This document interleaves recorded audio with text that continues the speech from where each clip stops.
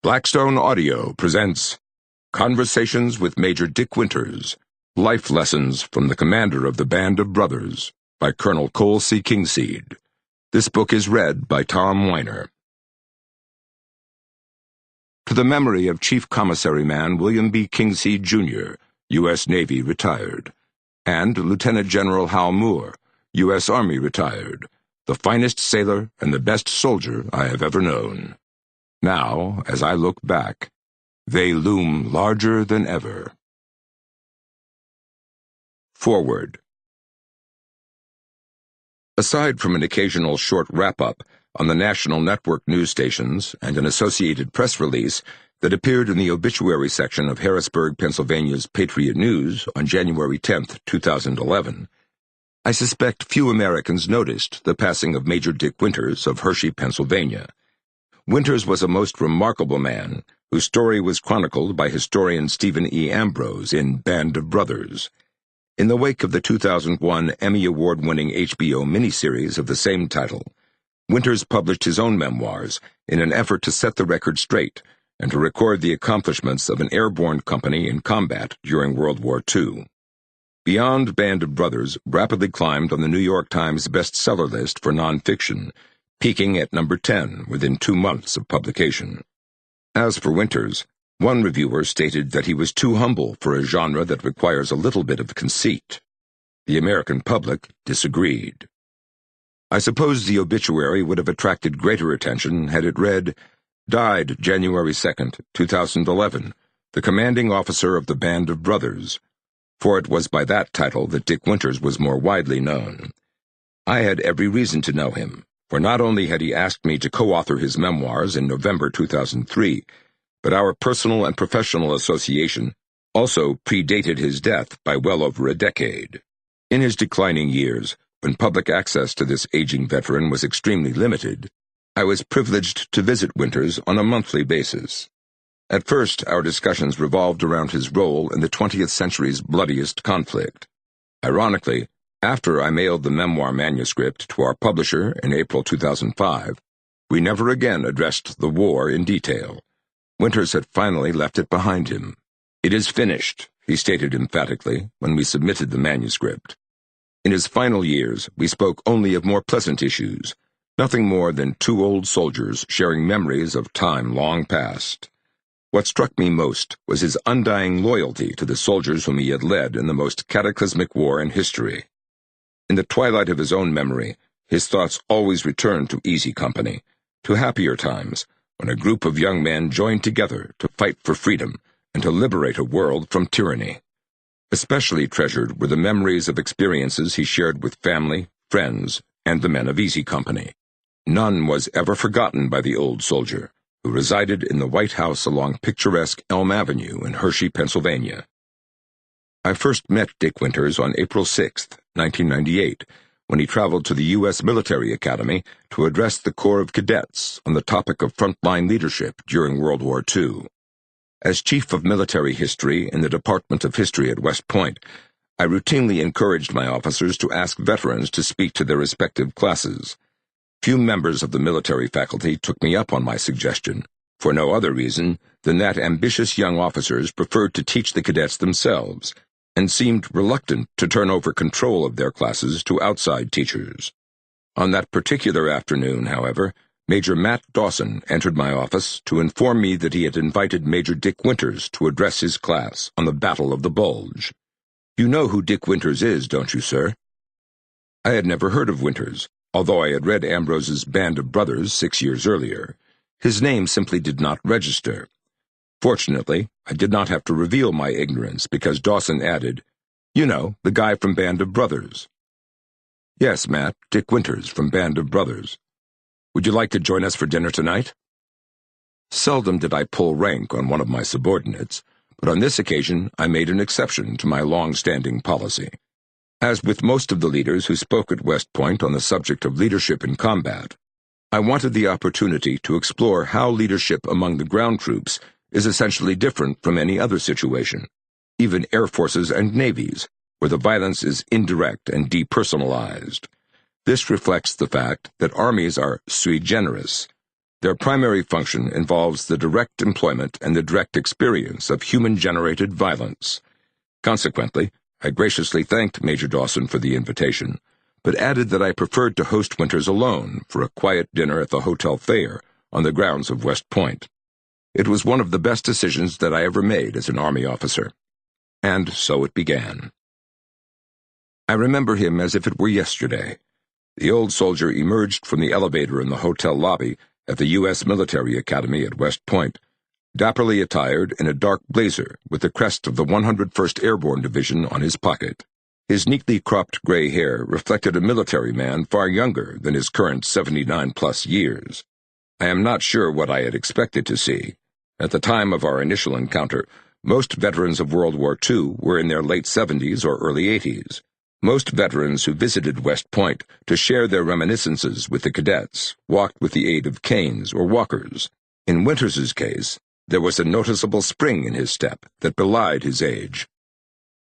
This shy, quiet gentleman, who introduced himself simply as Dick Winters, immediately made an indelible impression on me. From the beginning, I was Cole, he was Dick. Never once for the next 13 years did we ever address each other by rank or surname. Over dinner, Dick and I discussed a myriad of topics, all associated with his wartime experience and his thoughts on leadership in war. Why were some commanders more effective than others in inspiring their men? How did you identify the best soldiers in your company? Had he relieved any commander in combat? To what did he attribute his success in easy company? Were his leadership principles applicable to the civilian and the corporate worlds? Minutes evolved into hours as we discussed leadership under a number of circumstances. Before we finished dinner, I had already decided that I would include Dick Winters in the book I was writing about combat leadership during World War II.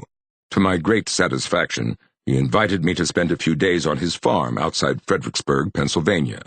By the time that the evening was over, I had received the best primer on leadership that I had obtained in 25 years of commissioned service. No man, with the exception of my own father, exerted a greater influence on my life. For the next decade, Dick's and my lives were mutually intertwined. I am honored that he considered me his friend. For some inexplicable reason, he chose to share his memories with me. He seemed comfortable communicating with me in a way he never could or would with popular historian Ambrose. Little could I have realized that henceforth my professional life would revolve around the heart of the company town founded by Dick's boyhood hero, Milton S. Hershey. In the decade of our association, I remained a frequent guest, never missing an opportunity to visit the man who not only captured the imagination of veterans of the greatest generation, but had also bequeathed a legacy of selfless service to a younger generation in search of heroes and heroines. Now that he is gone, it seems appropriate to share the story of our friendship, how it began and how it matured over time. And if the readers will be patient, surely they will understand the manner by which this citizen soldier touched thousands of lives with his favorite aphorism, "Hang tough." Part 1. Spring. Chapter 1. Incidents at War. We have shared the incommunicable experience of war. We have felt, we still feel, the passion of life to its top. In our youths, our hearts were touched by fire. Oliver Wendell Holmes, Jr. It was nearly 2 years from our initial meeting and less than 6 months from my visit to the farm outside Fredericksburg, Pennsylvania, before Dick extended an invitation to join him in Hershey to answer any questions that you have.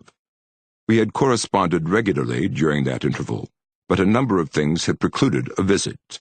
First, on Easter Sunday in 1998, Dick had experienced a bad fall that resulted in him landing on the back of his neck and suffering a mild concussion. In the past, he wrote, following a fall or injury, all I needed was a good night's sleep, and I would wake up feeling good as new. Not this time. I am feeling much better, but progress is slow. It's like taking 2 steps forward, then going back 1 step. I later learned that the concussion was severe enough that Dick canceled all his speaking engagements for the remainder of the summer. Then, in mid-September, I received another letter from Dick in which he begged off once again and asked my understanding of his position. What generated this second postponement was a letter from actor Tom Hanks. What Dick related in his missive was that Hanks had called to inform him that Steven Spielberg had purchased the rights of Stephen Ambrose's Band of Brothers, and he intended to produce a miniseries about combat in Western Europe during World War II as a sequel to Saving Private Ryan. As Dick wrote, "You can, I am sure, read between the lines what they would like me to contribute. Let me get back to you after the dust settles on this latest development." Dick signed his letter with his signature closing, "Hang tough." Now, driving past the beautiful rolling hills where Dick Winters made his home near Hershey, I was struck by the fact that everyone remembers one's own past in color, but all too often we make the mistake today of seeing the historical past in black and white. Just as anyone alive today remembers childhood, youth, events from when he or she was 25 years old, all in color and fresh, so too did those now long gone, those of the greatest generation who fought in World War II, or those who saw a battle in the Civil War, the Revolution, any era. This is how they remembered their lives and experiences. Seeing the stunning green hills of Dick Winters's life, it was hard to imagine them as he remembered them from years past. But the reality is that to him they were just as green and just as beautiful then as they were to me that day. This is the challenge of remembering the past. It is not black and white, dull and faded, but rather vibrant and rich, in vivid color regardless of the era. An hour later, I pulled up to a white house on spacious Elm Avenue in Hershey. Dick greeted me at the door and immediately escorted me to his upstairs office. "Cole, this is my den, where I retreat to share my memories. Here my maps, my decorations, and my memorabilia surround me. This is my personal refuge."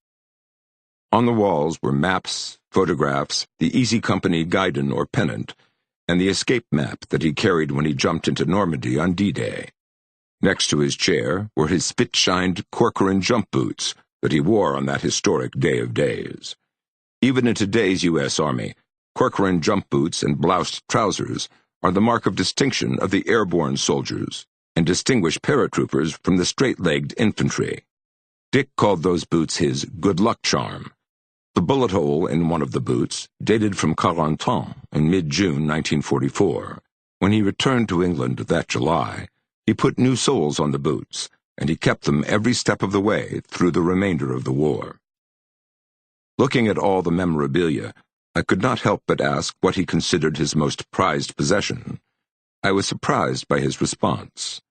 Every military officer who commands a company in combat treasures the company flag. We call it a guidon in the military, that bears the designation of the unit and crossed rifles if you are an infantry commander. Different branches of the service have various insignia, and their guidons bear different colors. Infantry guidons are always blue. As a fellow infantry officer, I naturally assumed Easy Company's guidon would occupy the highest place in Dick's affection. "I know you think it is the guidon," he said, "but you're wrong." Pointing to a flower mounted under a glass frame, Dick replied, "As I look at these mementos from the war, what I treasure most is this Edelweiss. After the loss of so many soldiers and after witnessing untold suffering during the war, the Edelweiss symbolizes freedom to me. It represents renewed life and hope for a better world. Edelweiss is one of the few flowers that grow in the snow, above the tree line in the Alps. I personally climbed a mountain in the Austrian Alps to pick this Edelweiss, and I have cherished it ever since." We spoke for the better part of an hour, and then Dick suggested we get down to business. "I know you have lots of questions. Last year, when I spoke to the cadets at West Point, I noticed you took pages of notes. That impressed me. As I recall, we were discussing D-Day and the fighting outside Brecourt Manor. Why don't we start there?" A word of explanation. Brecourt is a small farm outside of Sainte-Marie-du-Mont, just 2 miles inland from Utah Beach. On June 6, 1944, the mission of the 101st Airborne Division, to which then Lieutenant Dick Winters was assigned as a member of Easy Company, 2nd Battalion, 506th Parachute Infantry Regiment was to secure 4 causeways behind the beach to facilitate movement of the amphibious forces into the interior of the countryside. The causeways were actually elevated roadways over which wheeled traffic could pass, since Field Marshal Erwin Rommel had flooded the surrounding countryside to preclude amphibious and airborne forces from landing behind the beaches of Normandy. Easy Company operated as part of 2nd Battalion, whose specific mission was to seize Causeway No. 2, leading directly from Utah Beach to Sainte-Marie-de-Mont.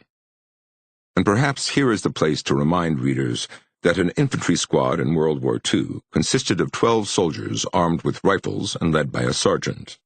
3 squads formed a platoon, led by a lieutenant, and a company consisted of 4 platoons, one of which was a heavy weapons platoon with machine guns and mortars for indirect fire. A captain usually commanded a company, although the British units were commanded by the next higher grade of major. When Ambrose wrote Band of Brothers, he was describing one such company, Easy Company, an airborne company that jumped into Normandy on D-Day and fought throughout the campaign to liberate Europe. 3 companies then formed a numbered battalion, and 3 such battalions formed a regiment, such as the 506th Parachute Infantry Regiment. In today's U.S. Army, most infantry battalions are affiliated with a numbered brigade, but air or ground cavalry units still maintain their regimental designation. Going back to D-Day, senior Allied planners had decided that the paratroop drop would be conducted at night in order to achieve an element of surprise preceding the amphibious landings scheduled shortly after dawn. A night drop is the most dangerous of all airborne operations, and as a result, the paratroopers were scattered across the Norman countryside.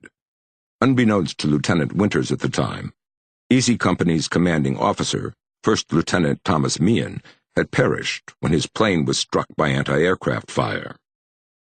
Tell me about D-Day, Dick.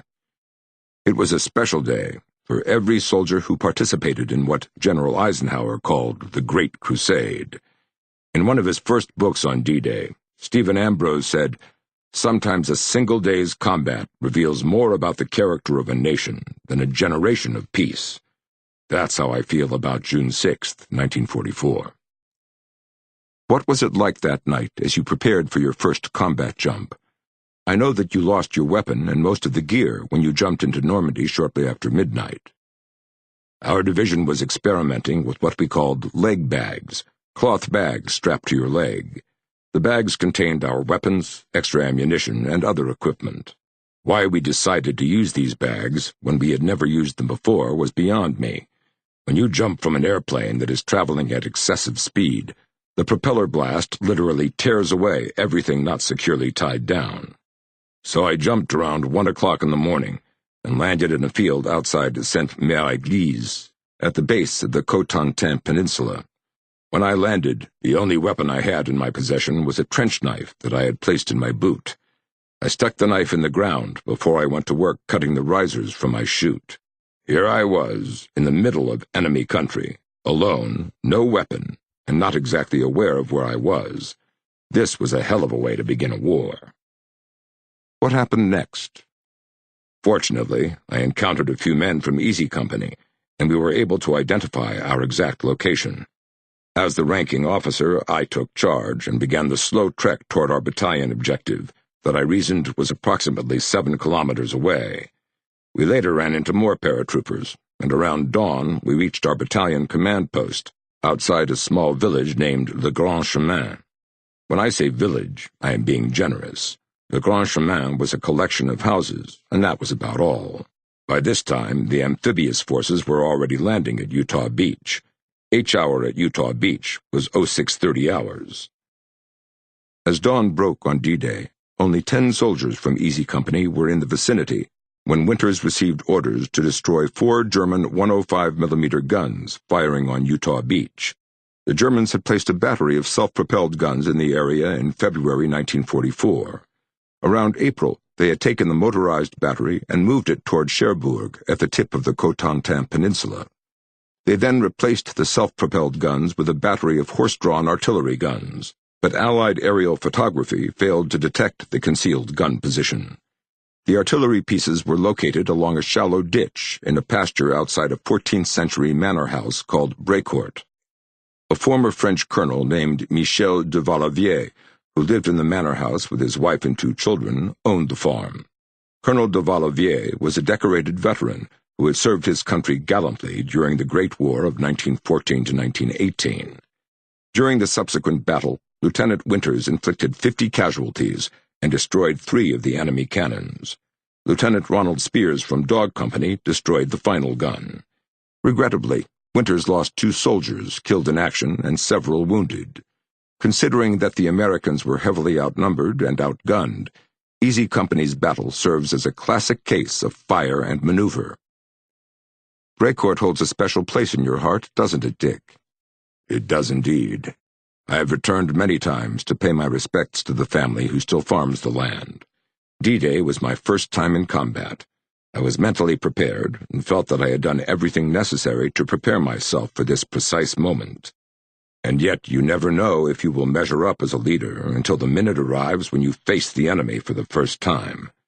Baptism by fire is a soldier's sacrament. There is always doubt. Hopefully, in combat, you perform as you train. Having taken out a piece of loose-leaf paper, Dick then sketched the position of the 4 artillery guns that had been firing on Utah Beach that morning. My mission was to silence the guns. I only had 2 officers, including myself, and 11 men for the job. I viewed it as a high-risk opportunity. When confronted with unexpected and ambiguous circumstances, you can either see opportunity or obstacles. I believe that opportunity is present even in chaotic situations. Brécourt was such an opportunity. In retrospect, D-Day served as one of the defining moments in my life, as well as one of the defining moments in my development as a leader. Such moments often occur but once in a leader's life. History is replete with such examples.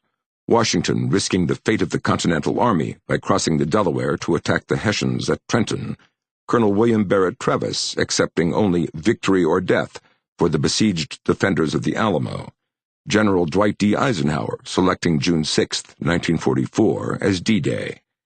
In describing Robert E. Lee's decision to resign his commission as an officer in the U.S. Army at the outset of the Civil War, historian Douglas S. Freeman entitles the chapter, "The Answer He Was Born to Make."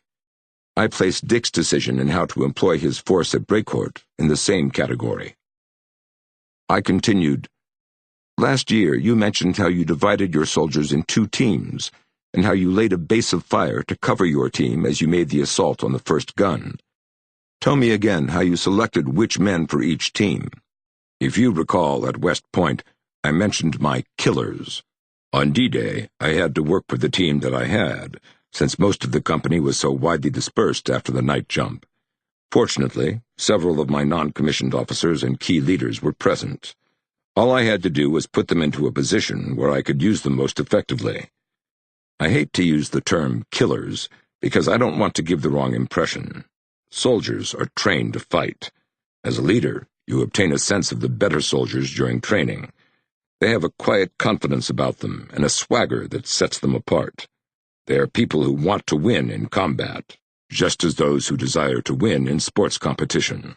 With soldiers, a leader develops a sense about which soldiers you can trust. You look for the soldiers who perform consistently. That is generally no more than 15% of an organization. Solid leadership and association with your top performers can influence another 70% of your unit. The final 15% will never perform up to standard. Concentrate on the 70% and you can't help but be successful. That's what I did on D-Day. One of war's tragedies is that the best men are lost early. You can replace the men easier than you can replace their spiritual worth. The problem is that your killers sustain the highest rate of casualties, since they are always in the action. By the time we reached Bastogne, most of the killers were gone. As I remember, in addition to destroying the artillery battery, you also discovered a critical map that saved countless American lives. Dick responded, "At the third gun, I found several maps, very important. I'm looking at these maps and realize that they contain the entire defense of Utah Beach, machine guns, minefields, and concertina wire. Only later did I come to understand what I had done, but at the time it was another job. It was just another job that had to be done. Because I was familiar with Dick's fight on D-Day, I saw little need to get into the details of how he destroyed each gun in rapid succession. I was far more interested in the leadership that he had exhibited. So I asked, "This was also the first time you fired your weapon in combat. How did that affect you?" "Last year, a young cadet asked if killing made me happy. No, it did not. It was not so much a feeling of happiness as it was satisfaction. Satisfaction that I got the job done, and that I had proved myself to my men. Satisfaction led to self-confidence that I hoped would be felt by others. Once you perform once, twice, or even 3 times, soldiers develop confidence in your leadership. You can only hope that this confidence will be passed to other leaders within the company. Brecourt gave me confidence in my ability to lead. That's why it remains so special to me." I remember that Eisenhower's historian, S.L.A. Marshall, once claimed that to destroy the enemy battery, you hiked to Utah Beach, borrowed 4 Sherman tanks from the 4th Infantry Division, and sicked them on the enemy guns. "I don't know what war Marshall was describing. If I had that many men, I could have taken Berlin," Dick replied. Of the battles in which Dick fought in World War II, Brecourt remained preeminent in his mind. Perhaps because it was his initial combat, but I suspect more because the fighting there reinforced his conviction that he had measured up to his own standard of what was expected of an officer.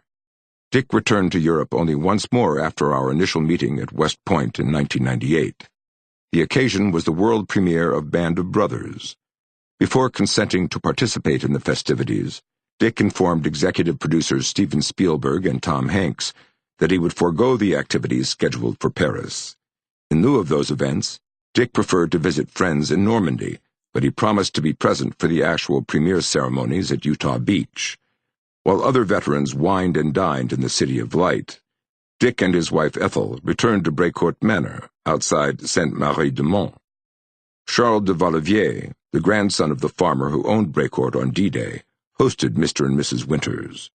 Charles's father, Michel de Vallevier, had been a 23-year-old man in 1944, when Dick destroyed the German battery. Michel had been seriously wounded on D-Day and was evacuated to England.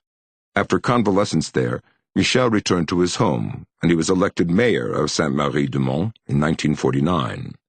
He served honorably as mayor until 1991.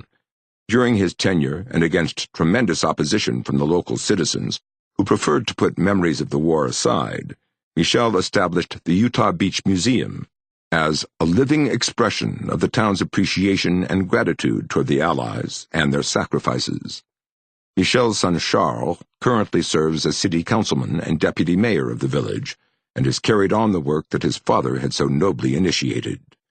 Having received Dick on a number of his visits to Normandy, Charles was delighted to once again host him and Ethel on what he assumed would be their final visit to Brecourt. While Ethel stayed in the manor house, Dick walked alone across the pasture where he had led a small band of intrepid warriors on the Day of Days. I spent hours along that hedgerow where the cannons were placed, just thinking of Carwood Lipton, Bill Guarnier, Joe Toy, and the others, he confided to me. I couldn't put them out of my mind. I knew I would never again walk this field. Charles, too, became emotional when I asked him about Dick's last visit. Touching his heart with his fingertips, he said, "I consider Dick Winters a close member of my family. He has been an absolute gentleman. I have always admired and respected the manner in which Dick conducted himself." Charles spoke not of Dick Winters the soldier, but rather of Dick Winters the man. Said Charles, "Dick's remarkable attributes were his calmness, serenity, integrity, and his courage. I miss him greatly, but I will always remember the remarkable man he was. I have 4 children of my own, a daughter who is a doctor, a son who is a teacher in an agricultural college, and 2 sons who work with me on the farm. I sincerely hope that the bonds that bound me to Dick Winters will not be broken, and our children will continue the friendship that has transcended 2 continents." Today, a monument commemorating Easy Company stands at the corner of the main road east of Le Grand Chemin, and the dirt road that leads directly to Brécourt Manor. The monument lists the names of Easy Company's fatalities on D-Day, including Lieutenant Meehan and his plane of paratroopers, who perished in one of the invasion's first actions. There were no survivors. As the next-ranking officer, Winters assumed temporary command of Easy Company on D-Day and was promoted shortly thereafter to acting command.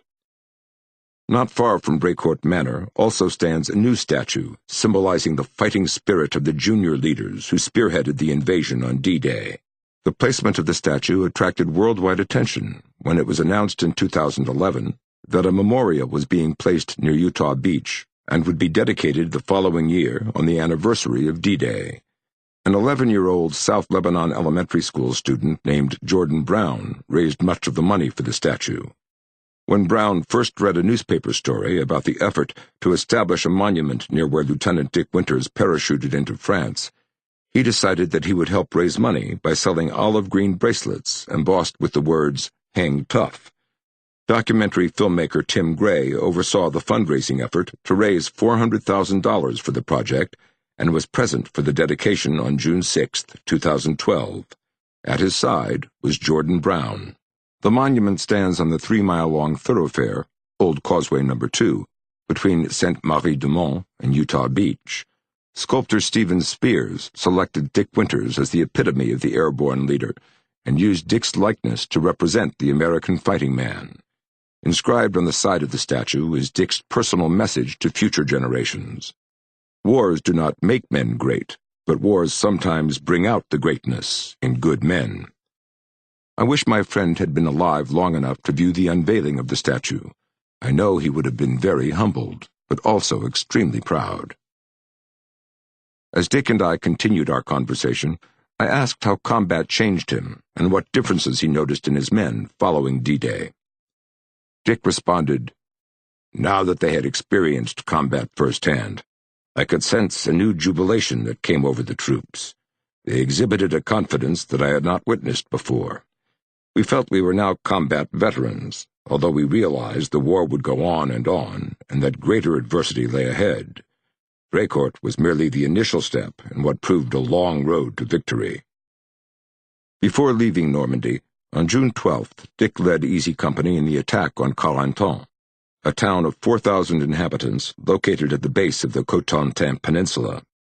He later recalled that the German counterattack on Carentan the following day was the toughest fight of the war for the 506th Parachute Infantry Regiment, PIR. That day, the German attackers pushed back the 506th and nearly overran the American paratroopers. Describing the action in a letter written in June 1945, Dick wrote, "So what happened in the biggest and toughest fight I was ever in? I am so pooped I can hardly walk after 3 nights and 4 days of no rest, and I am running through an actual hail of bullets, 2 or 3 times an hour, and I am not kidding, it was a hail. This one time I am halfway through, and a machine gun opens up on me. Down I go, and the enemy thinks he has me. I am playing dead, and what do? I get up and lead Easy Company to capture the intersection. Here I am today, a lucky fellow. For that day's work and several others, they recommended me for the Medal of Honor. I received the Distinguished Service Cross, DSC, instead." Pointing to his jump boots next to his desk, Dick added, "I received my Purple Heart at Carentan." Winters ignored his wound, writing weeks later to a friend in the States, "Is being wounded supposed to be something interesting? Now, if I'd been killed or something, that would be something to write home about. But being pinked in the leg is about as interesting as cutting yourself while shaving. The only difference is that you get a little Purple Heart." Yet Lieutenant Winters had demonstrated unusual composure under fire during the enemy counterattack, and his men recognized that he was an exceptional officer. Years later, one of his officers informed Dick, "God, I was glad to see you." Sergeant Floyd Talbot wrote years later as well, saying, "I'll never forget seeing you in the middle of the road. You were my total inspiration. All my boys felt the same way." Dick, too, considered the fight around Carentan as critical in his evolution as a leader, and was extremely pleased by Easy Company's performance. As to the adulation that he received from his men, Dick said, "I'm proud that my men feel that way." No sooner had E Company returned to England than the Army Signal Corps took a head-and-shoulders shot of the recent recipient of the Distinguished Service Cross. "I was told not to smile," Dick recalled, "in order to project the proper warrior image." Reflecting on the photograph, he wrote a platonic friend, "Honestly, I didn't know I looked that mean and tough. I'm actually afraid to send the photo to my mother, for I know she'll worry and wonder what this army's doing to her son. Her son, the boy who could never even get mad enough to raise his voice. However, I don't feel quite so hard inside as I did in Normandy, but I guess I still look the part." Dick Winters commanded Easy Company for only 3 months, following his promotion to the grade of captain in early July. The company remained in Normandy until midsummer, when they redeployed to England to prepare for the next airborne operation. Higher headquarters scrubbed several subsequent drops, but on September 17, 1944, Dick commanded the company in Operation Market Garden, the aerial invasion of Holland. At the time, Holland had been under Nazi occupation since May 1940. Easy Company's mission was to seize a bridge outside Zone Holland and to conduct additional operations as directed. Market Garden proved a colossal failure, but the 101st Airborne Division remained in the country until early November. If Brecourt Manor marked Dick's baptism by fire as a company commander, Holland proved an even more severe challenge of his leadership abilities. In continuous combat for 6 weeks, Easy Company found itself on the Island, a long, narrow corridor north of Nijmegen between the Lower Rhine and the Waal rivers, on October 2, 1944. The ground between the dikes of the two rivers was flat farmland, dotted with small villages and towns. The dikes along the waterways were 20 feet high, and the fields were crisscrossed with drainage ditches that were covered with heavy vegetation.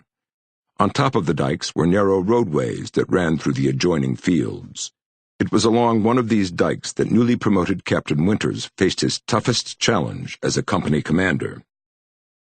Easy Company had been in position for only 2 days when one of its patrols encountered a small body of German soldiers occupying a listening post at a crossroads a mile and a half east of Winters's command post.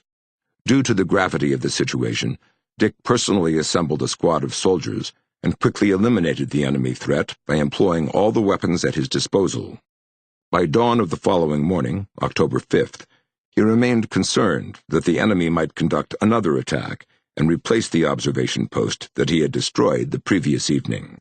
Consequently, he ordered the remainder of his reserve platoon forward. His options were limited. He could stay where he was and attempt to withdraw under fire, or he could attack. To surrender the initiative was indefensible, so Dick ordered his men to fix bayonets and charge the enemy. Bayonet attacks against a numerically superior force bordered the fine line between sheer audacity and complete lunacy. Fortunately for Easy Company, Dick's unorthodox assault caught the enemy by complete surprise. His attack carried him to the top of the dike, where he unexpectedly encountered an entire Waffen-SS company, in excess of 100 soldiers. As he and his men took the first company under fire, a second SS company appeared on the horizon. Without missing a beat, Dick called for reinforcements and peppered the enemy with artillery fire. By late morning, October 5th, Easy Company had inflicted well over 100 casualties before Dick was compelled to retreat under intense artillery fire from the far bank. In an uncensored letter at the end of the war, Dick summarized this action as his greatest thrill of the entire war, because he had taken a squad, 12 men, and beat the devil out of a machine gun crew, then brought up 2 more squads, 40 men in all, and attacked 2 companies of SS troops across 175 yards of open field and cut them all to pieces. During our assault, I was running faster than I had ever run in my life, nor have I ever run that fast again. Everyone else was moving so slowly, my men as well as the Germans, and I couldn't understand it. I'm normal, but they aren't. I asked him why that day was so significant. At the time, our strength was low and our front wide. In my estimation, the actions by Easy Company on that memorable day constituted Easy Company's crowning achievement of the war and my apogee as a company commander. The destruction of the German artillery battery at Brecourt Manor on D-Day was extremely important to the successful landing at Utah Beach, but this action demonstrated Easy Company's overall superiority of every soldier, of every phase of infantry tactics: patrol, defense, attack using a base of fire, withdrawal, and above all, superior marksmanship with rifles, machine guns, and mortar fire. All this was accomplished against numerically superior forces that had an advantage of 10 to 1 in manpower and excellent observation for artillery and mortar support. By late October 5th, we had sustained 22 casualties of the 40 or so soldiers engaged under my personal command. All but a few casualties resulted from artillery fire after we had destroyed the 2 SS companies. My friend Lieutenant Lewis Nixon and I estimated the enemy casualties as 50 killed, 11 captured, and countless wounded. Colonel Robert Sink, commanding officer of the 506th PIR, ordered me to prepare a written summary of the battle, since no senior officer witnessed the engagement. I purposely avoided the use of the first personal pronoun I, because I wanted each soldier to receive credit for what he had done. Later, Sink issued a citation to the 1st Platoon that shouldered the principal burden of the fight. "To what do you attribute your success?" I inquired. "Not my success, Easy Company's success. As a company, we had suffered multiple casualties in Normandy, and during the fighting around Eindhoven a few weeks earlier, but the core of Easy Company remained intact throughout Holland. The paratroopers who had trained together at Camp Toombs outside Toccoa, Georgia, in 1942, constituted the heart and soul of E Company. They formed the company's core. The loss of a single corps soldier, however, dealt a crippling blow to the paratroopers who had worked together for 2 years. At the Crossroads fight, Corporal William Dukeman was killed. Duke was a Toccoa man who was beloved by everyone in the company. All of us deeply felt his loss." "I completely understand, but do you agree that the action on October 5th constituted your moment of truth as a battlefield commander?" "I guess so, but I really don't think of it that way. I had commanded E Company for only 4 months. During that time, we had fought outside Brecourt Manor, Carentan, Eindhoven, and on the island. I felt extraordinarily confident in my ability to manage a battlefield and to lead paratroopers. Call it a sixth sense, if you will. On the dike, I was faced with a couple situations that required my immediate attention. I knew I was backed by a truly first-rate team of solid, non-commissioned officers and great paratroopers. I made my decisions on what I knew was best for Easy Company. Fortunately, these decisions proved to be right." As I listened to Dick relate this story, I could picture Captain Winters, having made the decision to attack, leading the assault across that open field on October 5, 1944. Totally oblivious as to if his men were matching him stride for stride, his combat instincts kicking in and his adrenaline pumping to a feverish pitch, he crosses the dike, and before him stand a company of Waffen-SS soldiers, as surprised to see him as he is to encounter them. Winters is no longer a leader. For a second, he surveys the field and regresses to being a pure warrior, a modern Achilles who, as in Homeric legend, stands high over the battlefield, all grim with dust, all horrible in blood. An instant frozen in time. As Easy Company's paratroopers join their captain, the enemy puts up stubborn resistance before attempting to flee to the safety of the lower Rhine, only to be pelted by murderous artillery fire. For the SS, there is no refuge within the walls of Ilium. They resign themselves to their fate, leaving scores of dead and wounded on that ghastly field. Dick then added a footnote. "Interestingly, Cole, that was the last time I fired my weapon in combat." "You fought the rest of the war and you never fired your rifle again?" "Never did. I saw no reason why I should. At battalion, I was no longer a troop commander and I couldn't afford to act like one. I had other responsibilities, not the least of which was providing support for the 3 rifle companies in the battalion." "You fought the Battle of the Bulge, the largest battle in the history of the U.S. Army, and you didn't fire a shot? I find that hard to believe." "You have to remember that at Bastogne, I served as acting battalion commander because Lieutenant Colonel Robert Strayer spent most of his time at regimental headquarters. At that level of command, my job was no longer to fight, but to direct others to fight. I almost crossed the line when my 2nd Battalion's attack on the village of Foix stalled because Easy Company's commander froze. Before I could act, Colonel Sink intervened and reminded me that I needed to command the battalion and not get bogged down in the weeds with Easy Company. He was correct, of course, so I relieved the company commander and ordered Lieutenant Ronald Spears to assume command of Easy. Following the session in which he reminisced about the fighting in Holland, I sensed that Dick needed a breather. He agreed. "Let's take a break," he said. "We can talk about Bastogne later this afternoon." When we resumed our discussions, I could see that some memories still troubled Dick, so I turned my focus from battlefields and inquired about his relationship with Captain Lewis Nixon. "You seem to have been polar opposites. You didn't drink, nor did you swear. Nixon did both, and in huge quantities. He would have been the last man whom I think you would have befriended. What was the foundation of your friendship with Nixon?" Dick's eyes shone as he recalled his old friend. "It is hard to explain. I had first met Nix when we were at Fort Benning, Georgia, in officer candidate school. Later, we served as platoon leaders under Sobel's command. A special bond always exists among the platoon commanders in any military company, particularly when they perceive their own commander as the enemy. I stayed in Easy Company, but Nix was transferred to higher headquarters. He drank too much, but he was also very conscientious.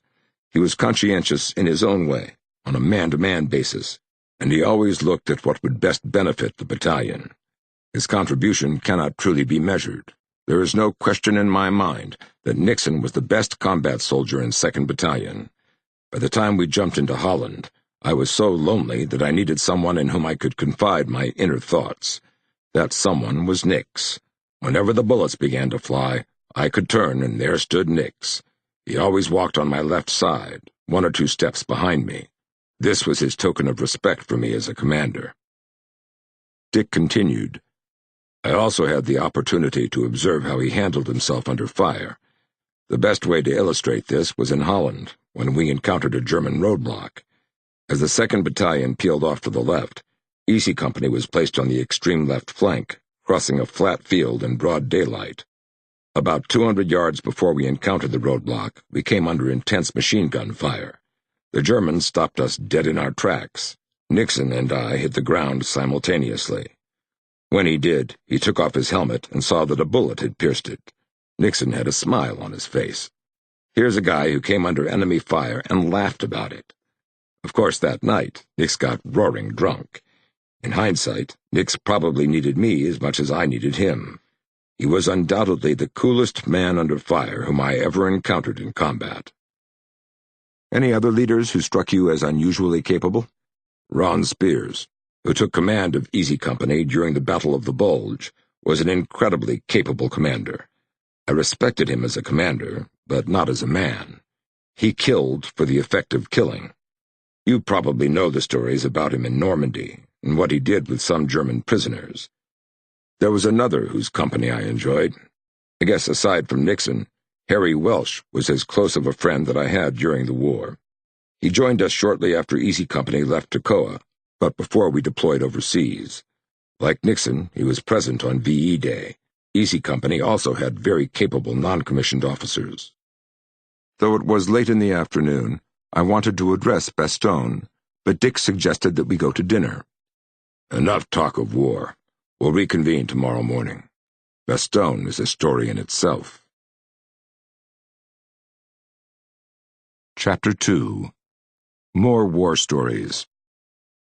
The pageant has passed, the day is over, but we linger, loath to think we shall see them no more together. These men, these horses, these colors of field. Joshua Lawrence Chamberlain. The following day we began our discussion of Bastogne. The scope of what became known as the Battle of the Bulge was incomprehensible, even by the scale of most battles that the Western Allies fought in World War II. In January 1945, the U.S. Army suffered more battle casualties, more than 39,000, than in any other month of the campaign in Northwest Europe. The final reckoning of casualties totaled more than 80,000 American soldiers killed, wounded, or missing. 1/3 of the American casualties resulted from trench foot and frostbite. Winters's 2nd Battalion was in the thick of the action. The battle began in the foggy early morning of December 16, 1944, when two massive German armies struck a thinly held portion of the American line in the Ardennes. It was Hitler's last desperate gamble to reverse the tide of war in Western Europe. Operating in radio silence and inclement weather that denied the Allies aerial observation, the Germans achieved total surprise. By the end of the first day, German forces had quickly penetrated the American defenses. After the initial shock that the enemy was still capable of assembling such a powerful force, General Dwight D. Eisenhower moved to contain the bulge that now existed in the Allied line. He directed General George S. Patton with his 3rd U.S. Army to strike the southern shoulder of the bulge as soon as possible. In the interim, Ike committed the Supreme Headquarters, Allied Expeditionary Forces Strategic Reserve, consisting of the 82nd Airborne and the 101st Airborne Divisions, to the vicinity of Bastogne to hold the line. Bastogne was a crossroads town in Belgium where a series of transportation networks came together. If the Germans captured Bastogne, they would be able to cross the Meuse River and perhaps reach the Belgian port of Antwerp. As the American reinforcements boarded hundreds of trucks, headquarters directed the 82nd Airborne to Saint-Vite on the northern shoulder of the bulge. The 101st trucked to Bastogne, right in the center of the German penetration. Easy Company and 2nd Battalion marched through Bastogne the evening of December 19th and established positions along the Bastogne-Foix-Neuville road that ran northeast from Bastogne's city center. There they remained for the next 30 days, attacking, defending, and then attacking again. By the time that 2nd Battalion was pulled from the line on January 17th, Easy Company was virtually unrecognizable. Most of the Toccoa Corps had become casualties, and Winters had relieved Easy Company's commander. Even more so than D-Day, Bastogne formed the crucible that transformed Easy Company into a band of brothers. As war correspondent Ernie Pyle wrote, "The common bond of death draws soldiers together over the artificial vestiges of rank."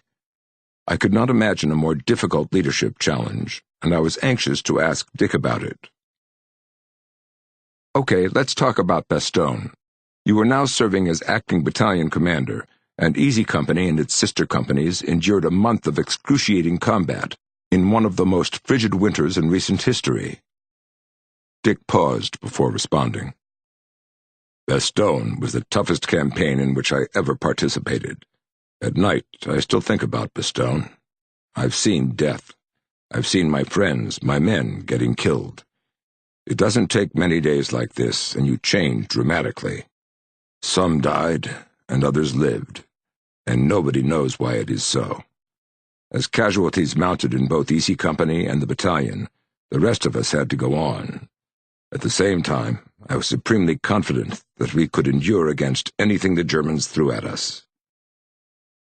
Brigadier General Jim Gavin, commander of Dick's sister airborne division, the 82nd, noted his own confidence following his initial combat in Sicily. "I want to come back from this one, much more than I have ever wanted to come back before. I am not as uneasy about going in as I have been before. Although it is certain to be a hell of a fight, those of us who have been there before are all a bit more certain of ourselves, and our ability to handle anything that develops. There are not as many unknowns this time. It is the unknowns that bother the new soldier." Gavin's assessment on the eve of D-Day matched Dick's own confidence in his ability to orchestrate the upcoming battles. I asked Dick's reaction when his battalion reached Bastogne and witnessed American soldiers in full retreat. "We had never seen this before, and would never see it again for the remainder of the war. Their faces told us this was panic, pure and simple. We moved directly to the front lines. The first night was very confused as to just exactly what was our sector, what was going on in general, what was our responsibility. Fortunately, Captain Nixon made a special trip back to find regimental headquarters to ensure we had our orders correct. Nix made many of those trips back to regimental headquarters over the next few weeks to keep us informed and to make sure we had the exact and correct orders. That system worked. He kept the 2nd Battalion out of trouble. Nixon did a great job keeping me informed." I interrupted Dick and asked him to comment more on that first evening in Bastogne. Moving into a position at night, under fire, must have been confusing. You bet it was. Let me relate an incident that occurred during one of those first days that demonstrates the amount of confusion that existed. A heavy fog from the preceding night hung over the woods and fields at dawn on the second day that we were at Bastogne. I was standing in the edge of the woods, next to a field to the rear of our battalion command post. All was quiet and peaceful. Suddenly, to my left, out of the woods walked a German soldier in his long winter overcoat. He had no rifle, no pack, and he continued to walk slowly towards the middle of the field. A couple of men instinctively brought their rifles to their shoulders, but by a hand signal I told them to hold their fire. We watched as the German soldier stopped, took off his overcoat, pulled down his pants, and relieved himself. After he was finished, I hollered to him in my best German, "Kommen Sie hier." He then looked up, came towards me, and surrendered. All the poor fellow had in his pockets were a few pictures, trinkets, and the butt end of a loaf of black bread, which was very hard. Think of this. Here is a German soldier, in the light of early dawn, who went to take a crap, got turned around in the woods, walked through our front lines, past the company command post, and ended up behind my battalion command post. That sure was some line of defense we had that first night. I can't imagine what those first few days must have been like, I added. Most of the soldiers in Easy Company also felt that Bastogne was the most challenging month of the war, continued Dick. Staff Sergeant Bill Guarnier later claimed that he had been scared before, but he was absolutely petrified at Bastogne. From my perspective, Bastogne was the most miserable place I've been in my life. I was wet through and through. Naturally, being a paratrooper, I didn't have a change of clothes along. No blanket, nothing. And it was cold as a son of a gun. Things were all snafud, walking around in the black of night, not knowing where we were exactly, where anybody else was. Houses burning, civilians crying, wringing your hands, and behind every bush a prospective enemy. We took our greatest number of casualties during that campaign. Easy Company was never the same after Bastogne, because we lost so many of the veterans who had fought in Normandy and Holland. Joe Toy, Bill Guarnier, Buck Compton, Dan Hubler, and many others. I operated the battalion command post that was situated approximately 75 yards from the main line of resistance. How important is it for a commander to be in the forward foxholes? You might not think 75 yards is consequential, but it gave me the opportunity to think things through and divorce myself from the chaos surrounding the front line and to make calm, rational decisions under pressure. That is the toughest challenge for any leader. Colonel Kevin Farrell, a recent combat veteran who just returned from commanding a battalion task force in the war in Iraq, echoed the importance that Dick attached to emotional calmness. Says Farrell, "I made a concerted effort never to let my soldiers see me lose emotional control. Composure in combat was something I viewed as essential. Day in and day out, I strove to keep my emotions at bay. Late at night, I would watch DVDs, mindless entertainment that was escapist and allowed me to get away in my own private way. I found I could not read serious history or delve deeply. I kept a journal, but did not engage in academic research. This was all I allowed myself, but outwardly my troops never saw me overly sad or emotional. They knew I listened and was compassionate, as if I could absorb it all, but at the same time not become saddled by the burden.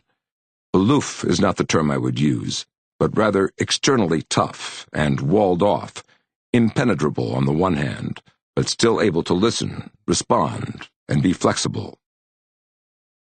Farrell's experiences were so similar to those described by Dick in his discussion of the challenges associated with leading his men at Bastogne. Considering how the tactical situation changed so frequently and the weather conditions remained so deplorable in Belgium, I asked Dick if he had a regular routine that he followed during the Battle of the Bulge. "I've been thinking about this for some time. I did have a routine that was instilled into me by Colonel Sink. At Toccoa, Colonel Sink insisted that officers always shave in the morning, regardless of the situation. He would say, 'You shave every morning for the troops. and if you want to shave every evening for the women, that is up to you. I followed his orders because I realized that I had to set the proper example for the men. I needed to get their attention and let them know that I intended to be around for a while, and that the situation was not as bad as they might think. I remember before 2nd Battalion attacked Foix, I had awakened early and shaved before I ate breakfast. I later discovered that I had cut my face in multiple places. When Sink came up to check on the battalion's readiness before the attack commenced, he took one look at me and smiled. I realized that he was laughing at me for shaving on that bitterly cold morning. In hindsight, shaving at 0 dark 30 in freezing temperatures was pretty ridiculous. Other than the tactical challenges associated with combat around Bastogne, the Bois-Jacques, and Foix, does anything about the Battle of the Bulge stand out that you haven't already mentioned? Well, that covers a lot of territory. The Battle of the Bulge was not a single battle, but it consisted of a campaign or series of individual battles. During the attack on Foix in early January, I relieved Lieutenant Norman S. Dyke as commander of Easy Company during the middle of an attack. This is highly unusual. First, Sergeant Carwood Lipton had informed me that the soldiers in Easy Company had lost confidence in Dyke to command the company. I listened to what Lipton had said, but there was little I could do at the time, other than ensure that everything was in order for the next day's attack. I moved forward and observed the initial assault across an open field, approximately 200 yards wide. No sooner did our soldiers reach the edge of the village than they received direct fire from the Germans concealed in the village. All of a sudden, the attack stopped. Dyke had simply frozen and lost control. I tried to raise him on the radio, and he wouldn't answer. In Lipton's eyes, Lieutenant Dyke had fallen apart. I only had two options: take control of the assault myself, or find someone else to assume command. There were a number of officers standing behind me, and when I turned, there was Lieutenant Spears from Dog Company. As acting battalion commander, I was aware of Spears's reputation, but more importantly, I had seen him in action. I simply said, "Spears, take command of Easy Company and finish the attack." That was all there was to it. He performed magnificently, and we transported Dyke to the rear. That evening, Colonel Sink convened a meeting at regimental headquarters to discuss the attack. As Dick recalled, Lieutenant Colonel Strayer, my battalion commander, was present, but Sink turned to me and asked what I intended to do with Dyke. That question should have been directed to Colonel Strayer as battalion commander, but I replied, "Relieve Dyke and put Lieutenant Spears in command of Easy Company." And that concluded the matter. Spears commanded E Company for the remainder of the war. He continued, "You mentioned Bastogne, the Bois-Jacques, and Foix, but the battalion also attacked Récogne and Neuville in mid-January. The last attack in mid-January really pissed me off, because I could not believe that after what we had gone through and done, after all the casualties we had suffered, Division Headquarters had ordered us to conduct another attack. It just had the flavor of an ego trip for General Maxwell Taylor, a play to show Eisenhower that now that Taylor was back with his troops, he would ensure that we would get off our backsides and launch another attack." For their stand at Bastogne, the 101st Airborne Division received the Presidential Unit Citation. General Eisenhower presented the award at Mourmelon, France, on March 15, 1945. This was the first time that an entire division of the U.S. Army was so recognized. Ike delivered his characteristic personal accolades, stating, "You met every test. I am awfully proud of you." Then he added, "With this great honor goes also a certain responsibility. You must realize, each of you, that from now on, the spotlight will beat on you with particular brilliance. Whenever you say you are a soldier of the 101st Division, everybody, whether it's on the street, in the city, or in the front line, will expect unusual conduct of you. I know that you will meet every test of the future like you met it at Bastogne. Good luck, and God be with each of you." I asked Dick if Bastogne reinforced his admiration of the American paratrooper. "You repeatedly cite war correspondent Ernie Pyle. I've read most of his wartime dispatches. Take a look at what he says about the American infantrymen, and you will have the answer to your question." That evening, I read Pyle's dispatches from North Africa and Sicily. I regretted that he never attached himself to one of the airborne companies, but Pyle felt more comfortable with the frontline infantrymen of the line divisions, particularly the 1st Infantry Division and the 1st Armored Division. In two of his more popular columns written before the Axis surrendered in North Africa, Pyle describes the infantryman. He could just as easily have been describing the American paratroopers at Bastogne. Pyle wrote, "On their shoulders and backs they carry heavy steel tripods, machine gun handles, leaden boxes of ammunition. Their feet seem to sink into the ground from the overload they are bearing.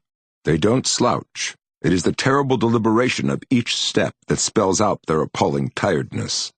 Their faces are black and unshaven.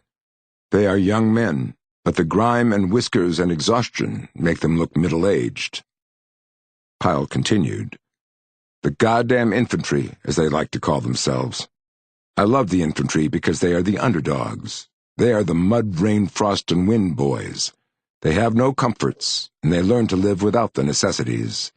And in the end, they are the guys that wars can't be won without." Dick and I then briefly discussed the fighting in Alsace and into Germany. I had intended to ask him about the last patrol that Ambrose describes in Band of Brothers, but I decided to defer that discussion because it seemed more appropriate to address it as an example of leadership and character than as a narrative about the war. Instead, I directed our conversation about the work camp that Easy Company discovered once Dick's 2nd Battalion entered Germany. Outside Munich, your men came across a concentration camp near Landsberg, where Hitler himself was once imprisoned after the beer hall putsch failed in 1923. I remember reading that your reaction was, "Now I know why I am here." It was absolutely unbelievable. You cannot describe it, you cannot explain it, you cannot exaggerate it. To this day, the memory of starved, dazed men who dropped their eyes and heads when we looked at them through the chain-link fence, in the same manner that a beaten, mistreated dog would cringe, leaves feelings that cannot be described and will never be forgotten. Later we discovered that there were several similar labor camps in the area. E Company had found a work camp, not an extermination camp like Treblinka and Auschwitz. When Eisenhower first viewed the death camps farther north, he ordered that all the local inhabitants of the neighboring towns walk through the camps and witness the Holocaust firsthand. I did the same thing. How one people can inflict so much evil and cruelty upon their fellow man was beyond comprehension. I knew then I must see the war to its successful conclusion. Because of what I had just witnessed, I saw no problem evicting German citizens from their private homes when we needed space to establish headquarters after we reached Berchtesgaden. As the war drew to a close, I imagined that maintaining discipline became more of a challenge. Not really, because the battalion was an experienced outfit. Still, you get the feeling that you are going to survive the war. Step carefully, and you're going to make it home. Dick continued, "Since I was now commanding 2nd Battalion, I ordered Easy Company to capture the Eagle's Nest, Hitler's mountain retreat overlooking Berchtesgaden. We entered Berchtesgaden shortly after noon on May 5th, 1945. Our first order of business was to place a guard on the Berchtesgaden Hof because General Taylor wanted to make this his headquarters. As Lieutenant Harry Welsh, now serving as my intelligence officer, and I walked in the front door of the hotel, we could see the backs of the service personnel disappear around the corner. We walked into the main dining room, and there was one very brave waiter putting together a very large set of silverware in a velvet-lined case. Obviously, he was getting ready to hide this last set of silverware, but he was just a little late in getting the job done. Harry and I simply walked towards the man. There was no need for orders. He took off. Since there was so much silverware, I turned to Harry and said, "Why don't we split the set?" He agreed, so we split the set right down the middle. Today, we are both still using this silverware from the Berchtesgaden Hof in our homes. I interrupted.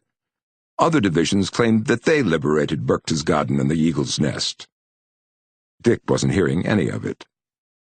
I know several divisions make similar claims, but all I can tell you is that we picked up our share of loot. My account is substantiated by my memory, my personal maps that I used at the time. one of my lieutenant's logbook that he kept at the time without my knowledge, and photographs taken by Sergeant Al Kratchka, the division photographer who attached himself to my headquarters during those days. My version of the capture of Berchtesgaden is a first-person account. My memory is quite positive on all points. My sources speak for themselves. That the 7th Infantry Regiment of the 3rd Division was first in Berchtesgaden. Just where did they go? Berchtesgaden is a relatively small community. I walked into the Berchtesgadenhof with Lieutenant Welsh and saw nobody other than some servants. Goering's Officers' Club and wine cellar certainly would have caught the attention of a French soldier from Leclerc's 2nd Armored Division or a rifleman from the U.S. 3rd Division. I find it hard to imagine, if the 3rd Division were there first, why they left those beautiful Mercedes staff cars untouched for our men. "You have convinced me," I replied. "Now, tell me where you were on VE Day and how you felt when Supreme Allied Headquarters notified everyone that Germany had surrendered unconditionally on May 7th, 1945. You know, I was just as glad as anyone that the war was over. 2nd Battalion had just entered Berchtesgaden when the news came down from Sink's headquarters on May 6th. The message said, in effect, effective immediately, all troops will stand fast on present positions. German Army Group G in this sector has surrendered. No firing on Germans unless fired upon. The war was ending about as gloriously as I'd ever hoped.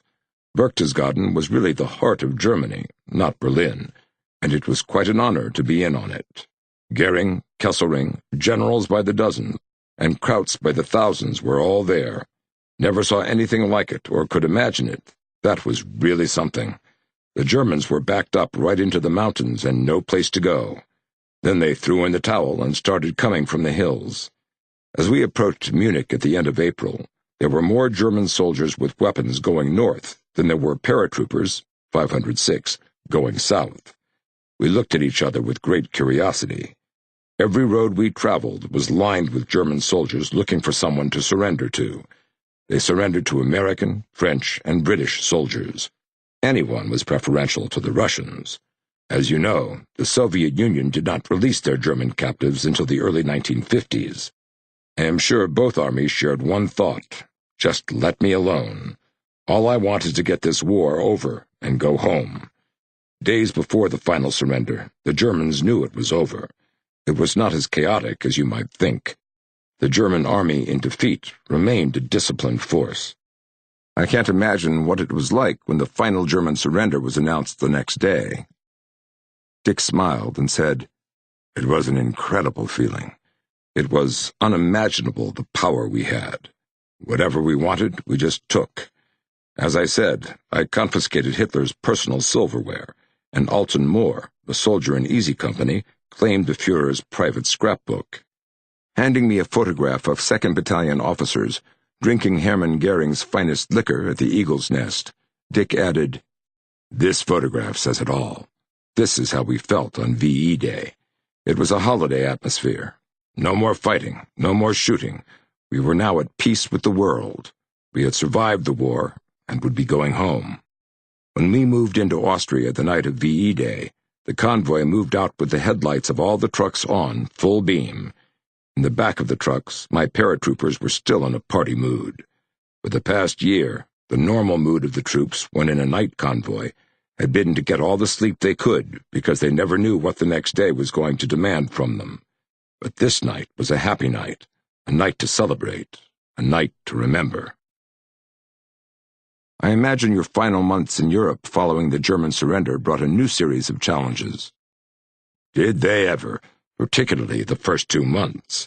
While the war was going on, no one ever contemplated the difficulties associated with leading when the danger subsided.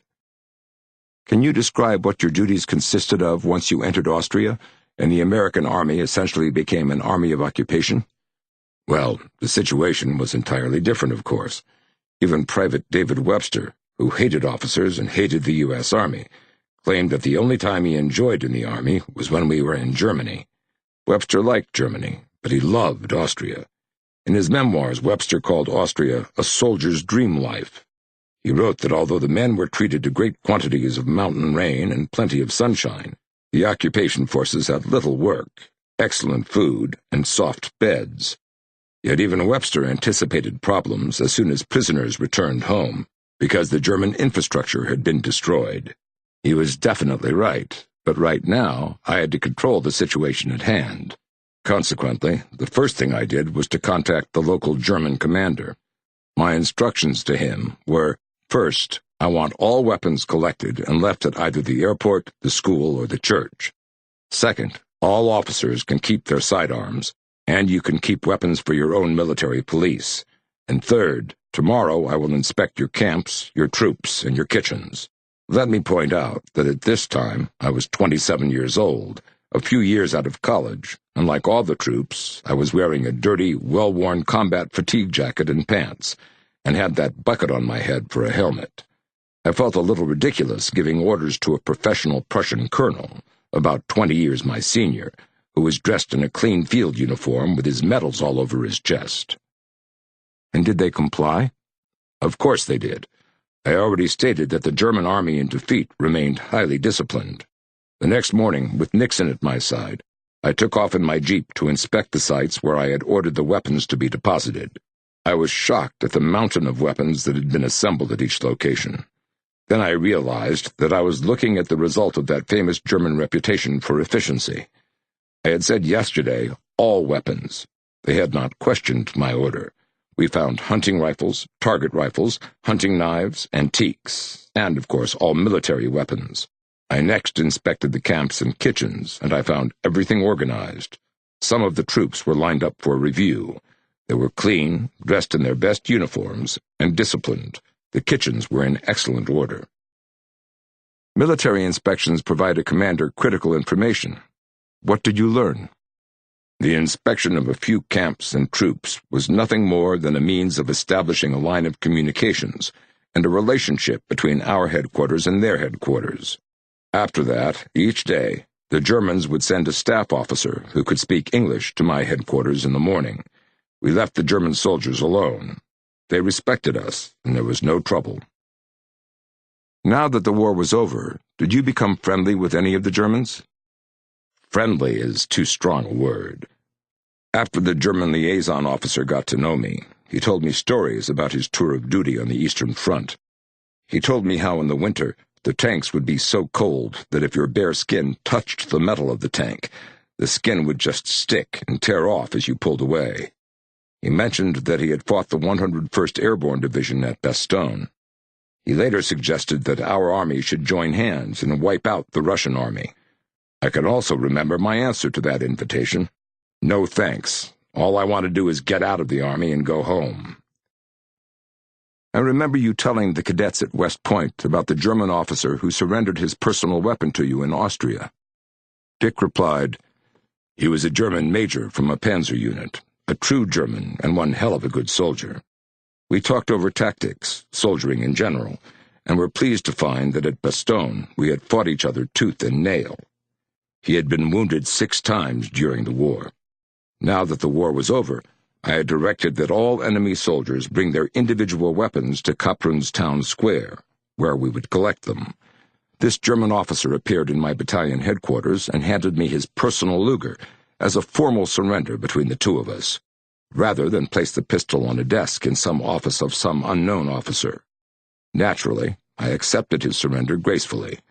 It was the end of the war for his men. It was the end of the war for my men.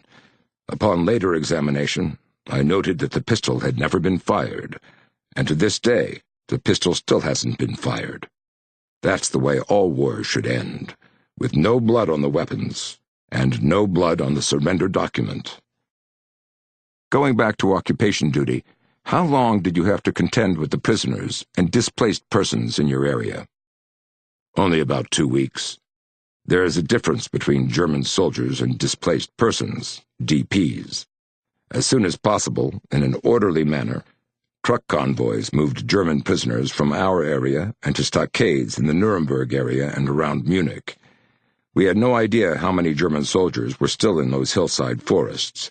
Some were in small groups, some were loners. Each day we sent out jeeps to patrol secondary roads and trails, trying to locate and direct these troops to our airport compound. To this day, I am amazed that we did not suffer any casualties resulting from these patrols, for we were all sitting targets for some die-hard German soldier who wasn't ready to surrender. In reviewing my notes, I estimate that approximately 25,000 German soldiers and displaced persons had surrounded my 2nd Battalion of 600 men when we moved into the area. The displaced persons were a more difficult problem with which to contend. The area was just jammed with the DPs, as we called them. Feeding all these people was a problem we were in no position to handle. As quickly as possible, we gathered these people in groups according to their nationality: Hungarians, Poles, and Czechoslovakians. Within 10 days to 2 weeks, the area was cleared of prisoners and DPs. Now that the prisoners and DPs were out of your area, to what did you turn your attention? The next job was to sort out and consolidate all the captured German equipment and the U.S. Army equipment we had that was no longer needed for combat. My job was to organize convoys and ship the consolidated equipment to depots in France. This consolidation of equipment got down to the point that one day they asked all officers who had received the Silk escape map before the jump into Normandy to turn them in or be fined $75. I had my escape map sewn in the belt lining of my pants all through the war. That map had sentimental value to me after 4 campaigns. There are times that the Army comes up with some rules and orders that defy logic. This time I took a stand, and a punchline from General McAuliffe at Bastogne, and I said, "Nuts!" Nor did I pay the fine. Memories of this type of efficiency made it easier for me to decide not to make the U.S. Army a career. Dick, how did you handle disciplinary problems now that the war was over? Regardless of how disciplined an outfit is, too much time on your hands, too little activity, and too much alcohol make a volatile combination. The battalion was no longer a combat unit, but a garrison outfit. It was important to keep the troops gainfully employed to prevent boredom and monotony. That would lead to a breakdown in discipline, and when that occurs, soldiers get careless. Consequently, the first things we organized were calisthenics and athletic programs. I vividly recall watching the men stripped to their waist or wearing only shorts as they played baseball. The sight of all those scars made me conscious of the fact that only a handful of men in the battalion had been lucky enough to make it through all 4 campaigns without at least one scar. Some men had 2, 3, or even 4 scars on their chest, back, arms, or legs. Keep in mind that this was after the war, so I was looking only at the men who were not seriously wounded. Next, we set up rifle ranges and sharpened up our marksmanship.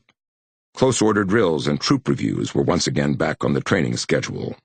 I also established a schedule where each of our platoons could rotate every 72 hours to a ski lodge in the Alps for rest and relaxation. The purpose of using this retreat was to let the men get away from the routine of a military schedule. Any particular challenges you remember concerning the welfare of your soldiers? There were 2 things that were unavailable. First was sufficient food. Starvation ran rampant in most of Germany following the war. At Kappren, we were at the end of the pipeline in the distribution of food. Everybody from the ports of Cherbourg, Le Havre, and Antwerp right down the pipeline had a crack at the food for themselves, their girlfriends, and the black market before we were taken care of way down in the Alps. We were hurting for about the first 3 weeks after the end of the war. Dried potatoes and dried tomatoes do not maintain body weight for a young soldier, so we all lost weight. Complaining to Colonel Sink didn't do much good either. After a month, the situation improved dramatically. The second thing we needed was dental care. We had troops quartered in the home of a civilian dentist. I found that he had a problem with our troops occupying his nice home, so we struck a deal. He would take care of my personal dental care, and if I moved my troops from his home, he would take care of 12 of my men a day. From that day on, the dentist had a steady stream of customers each day, and this group included Lieutenant Colonel Robert Strayer from Regimental Headquarters. If you recall, Strayer was Easy Company's 1st Battalion commander from Toccoa. Dental hygiene is one of those minor problems that can escalate to a major problem if not addressed early. You once mentioned that the battalion suffered more casualties in Bavaria and Austria than you did during the last 4 months of the war. Unfortunately, we did. It seemed a tragedy that men survived several campaigns only to die in a car wreck or be shot by a drunken soldier. That's what happened to Sergeant Grant when he came across a soldier from higher headquarters who was intoxicated and who had killed an officer. Grant survived, but he nearly died before a German surgeon saved his life. That's the effect of excessive liquor, captured vehicles, and too many weapons at one's disposal. How long did your battalion remain in Austria? The 506th left the Zell-am-See, Capron, Brook area by the end of July. We went by train to Joigny, France. Joigny was an old town of cobblestoned, narrow streets. Memories of Joigny are few. I was mostly passing time until I could return home. I would go for a run daily, play football or baseball. Bored out of my mind, I took a 2-week leave and returned to Aldbourne. When Japan surrendered, everyone, including me, wanted to go home as quickly as possible. I had enough points to be in the initial group, but Colonel Sink deemed me mission essential. On October 1st, I finally received orders to make my way home via Marseille, France. In late November, the 101st Airborne Division was deactivated. Any final thoughts on your wartime service? As we concluded our discussion of the war, Dick sighed and said, "On a national front, the United States went to war not to conquer territory or to subject their fellow man, but merely to liberate a conquered people from the chains of tyranny. There is a certain nobility in all that. Today, we are bombarded in the news media about how everyone hates America and how this country is deployed around the world. World War II wasn't like that, and I am proud to be part of it." Dick, last month I visited the museum on Utah Beach. On one of the placards inside the museum is "The Letter to an American" from Antoine de Saint-Exupéry, who was returning to his native land aboard an American convoy in April 1943 to do his part in the war. Saint-Exupéry was a French aviator and novelist. His most famous book was The Little Prince. In his letter, Saint-Exupéry spoke of his pride in the United States for its sacrifice. He wrote, "I know, and will later tell my countrymen, that it was a spiritual crusade that led you into the war. The 50,000 soldiers in my convoy went to war not to save American citizens, but rather for man himself, respect for mankind, liberty for all men, and the greatness of man.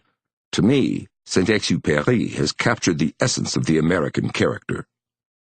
Dick asked, "Did he survive the war?" Unfortunately, he did not. His specially configured Lockheed P-38 Lightning reconnaissance aircraft disappeared in a cloud offshore, south of Marseille, on July 31, 1944. Saint-Exupéry was presumed killed in action.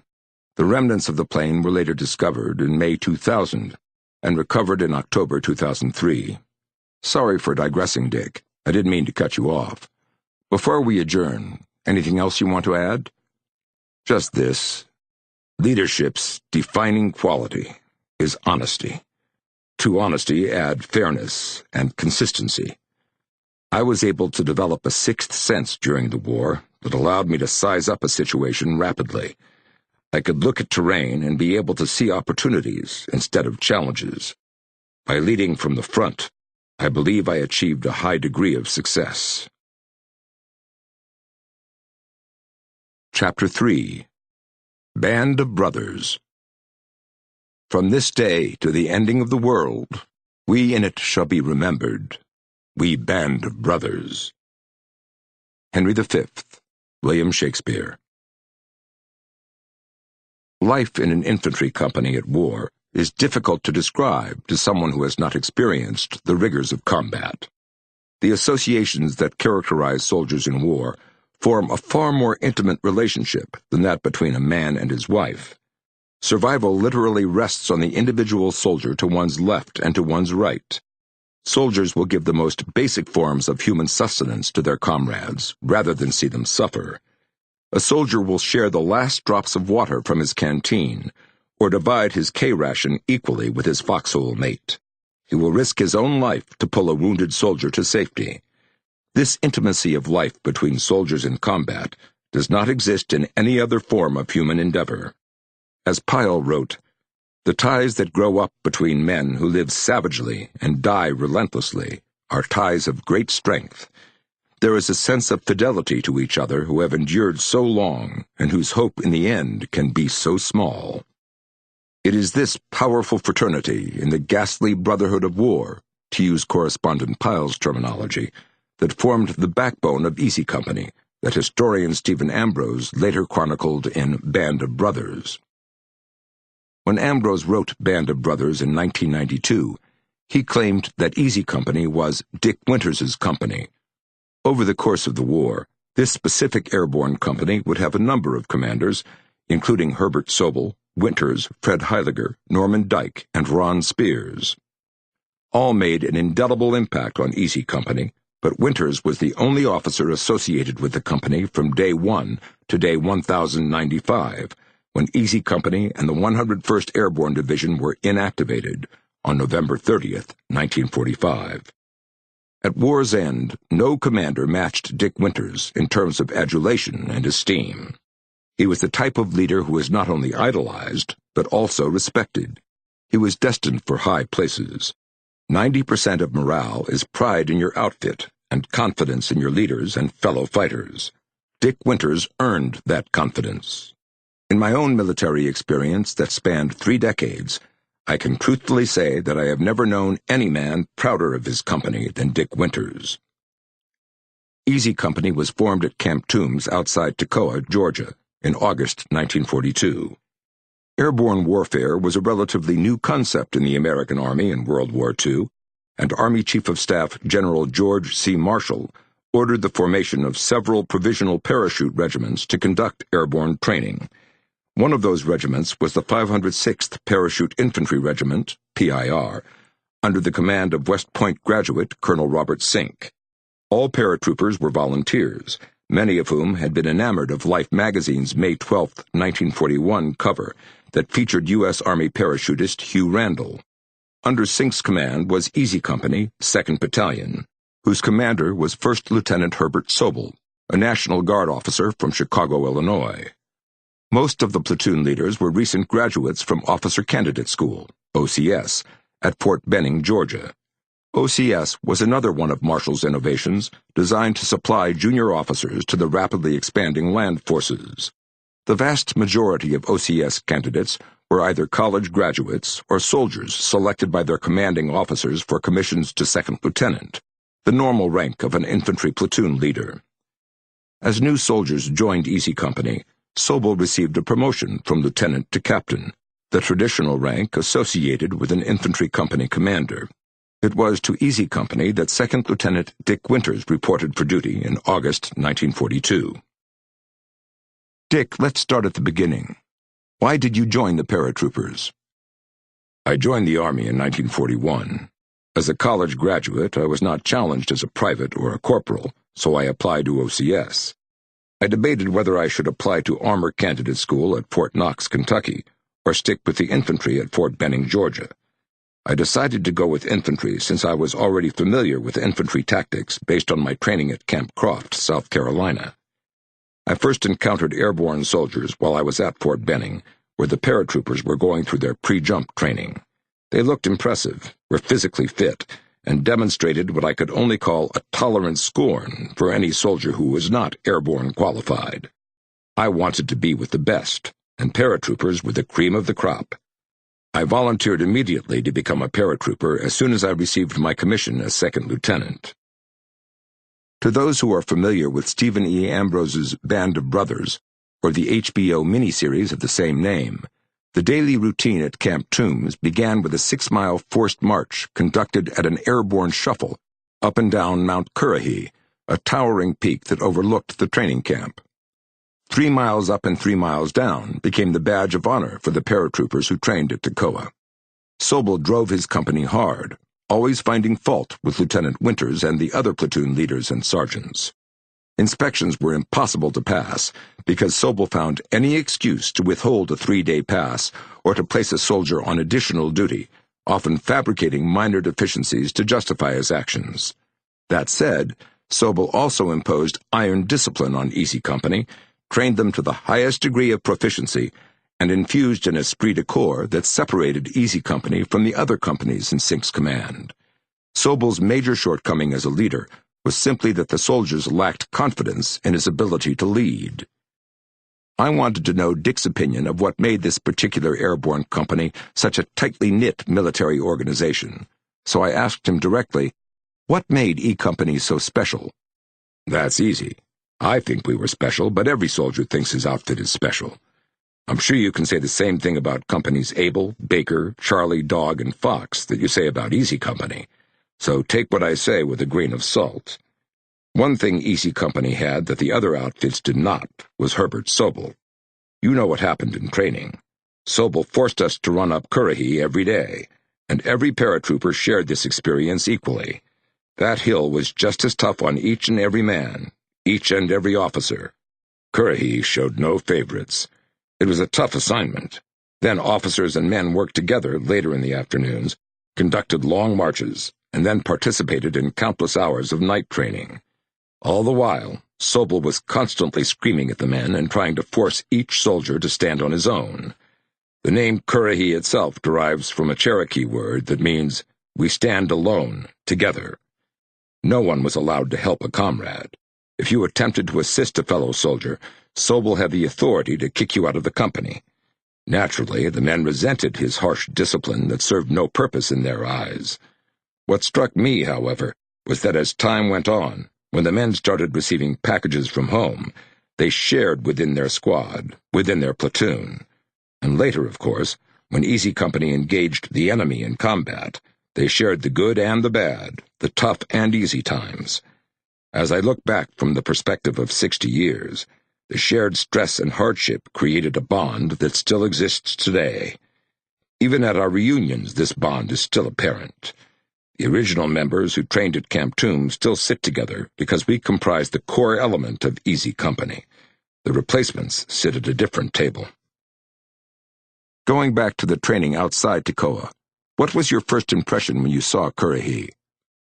You could see Currahee as soon as you got off the train. Having grown up in Pennsylvania, I thought Currahee resembled a high hill more than a mountain. Our base camp lay at the foot of Currahee, cut from the North Georgian forests. I knew from the start that sooner or later we were going to climb that hill. Running up that mountain was one of the most important bonding experiences we had. Even though I knew the answer, I inquired about Dick's assessment of Sobel as a leader. No one liked Sobel, but many officers who served at the battalion and regimental levels credited him with preparing the company to meet the rigors of combat. Dick was not as easily impressed. He told me that long after the war, one of his children discovered a photograph of Sobel taken in 1942. Someone had drawn a Hitler mustache on the 30-year-old company commander. When asked who had done such a thing, Dick proudly owned up to his crime. "I did. That's exactly how we felt about him." He continued, "Captain Sobel commanded through fear and intimidation. That is not how a leader should conduct himself. Sobel was not just unfair. He was mean-spirited. His attitude created a special bond within Easy Company that allowed the men to identify with their platoons more so than with the company, which is more normal in most military units. Second lieutenants, by their nature, are a clannish group. Some are more serious than others, but for the most part, they wander around a military post, as General Eisenhower once said, in a rather aimless search for excitement. E Company's platoon leaders, of which I was one, did our best to take care of our soldiers to soften Sobel's dictatorial behavior. I lost all respect for our commander the day he announced to the officers, "In Easy Company, we will lead through fear, not by example." It made such an impression on me that I recorded his words in my diary. Under ordinary circumstances, a junior company officer attempts to reflect his company commander's leadership style, but Easy Company's lieutenants found that they simply could not emulate the image of Sobel and still live with themselves. Sobel had no friends within the company and few within the regiment. At the end of each day, he went one way and we lieutenants went another, hoping not to run into him at the officers' club. So traumatic was my personal relationship with Sobel is that it's still painful remembering my initial meeting with him. I asked if Sobel had any redeeming qualities. Not many, in my opinion. Aside from what I said in response to your last question, he lacked confidence in his own ability as an infantry commander. He was completely honest that he couldn't read a map to save his neck. His knowledge of tactics and of fire and maneuver was extremely poor. Captain Clarence Hester, who served as the battalion operations officer on D-Day, gives him higher marks. Hester said that in one sense Sobel made E Company, and that he was the catalyst that bound all the men together as a unit. Every soldier in the company became so obsessed to prove Sobel was not capable of serving as company commander. Hester later wrote me that he firmly believed that Sobel was incapable of leading the company in combat, but by his harsh disciplinary measures and training, he bound the company into a cohesive fighting unit, which was led later by more understanding and capable officers. I suppose Hester is correct on that point. He is certainly entitled to his own opinion. I next asked Dick to comment on how his association with Easy Company at Toccoa contributed to his development as a leader. By the time that I joined Easy Company, I had already served in the Army for 11 months. I had graduated from Officer Candidate School in July 1942, so my initial assignment as a commissioned officer was Easy Company. By the job's nature, a platoon commander is in daily contact with the soldiers under his command, so I developed a close bond both with my men and my fellow platoon leaders. Things moved fast in those days. At Camp Toccoa, we refer to our training camp now as Toccoa rather than Tombs. We learned how to be soldiers. By the time we left Toccoa in December 1942, I detected camaraderie within the command that I had not seen at my former duty station in South Carolina. That was what was so special about Toccoa. The entire experience forged the brotherhood that paid such rich dividends in Europe. As close as were the paratroopers in Easy Company, internal command problems threatened the cohesion within the company. By the time Easy Company deployed to England in September 1943, Captain Sobel had become so ineffective that the non-commissioned officers mutinied because their fear of going into battle with him was so strong. When Sobel attempted to court-martial Winters, the senior sergeants rebelled and threatened to turn in their stripes. Their actions were based on true fear of what lay ahead. Colonel Sink, the regimental commander, intervened and dealt with the mutiny severely. He transferred the ringleaders from the regiment and reduced several sergeants in rank. Having lost confidence in Sobel's ability to command Easy Company, Sink next transferred Sobel to a training command, where his talents as a training officer might be better put to use. As Winters later recalled, Sobel just disappeared. I later saw him at Mourmelon, later in the war, an event featured in the miniseries, but the timing was off. To protect Winters, 2nd Battalion Commander Lieutenant Colonel Robert Strayer moved him to Headquarters Company until the new company commander had re-established order.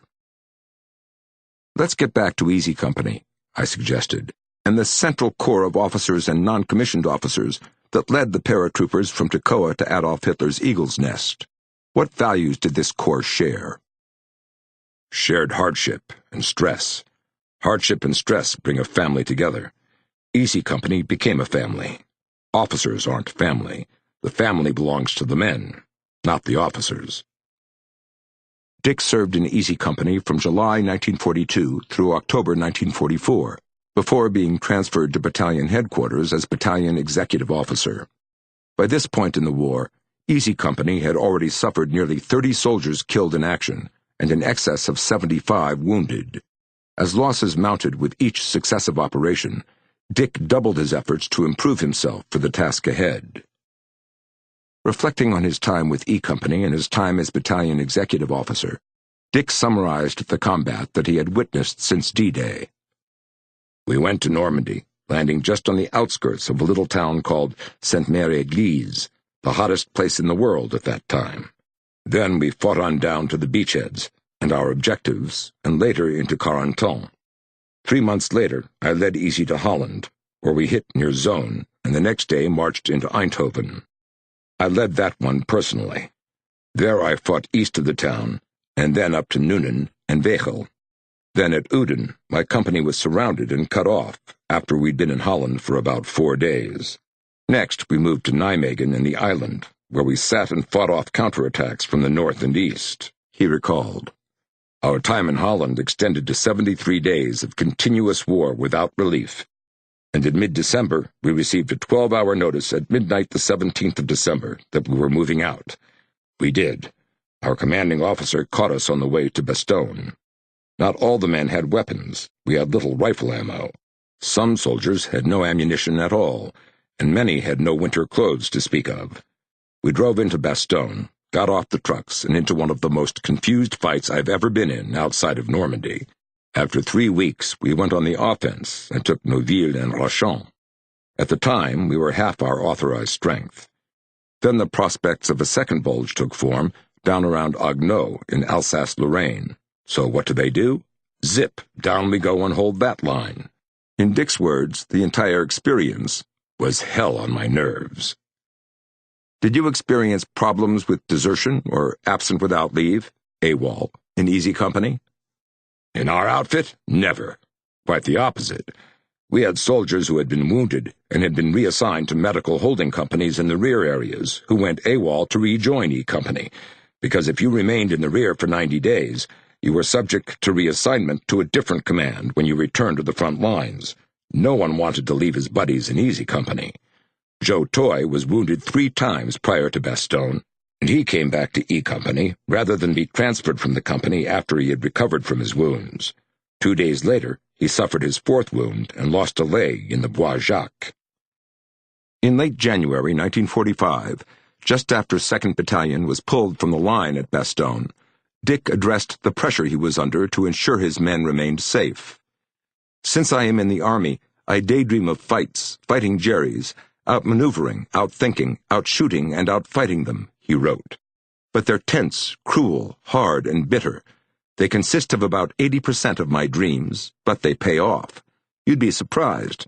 Sometimes when you dream about a problem over and over, you get the solution, and by gosh, crazy as it may seem in the cold morning light, it usually works. In fact, to date, they've always worked. I inquired if Dick had experienced a problem disassociating himself from Easy Company after he had been reassigned as Executive Officer of 2nd Battalion, 506th PIR. There are few positions in the Army that provide greater joy and sorrow than the command of frontline troops. Joy and sorrow because it is a privilege to be associated with soldiers in their success, and gut-wrenching sorrow when the gods of war snuff them away. Having commanded an infantry company myself, I recalled my chagrin at leaving the soldiers with whom I had trained for 18 months. I knew every soldier in the company intimately, and I truly enjoyed their company.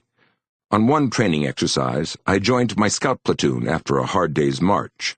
Rain was falling in torrents, and the platoon was in a defensive perimeter as night fell. As temperatures dipped, I unrolled my poncho and couldn't help but think, it doesn't get any better than this. I lost that camaraderie when I received orders to report to brigade staff. At battalion or brigade headquarters, an officer is no longer considered a troop leader, but now is a staff officer. Dick had been a member of Easy Company 26 months when he was reassigned. I knew exactly what Dick would say. Of course I had a problem leaving Easy Company, Dick replied. Every officer I have known always remembers his first company command. That's why command is such a memorable experience, and why commanders cherish the company guidon, such as the one you see hanging on my wall. When I was transferred to battalion, I no longer felt part of anything. I was simply the battalion executive officer. I no longer felt creative. I felt as if I had lost my men. I knew every soldier in Easy Company personally. I had been their commander and their leader. I had served with them since they had joined the Army. I felt a deep personal loss. At battalion, you really do not know the men. Staff officers interact with officers and non-commissioned officers at the company level, but not the soldiers. In Easy Company, we had shared our lives as soon as we joined the Army. It was that shared experience that created the band of brothers. I asked, did you maintain contact with Easy Company after you moved to battalion headquarters? To a degree, but my responsibilities were now far different. I now had to be concerned with dog and fox companies in addition to Easy Company, and I had complete confidence in my successor, Moose Heiliger. Whenever there was a tough assignment, however, I picked Easy Company for the mission, because I knew I could count on them. The natural tendency for a leader is to assign key missions to the outfit that the commander knows will get the job done. In retrospect, I probably should have been more balanced. Subconsciously, any leader wants to think that he or she is instrumental in the success of the team. That's a natural reaction. But the new leadership lies in self-denial and self-sacrifice. I never wanted Easy Company to fail because I was no longer in command. I was more intent that they succeed. If anything, I devoted more of my resources to ensure that Easy Company, led first by Heidegger and later by Ron Spears, was successful. If you never concern yourself with who receives credit, you always achieve greater results. What about contact with your soldiers after the war was over? Dick pointed to a file cabinet next to his desk and said, "As soon as the war ended, each soldier returned home and began his adjustment to civilian life in an America at peace. The adjustment was easier for some than it was others. Some, like Floyd Talbert, literally dropped from sight for nearly 30 years. Most veterans planned for a future together with a wife or girlfriend. A few years went by before we held our first reunion, but we have met regularly since then. These reunions are joyous events. Our memories revolve around old battle experiences and what we did when we were young, when we were united in a just cause, and our lives depended upon each other. These conversations are reminiscent to what I observed in the week following VE Day, when we talked about old battles, transferring to another outfit in the South Pacific, and about bad officers we knew and had known, or put on some flashy review, with pigeons being released as the colors passed the reviewing stand, and buglers blasted out from the top of one of those Alps, and the music bounced around in the valleys. 60 years later, the talks are the same. Doesn't matter what the conversation starts out about. It isn't long until it turns to combat. Funny thing, you'd think the conversations would become boring, but not to us. We talked the same battles over and over. By the mid-1980s, I decided to maintain a file on every soldier from Easy Company. Each paratrooper now has an individual file that contains copies of every letter that I sent or that I received. These men are members of my family. Recently I read a book about Paul Tibbets, I said, the pilot who dropped the atomic bomb on Hiroshima. The author, Bob Greene, asked Tibbets why he was so proud of the bomber command that he had formed for the atomic mission. He echoed similar sentiments that you have expressed about Easy Company. No need to go on, Dick replied. Tibbets probably said that, as with Easy Company, he served in an outfit where you depended on the man to your left and to your right. You made decisions and risked your life every day for your buddies. You formed friendships that nothing and no one in your entire life will ever match. If there is something good that comes from war, this is it. When we returned from the war, we lost that closeness. But inside you, it is always there. That's exactly what he said, Dick. Is that closeness still there? Of course it is. I look at the soldiers of Easy Company with great respect, a respect that I cannot describe in words. They were the best men I have ever known. If I had done a better job, perhaps more would have come home. During the war, I fell into a routine in organizing my platoons for an attack. In an assault, I routinely placed 1st Platoon on the left, my 2nd Platoon on the right, and the 3rd Platoon in reserve. You continue on with that through the war, and on reflection, you realize that may be why today there are 2 men remaining from 1st Platoon, 3 from 2nd Platoon, and 25 from 3rd Platoon. This bothers me a lot. That was a mistake, and I should have lined up the troops differently and with different formations. Dick next shared 2 letters from Easy Company veterans that he felt summarized the bond that exists to this day. Sergeant Robert Burr Smith stayed with the paratroopers, where he later received a commission and eventually commanded a Special Forces Reserve unit. In December 1979, he wrote his former commander and said, "Funny thing about the modern Army, Dick. I am assigned to what is reputed to be the best unit in the U.S. Army, the Delta Force, and I believe that it is. Still, on a man-to-man basis, I'd choose my wartime paratroop company any time. We had something there for 3 years that will never be equaled, Sergeant Mike Ranney earned a journalism degree from the University of North Dakota after the war, and then enjoyed a successful career as a reporter, newspaper editor, and public relations consultant. His assessment of Easy Company is the best known from any veteran, and it served as the fitting conclusion of the miniseries, as Dick quotes, "Do you remember the letter Mike Ranney wrote?" "You do." He said, "I'm thinking back on the days of Easy Company.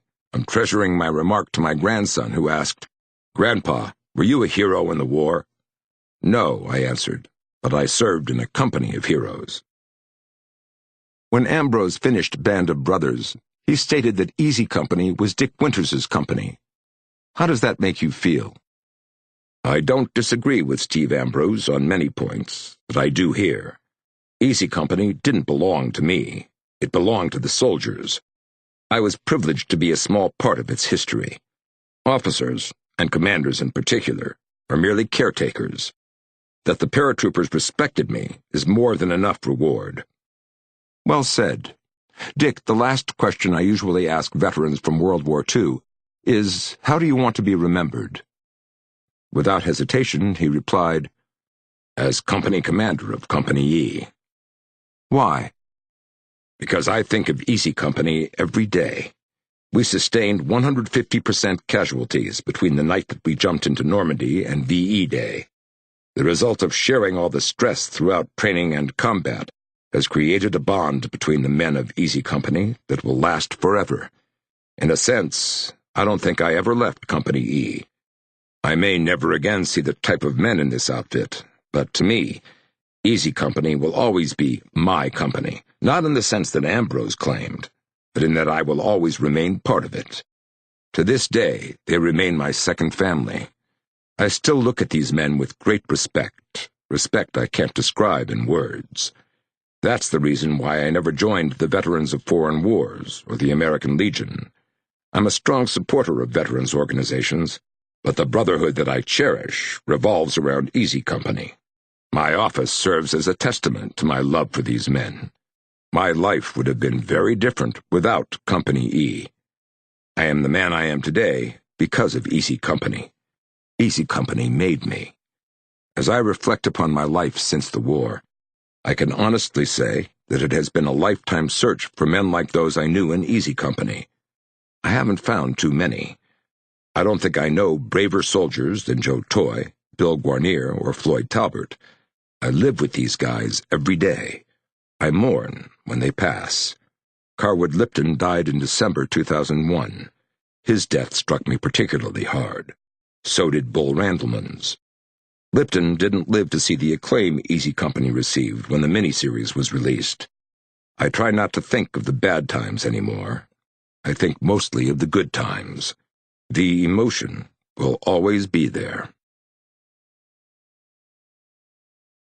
Part 2. Summer. Chapter 4. Leadership. Our chief want is someone who will inspire us to be what we know we could be. Ralph Waldo Emerson. During the first decade of our association, leadership became our favorite topic of discussion whenever the Major and I were together.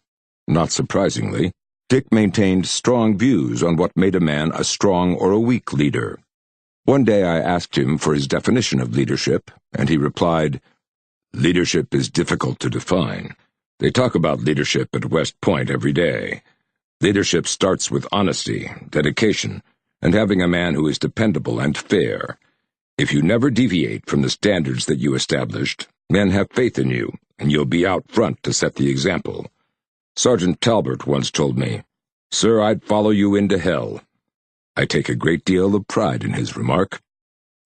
Dick echoed similar sentiments when his alma mater, Franklin and Marshall College, recognized him as one of its most distinguished alumni in 2003. In a column titled, "How Richard D. Winters, 41, Kept the Story of Easy Company Alive for Future Generations," Franklin and Marshall magazine recorded Dick's definition of leadership. "It's something you have within you that gets the job done. You start with the cornerstone, honesty, and from there you build character, you build knowledge. With honesty goes being fair, making decisions, and being right, most of the time. Sounds like a good definition to me. Dick, let's talk about leadership today. Since I've known you, leadership has been the major component of our discussions. What's your take on the age-old question as to if leaders are born or made? I believe that some men and women are born with the inherent qualities that make them good leaders. Writing to his son, John, who was a cadet at West Point in 1943, General Eisenhower once said, "The one quality that can be developed by studious reflection and practice is the leadership of men." I agree with Ike. Leaders are not born, leaders are made, and they are made by solid effort and hard work. I added, "Let me tell you a story about one of my heroes, Chuck Yeager. Yeager was a fighter ace in World War II before he received acclaim as the first man to break the sound barrier in October 1947. In his autobiography, he says, and I'm paraphrasing here, that the question that he most often fields from audiences is the same question I just asked you. Are leaders born or are they made? His standard response is, I was born with unusually good eyes and coordination. I was mechanically oriented and I understood machines easily. My nature was to stay cool in tight spots, but I also worked my tail off to learn how to fly, and worked hard at it all the way. I spent hundreds more hours in the cockpit than any other pilot I know. That experience made me better than the average pilot. I don't deny I was damn good. I may not have been the best pilot, but at least was one of the title contenders." "I'm very familiar with Chuck Yeager. Hard work and determination," Dick commented, "made Yeager the exceptional pilot that he became. He was the best of the best. Personally, I think I would have been effective in any airborne outfit, but Easy Company allowed me to excel. If you had anything good in you, E Company brought it out. One more thing about your question on whether leaders can be trained or whether they are born. If your response is that leaders are born and not made, then there is little reason why we should have West Point and the various service academies. You might be out of a job." I laughed and returned to the subject of leadership. "Do you recall the conversation you had with Steve Ambrose about how you ought to spend the remainder of your life?" "I sure do. Not long ago, Ambrose looked at me and said, 'From now on, Winters, if you are going to talk about anything, talk about leadership.' I've always prided myself on being a good leader. If you look at my journal and my wartime letters to Dieta Allman, you'll see that leadership dominated my thoughts and, more importantly, my actions. I also attended a dinner with Ambrose after we walked the battlefields as he prepared to write Band of Brothers. He opened his comments that evening with this statement on leadership. 'If you aren't in good physical shape, forget it. You are not going to be a good leader.' That remark has stuck with me over the years. There is a lot of truth in it." I asked Dick when he first realized that he had the qualities of leadership that he demonstrated during the war. "That's difficult to determine. I can tell you about my first leadership position.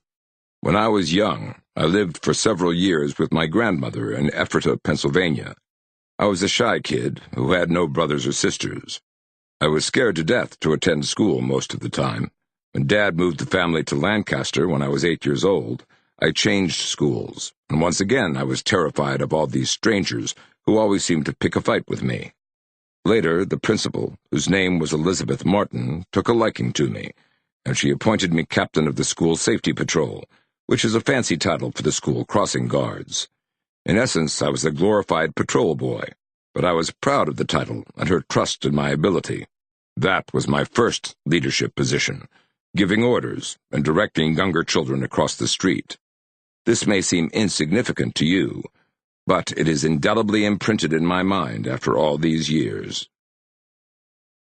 I thought his response was incredibly interesting, but I wanted to delve into his letters to his platonic friend Dieta, with whom he maintained an active correspondence for 4 years.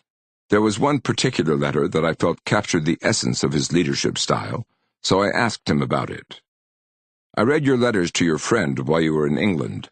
Do you recall the letter in which you couldn't understand why you were still a company executive officer after 15 months, and all your contemporaries at Toccoa had either been promoted or transferred to work on the staff of senior headquarters?" "Give me a minute and I'll find it for you." After a short pause, he continued. Here it is. Ah, yes. I was comparing my life as a commissioned officer with Dieta, who had applied for a commission but had been rejected. Trying to ease her disappointment, I said that she might envy the social life of an officer, but social status was not all that it was cracked up to be.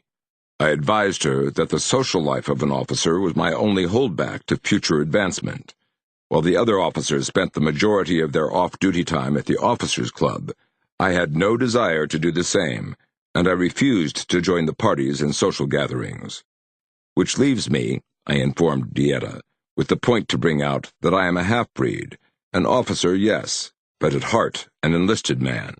So I work and do my duty as I should, but when it comes to play, I am in a bad position, and only in athletics with the men do I enjoy myself.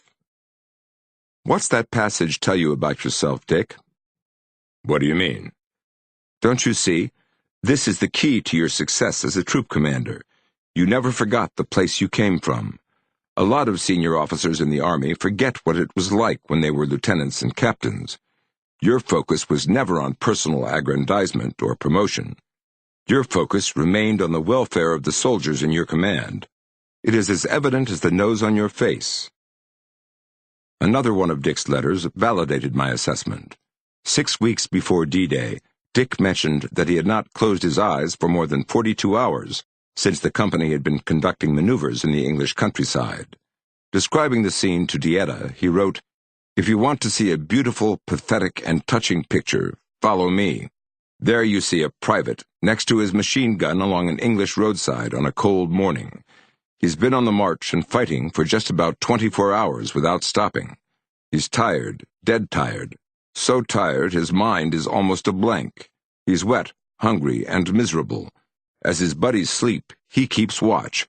A hard job when you're so tired and know that when the sun comes up in another half hour, you'll be on the move. What does he do? Pulls out a picture of his girl, who's over 3,000 miles away, and then studies the picture. In a state of tranquility, he dreams of days when he can enjoy the kind of life she stands for. Down the road comes an officer. It's me. Nobody else would think of being up at a pre-dawn hour. How's it going, Shep? What are you doing? Then, together, we study and discuss his girl's good features and virtues. A half-breed, yes, but Dick Winters remained an enlisted soldier at heart. I next asked him about the importance of keeping a cool head in combat. That's what you are expected to do as an officer in combat, he responded. To be good, you must first acquire a few brains and common sense. Next, learn to feel and think with the head and not the heart. Men are so many machines, capable of doing so much in a certain amount of time. Try and save as many as you can. At times, that is difficult when you figure percentage killed and wounded as to how successful the attack was. Thinking back to our preliminary conversations about Easy Company and Captain Sobel, I asked Dick to elaborate about the importance of leadership by example. These conversations predated the production of the miniseries, as well as his decision to publish his memoirs. So I asked him, as an infantry officer myself and a professor at West Point, I know the importance of leadership from the front, but I was hoping you could amplify your feelings on the matter. The message I hoped that I instilled in the Corps of Cadets at the U.S. Military Academy is this: lead from the front. Say, follow me, and then lead the way. As you know, follow me is the motto of the infantry school at Fort Benning. When Stephen Ambrose wrote Band of Brothers, he used my journals and reports as one of his primary sources. If you look at the chapter about Normandy, the title of the chapter is Follow Me. Where did he get that title? I gave Steve my private memories of D-Day that I had recorded on June 22, 1944. I penned these memories after jotting down some key phrases while I recovered from my slight wound at Carentan on June 12th. Handing me a copy of Richard Winters's D-Day memories, he said, "The underlined portions are notes that Steve incorporated into Band of Brothers. Take a look at page 3, and you will see that I recalled meeting a fellow paratrooper as soon as I landed on French soil. He was hesitant of taking the lead, even with his Tommy gun, so I said, 'Follow me.' Steve underlined the words, 'Follow me,' and made an editorial note that simply read, Chapter Title. Who were the most effective leaders you met during the war? Colonel Bob Sink certainly was one of the best. He set high standards and never compromised those standards. After the paratroopers of the 506th Parachute Infantry Regiment earned their jump wings, Sink granted a 10-day furlough, but cautioned the men to conduct themselves appropriately. Several paratroopers reported late for duty after their furloughs expired. Sink called another regimental formation and publicly humiliated one paratrooper from each of his 9 companies. The adjutant called out the name of the last soldier to report to duty, and that paratrooper was marched in front of the formation under escort.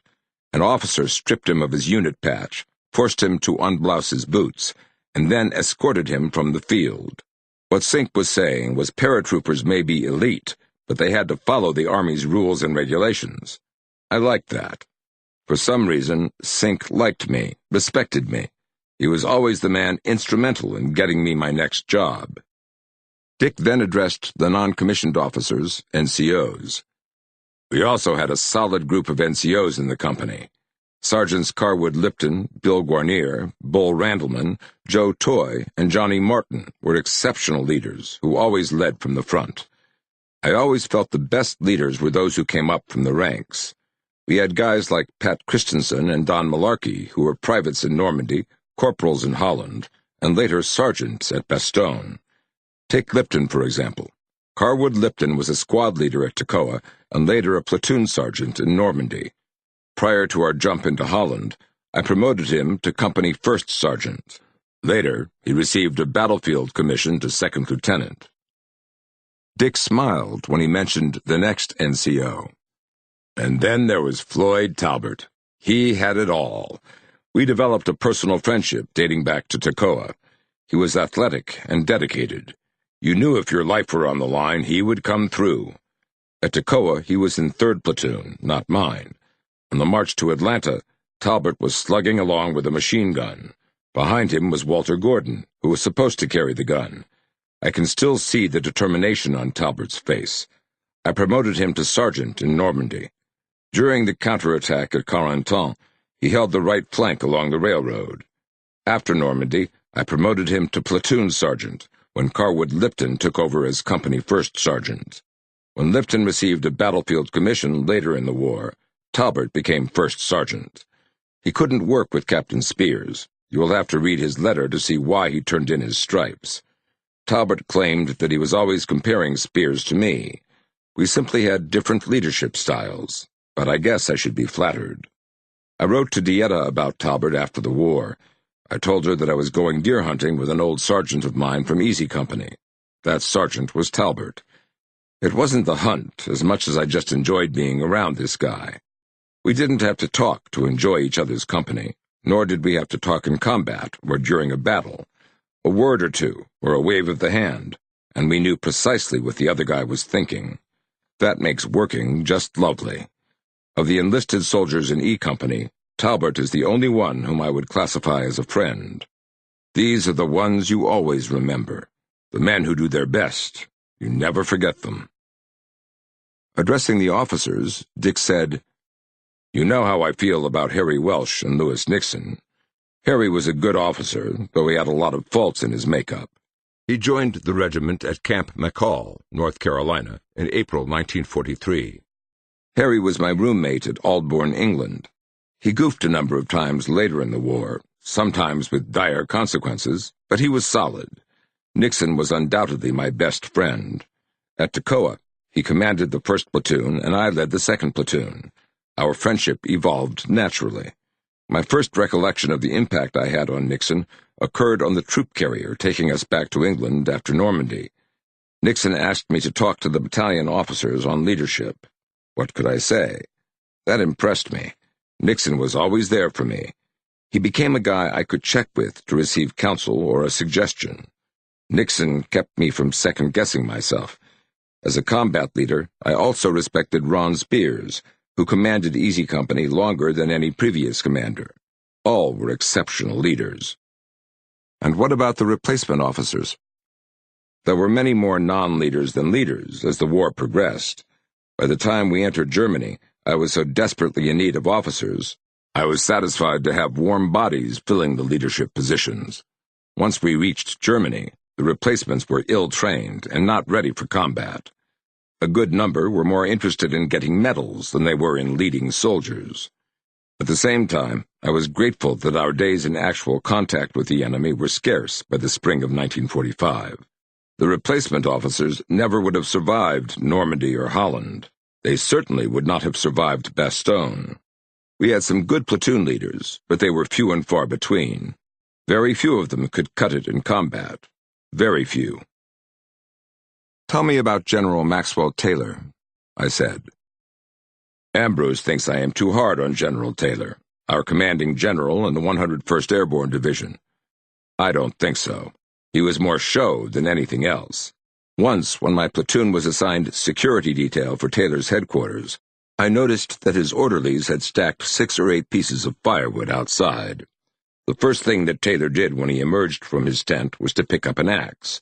He proceeded to put on a show by splitting firewood. What a phony. But that was the image he wanted to pass on to the men. I can't help but feel that this display was more for his ego than the benefit of the men, to set an example of leadership. Later that morning, I was checking my outposts, making sure everyone was on the ball and that everything was exactly right. As Taylor got ready to leave the command post, one of my fellows sat up from sleeping and his helmet fell off his head. Taylor was driving by, and he stopped his jeep, took the soldier's name, and asked the identity of his platoon leader. Later, I received a notice to report to division headquarters. I was informed I was being fined $50 because one of my men wasn't wearing his helmet. $50 at that time was a great deal of money, and it hurt. I felt that was so unjust, so unfair, and so unreasonable on Taylor's part. But I had other reasons why I didn't care for him. "What other reasons?" "At Bastogne, he left us. Ambrose says I am not being fair because Taylor had been ordered back to Washington before the Germans launched their attack. But I told him I didn't have to be fair. We were delighted that Taylor's division artillery commander, Brigadier General Tony McAuliffe, was in command at Bastogne. What we liked about McAuliffe was that he allowed us to do our jobs. You didn't have a lot of interference from McAuliffe. But with Taylor in command, he told you what you needed to do here. He had to run everything. You can't do a good job if you do not have a chance to use your imagination or your creativity. In my mind, Taylor was more interested in impressing his superiors than watching out for his men. Taylor was such a contrast with British General Montgomery." "How so? I've never heard too many Americans sing Monty's praises." "That's because the writers didn't know Monty or see him in action. Montgomery was the real deal. I saw him on a number of occasions, and he always impressed me as a commander who lived a lifestyle that was beyond reproach for his staff to follow. He set the example. He addressed every division that was scheduled to participate in the invasion. He called us together and had every soldier take off his helmet so he could see the troops better." "Tell me about the importance of self-discipline." Dick replied, "Self-discipline keeps you doing your job. Without it, you lose your pride, and you forget the importance of self-respect in the eyes of your fellow men. Pride keeps you going on. This is what I feared I would lose, the loss of the will to measure up to my men." Paul Fussell was one of the most prominent literary and cultural historians of the 20th century. His The Great War and Modern Memory, coupled with Wartime, Understanding and Behavior in the Second World War, has been cited as revolutionary in its effect of understanding war. Knowing that Stephen Ambrose repeatedly quoted Fussell, I asked Dick, "Ambrose states that after so many days of continuous combat and the loss of so many leaders at Bastogne, Easy Company reached its breaking point. He quotes Fussell, who claims that every infantryman passes through 3 stages, depending on how long he remains in combat. The first phase is, 'This can't happen to me. I'm not going to get wounded. I'm too smart. I'm too good-looking. I'm too young.' The second stage is, 'Jesus, this could happen to me if I'm not more careful. So I've got to dig my foxhole a little deeper. I've got to sight this weapon in a little tighter.'" "He's got it about right," Dick replied. Fussell continues with the third stage, which he states is the following. This is going to happen to me unless I get out of here." "Right again," said Dick, and he added, "I hope to hell when I am wounded it won't be too severe." After our first casualties in Normandy, we lost that youthful confidence in our own immortality. I asked Dick to put aside his bravado and give a more honest answer to how close he came to breaking. "Did you come close to reaching your breaking point at Bastogne?" It took Dick a minute to answer. Most every man, myself included, had reached that third stage in Bastogne. Sooner or later, I believed that the odds were going to catch up to me, but there never was a fear that I was going to break. I just felt that I was going to be hit sooner or later. But as far as the breaking point, no. You don't see people getting hit around you every day, continuing on, and not think, how long is this war going to last? Is this going to go on forever? Am I ever going to see home again? I don't know. Not too damn sure I'm ever going to go home again. Yeah, you just hope for the best. Sooner or later I'll get it. Did this equate to a fear of death? No. I just felt that I was no longer invincible. As I later reflected on the war, I had been lucky, mighty lucky, from the very first day. I saw so many get it and go out feet first. I just knew if I stuck around long enough, I'd have my turn sooner or later. I took way too many chances. I had to take them, with the position, prestige, and the job. Of course, a fellow always hopes to live, and when he gets hit, please God, don't let it be too bad. I didn't want to be killed after all that I had gone through. Did any of the casualties affect you more than the others? There was only one. He was a young kid, a private or private first class. I liked him as a friend. I can't even remember his name, but he had such a great personality.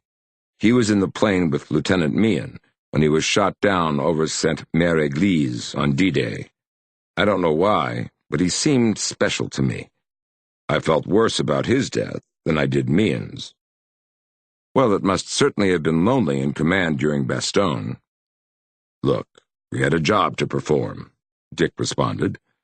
Every commander is lonely. He is also isolated, because only he can make the decisions by which his men will live or die. Loneliness and isolation come with the territory. There is no need for dramatics or the theatrical. The job of commanding is lonely by definition. A commander cannot show partiality or favoritism to any soldier, officer, or enlisted in his command. There is simply no time to develop personal relationships or worry if you are liked. You do your best, and at the end of the day, you look in the mirror and hope you were a good leader. Dick, you use the terms commander and leader almost interchangeably. Is there a difference? That's a great question. In my mind, a person can exercise leadership by a position or title that he or she holds. A commander is different. Yes, you may occupy a command position, but a good commander must be willing to make the critical decisions where an individual life is at stake. General Meade at Gettysburg is an example. Meade arrives on the battlefield after the first day's action has already been concluded. He meets his subordinate generals around midnight and has not had the opportunity to see the battlefield in daylight. After receiving a briefing from one of his corps commanders, Meade allegedly says, "We may fight it out here just as well as anywhere else." General Teddy Roosevelt, Jr. said the same thing when he landed on Utah Beach on D-Day. His 4th Division landed on the wrong beach, but Roosevelt surveyed the area and stated, "We'll start the war right here." These are command decisions. Loneliness is the inescapable burden of a commanding officer. On the commander's shoulders weighs the fate of thousands and the nation that they serve.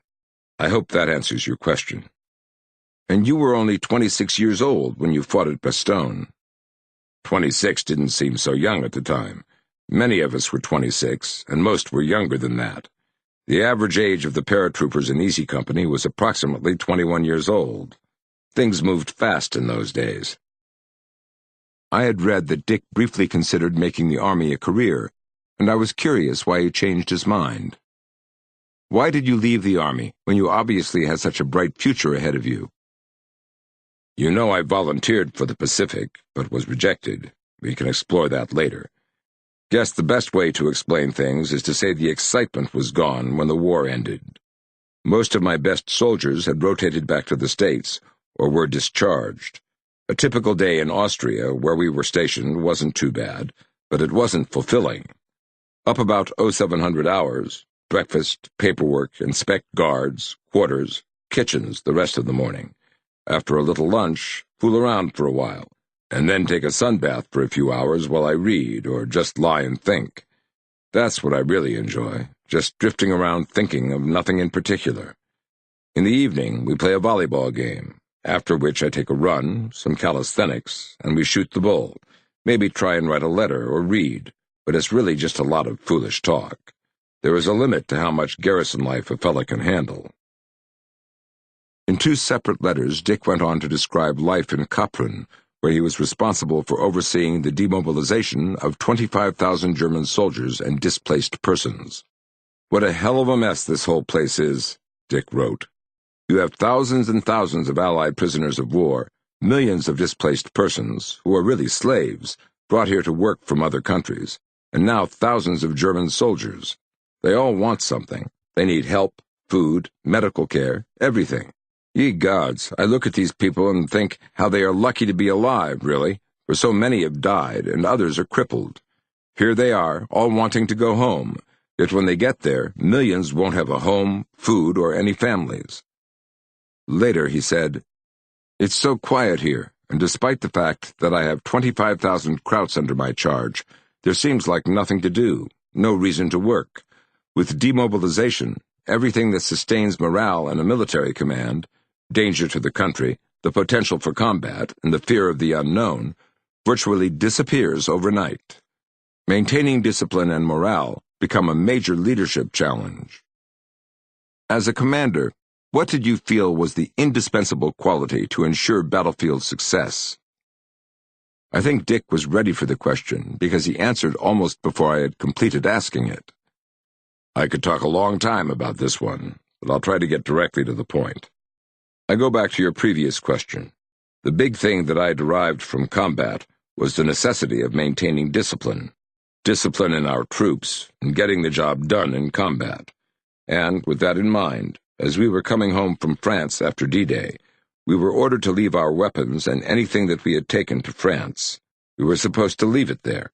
We would be given completely new weapons, ammunition, and equipment. However, for Company E, I brought back all the .30 caliber live ammunition I could find, because I knew when we returned to England I would have to train the replacements.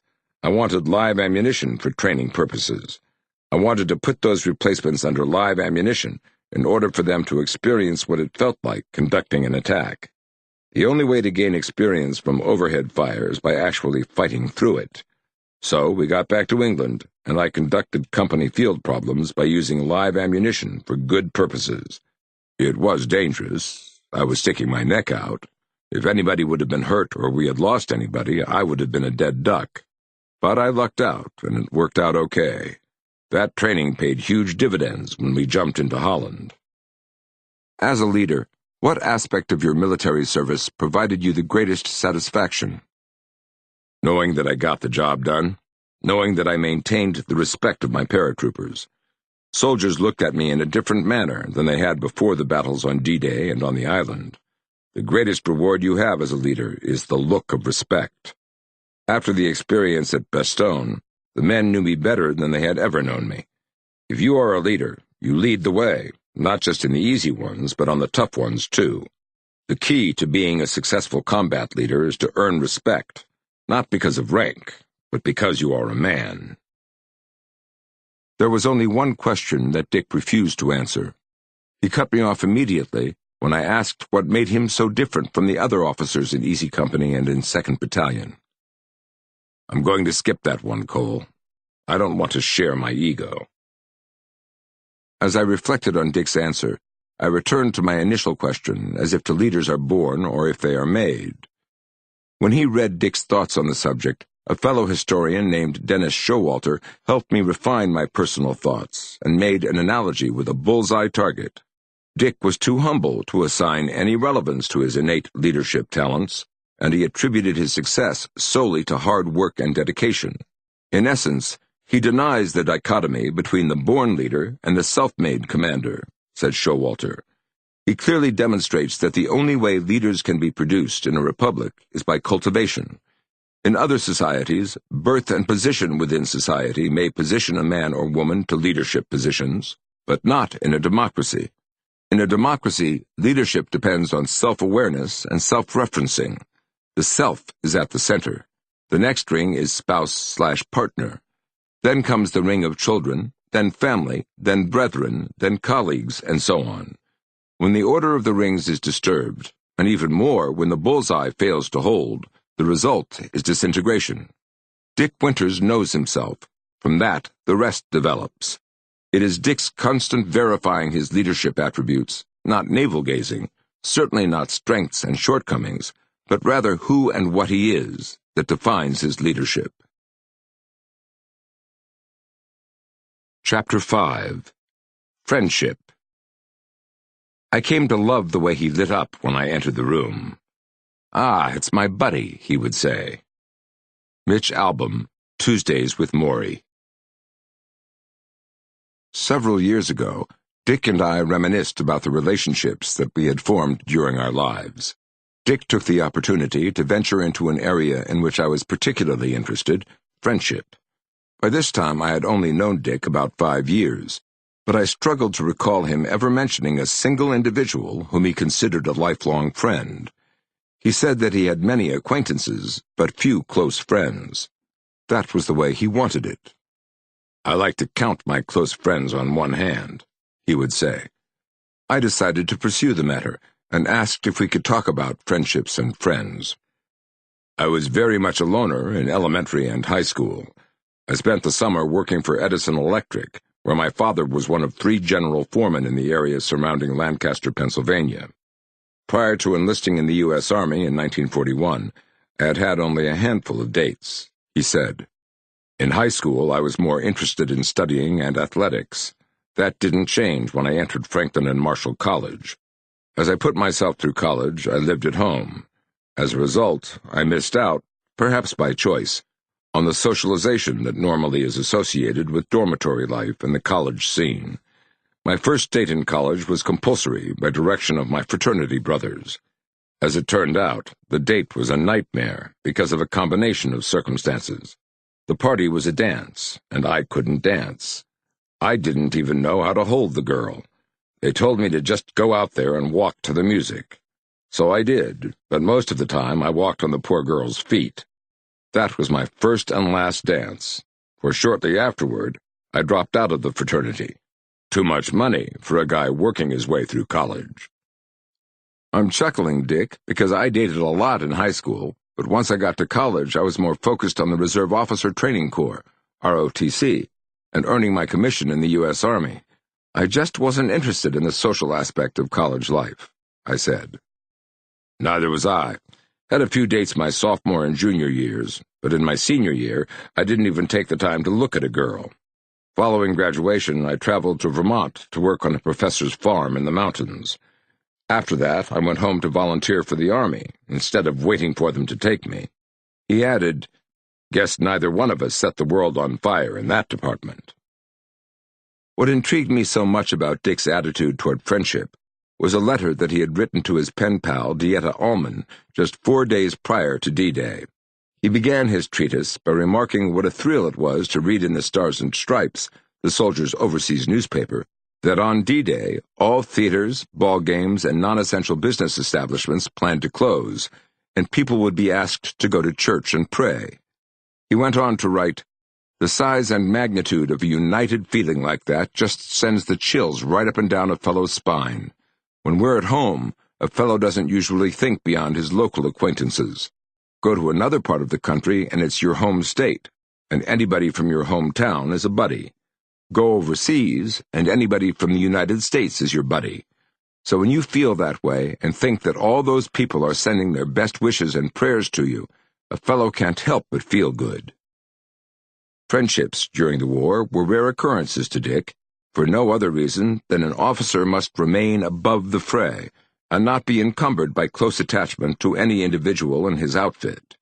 He chastised Dieta when she wrote that some U.S. Navy officers with whom she worked had accompanied their enlisted sailors on picnics, and how much Dieta admired them for bridging the gap between officer and enlisted personnel.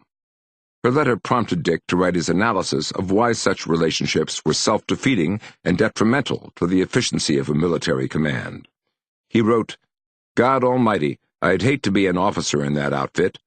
Fraternization may work in the Navy, but I don't think it does, for I've noticed it throughout my career.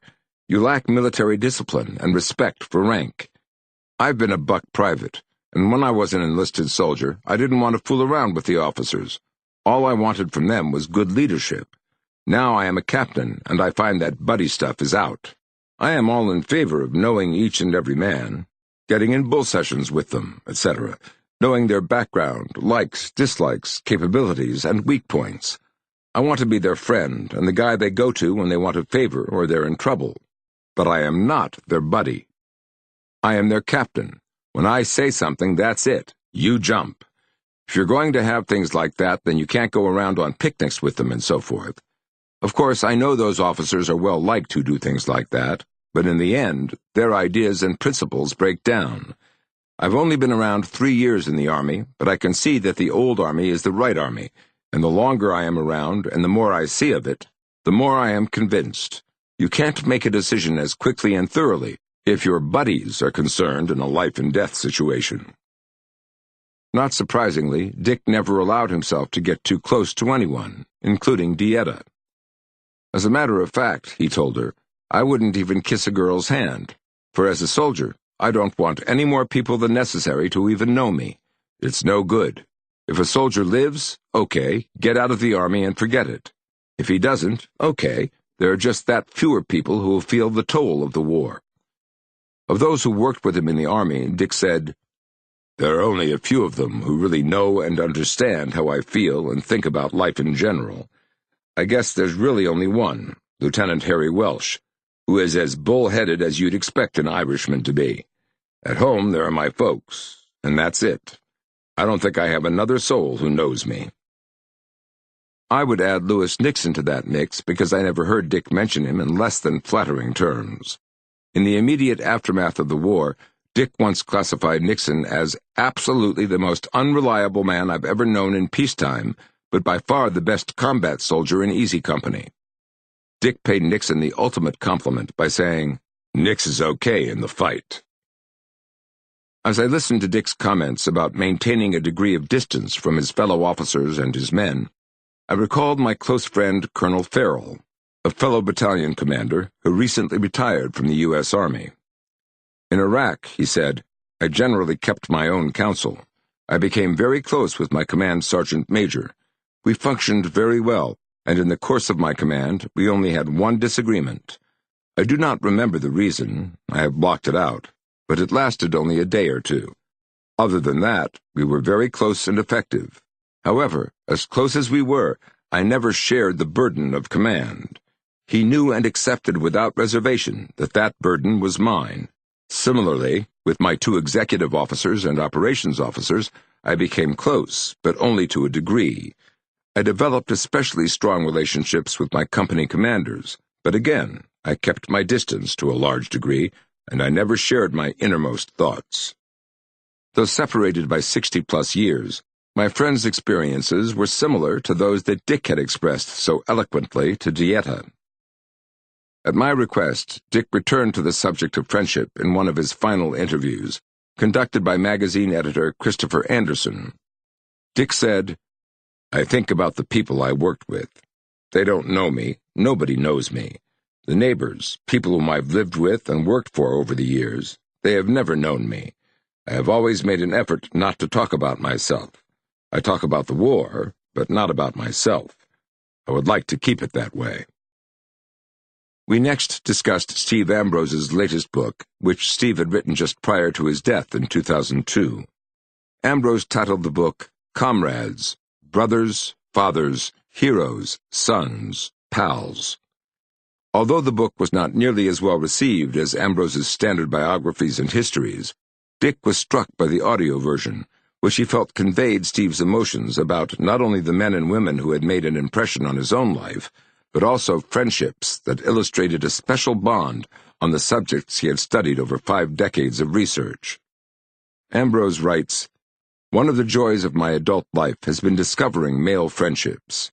Friendship among men is difficult for Anglo-Saxon males of a middle-class background to define or practice. I was well into my 50s, says Ambrose, before I discovered the pleasure of hugging a male friend. Now I do it habitually.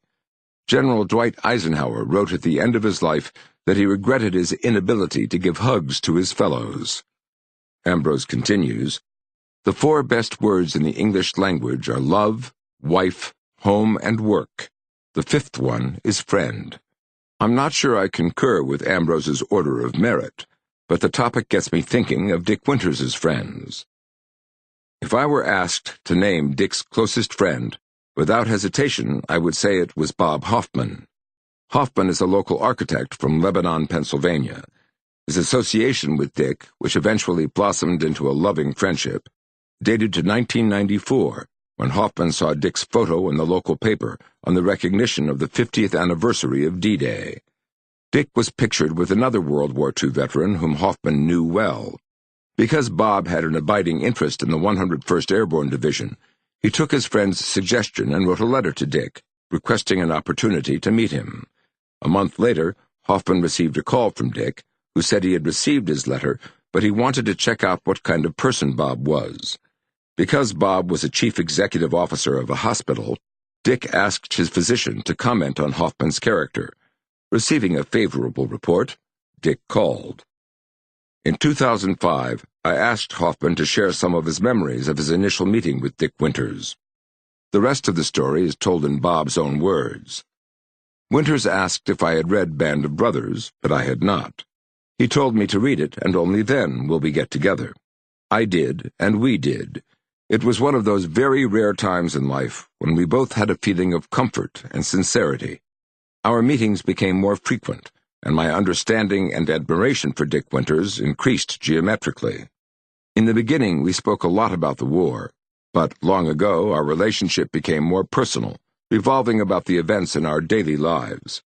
I truly think of him as a surrogate father. My family is gone. His personal support has been wonderful. He calls me Hoffman, I call him Winters. He remains in my thoughts every day. Hoffman is being modest. What he gave Dick was something no one else could. In addition to arranging for Dick's medical care and facilitating the construction of a sun porch at Dick's home in Hershey, Bob significantly improved the quality of Dick's life. Hardly surprising, Dick enjoyed his company. Together they enjoyed countless meals, trips to the Emmys, the cinematic premiere of Saving Private Ryan, visits with President George W. Bush, and countless speaking engagements, ranging from the Federal Bureau of Investigation to local high schools. In short, when Dick was in Hoffman's company, he could simply be himself, and that was a rare gift. Later, I discovered that Dick had inscribed a copy of his memoirs and presented it to Hoffman. His inscription read, "To Bob, this is copy number 1. You're my man." And that says it all. My own friendship with Dick Winters and the veterans from World War II evolved over the years. While I was stationed at West Point, the common experience of military service established the foundation for the friendships that later emerged. My daughter thought it odd that here I was, an officer in my late 40s, and my closest friends were in their mid to late 80s at best. "Dad, all your friends are in their 90s, she would say. "What are you going to do in 5 years?" "Maura," I responded, "I guess I'll be the man with no friends." Her remarks got me thinking about friendship in general. Sometime the dearest friends one make in life are those he or she makes late in life. There is a clear dichotomy between the friends you make in childhood and those whom you meet as an adult. When you are young, you encounter a limited number of acquaintances, and you are forced to select your friends from that population. Those friendships are essentially defined by who you are, student-athlete, member of the National Honor Society, if you are popular or not, and your persona is therefore essentially defined by a relatively small population. It is hardly surprising, then, that as life evolves and experiences multiply, many adults lose touch with their childhood friends. As you grow older, experience causes you to learn more about yourself, and if you are fortunate, you develop more confidence in the person you have become. As a result, you alone define who you are. You no longer need to be defined by your friends, so you can now select friends who buttress your self-confidence and share common interests. These friends exist to support you and to give you an opportunity to support them. Adult friends offer encouragement, support, and love. Of all the veterans whom I befriended during my military career, Dick Winters was the most different from the others. 16 years after our initial meeting, I am at a loss to identify a single event that I would consider instrumental in the evolution of that friendship. But now, in retrospect, as I reflect upon my relationship with Dick, I see a great friendship unfolding before my eyes, slowly at first, but gaining momentum with the passing years. I was not conscious of the evolution until long after Dick had passed, but the journey was quite pronounced. As I write this chapter, I recently noticed a journal entry on January 18, 2001, Dick's 83rd birthday, which reads, "I spent several hours with Dick Winters today. He is the man with whom I most enjoy talking soldiering. We addressed a myriad of topics, after which I asked Dick to come to West Point in mid-May and participate in my retirement ceremony. Hopefully he can do so. He seems willing to commit if the requirements surrounding the filming of Band of Brothers do not interfere." 2 months later, Dick formally accepted my invitation when he called me late one evening. "Cole, Ethel and I will be only too happy to come to West Point on May 18th to officiate your retirement ceremony, but I want to make sure you really want us to be there. I'm going to ask you a direct question, and I want an honest answer. Here is my question. Of the thousands of Army officers that you must know, are you sure that you want me to be a part of your retirement?" I responded, "Dick, I'm delighted that you will come. There is no one whom I can think of that I would rather retire me from the Army. I assure you that the honor belongs to me and not to you. Thank you so very much." As you might imagine, the next 2 months sped by rapidly. When the word got out that Major Dick Winters of Easy Company, 506th Parachute Infantry Regiment, was presiding over my retirement, several agencies at the U.S. Military Academy asked me to solicit Dick to address their assemblies during his brief stay. Naturally, I took the liberty to inform them that my retirement was a personal matter and that Dick's schedule was full. On the day of my retirement, I dispatched an officer to Hershey to pick up Dick and bring him to West Point. I kept his presence a secret until the crowd of distinguished guests joined me in the John J. Pershing room of West Point's Cullom Hall. At the designated hour, Dick appeared. In a retirement ceremony, the officer departing military service normally introduces his guests before the actual ceremony commences. What began as a low murmur grew into a thunderous ovation when I proudly announced that the man whom I had selected to officiate at my retirement was none other than Major Dick Winters of Band of Brothers fame. I saluted Dick as my comrade in arms and brother. I could not have been more pleased when the assembly acknowledged his presence with extended applause. Nor could I have been prouder when Dick pinned the Legion of Merit on my uniform. In my valedictory remarks, I stated that I had not desired a formal ceremony, and that I preferred to leave without fanfare. I changed my mind because I had something important to say, and I wanted my friends and colleagues to listen. While I have no intention to reiterate my farewell remarks, I did say that many had asked me how I felt about my big day. I responded, "This is not a big day for me. It is an ordinary day. D-Day was a big day, and I assure you this hardly compares to D-Day." Later I paid tribute to the men and women of World War II, stating that in my career I had been privileged to know 3 great company commanders: Joe Dawson, whose company was first to penetrate the German defenses overlooking Omaha Beach; John Howard, who led the British glider company who captured Pegasus Bridge; and Dick Winters of the 101st Airborne Division. I concluded my remarks by stating, "I am honored to be associated with Dick Winters and the veterans of World War II. I feel privileged that they call me their friend, and I will always regard them as God's noblest creatures."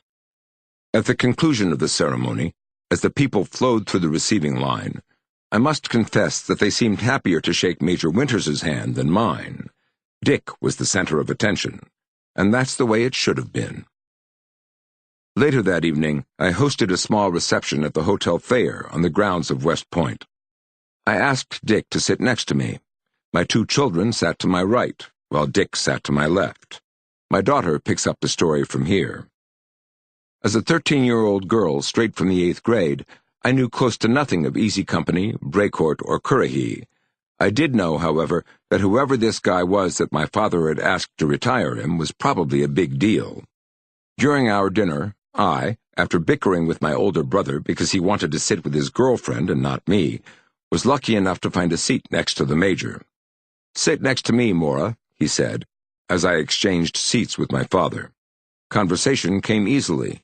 We laughed at jokes and talked about my father.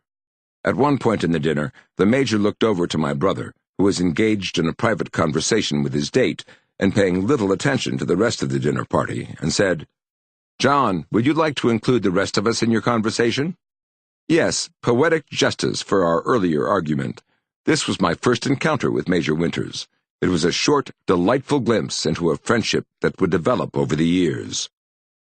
As a sidebar, when we returned home that night, John looked at me and said, "Dad, that man is intimidating." Intimidating or not, John grew to respect Dick as much as I did. That evening I sent Dick a short note to convey my appreciation for his presiding over my retirement, and how honored I was by the warm inscription that he wrote in Band of Brothers, which read, "Thanks for bringing us all together." I informed Dick that in a lifetime of good friends and comrades in arms, I value your friendship above all others, and I meant every word that I had written. In the autumn following my retirement, the HBO miniseries aired on national television.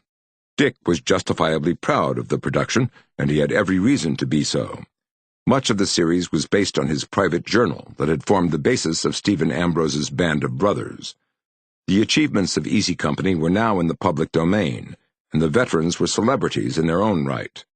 I took the occasion to write an article for Army magazine that highlighted two extraordinary company commanders, one from World War II, the other from the Korean War. I selected Dick Winters for the former and Captain Lewis Millett for the latter. Both commanders had led their outfits with distinction and had led bayonet charges that defeated their enemies. I titled the article, "Captains Courageous." It was published in the January 2002 issue of Army, and within one day I received a call from Dick. My daughter actually answered the phone, and after a few minutes she handed it to me and said, "Dad, Major Winters wants to talk to you." "Good evening, Dick. What's up?" He responded, "You know what's up. I'm reading this article in Army magazine, and I'm absolutely speechless. I don't know what to say. I am just so overwhelmed." Dick then requested additional copies so he could send them to his close friends, among whom were Tom Hanks and Steven Spielberg. A week later, Dick called again and asked me to review the letter he was sending to Hanks. It was a wonderful letter that needed no editing from me. He again expressed his gratitude and informed me that Captains Courageous was one of the most wonderful gifts that he had ever received. Dick's comments were reminiscent of those of Captain Joe Dawson, who had read the article Heroism Under Fire, which featured him and two other distinguished Service Cross recipients from World War II. As Joe said then, "Good buddy, you made this old veteran feel pretty special." I don't think I have ever received a nicer compliment. Years later, my wife Mary and I visited Dick and Ethel, and no sooner had we walked into the house than Dick said, "Sit down, I have something for you." We sat on chairs on the sun porch as ordered, and he asked Ethel, "Please bring that print in here." Looking at us, Dick continued, "I've been thinking of something I can give you to express my appreciation, and I think I've found it. Here is the latest print in the Band of Brothers series. It's called Hang Tough, Bastogne, 1944. The artist is John Shaw, who painted one of the earlier prints in the series." Dick had signed the print, Hang Tough. To say that I was flabbergasted would be an understatement. The print depicts an officer, Captain Winters, talking to three soldiers in the wintry Bois Jacques forest north of Bastogne. The narrative under the crest of the 101st Airborne Division describes the scene. December 24th, 1944, north of Bastogne, Belgium. Within the Bois Jacques forest, paratroopers of Easy Company, 506th PIR, 101st Airborne, filter back to their foxholes, having repelled an attack earlier in the day. On this frigid Christmas Eve, Captain Dick Winters bolsters his men with his words, "Hang tough." Despite being surrounded and ill-equipped, the band of brothers would hold the line.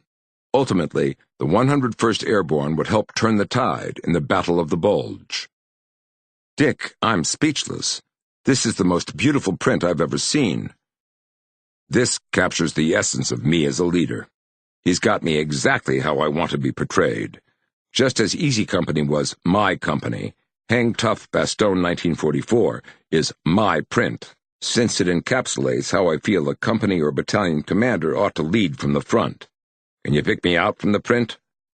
"This is you here," I said, pointing to the officer offering encouragement to the soldiers in the front line. "Right, but what's your clue?"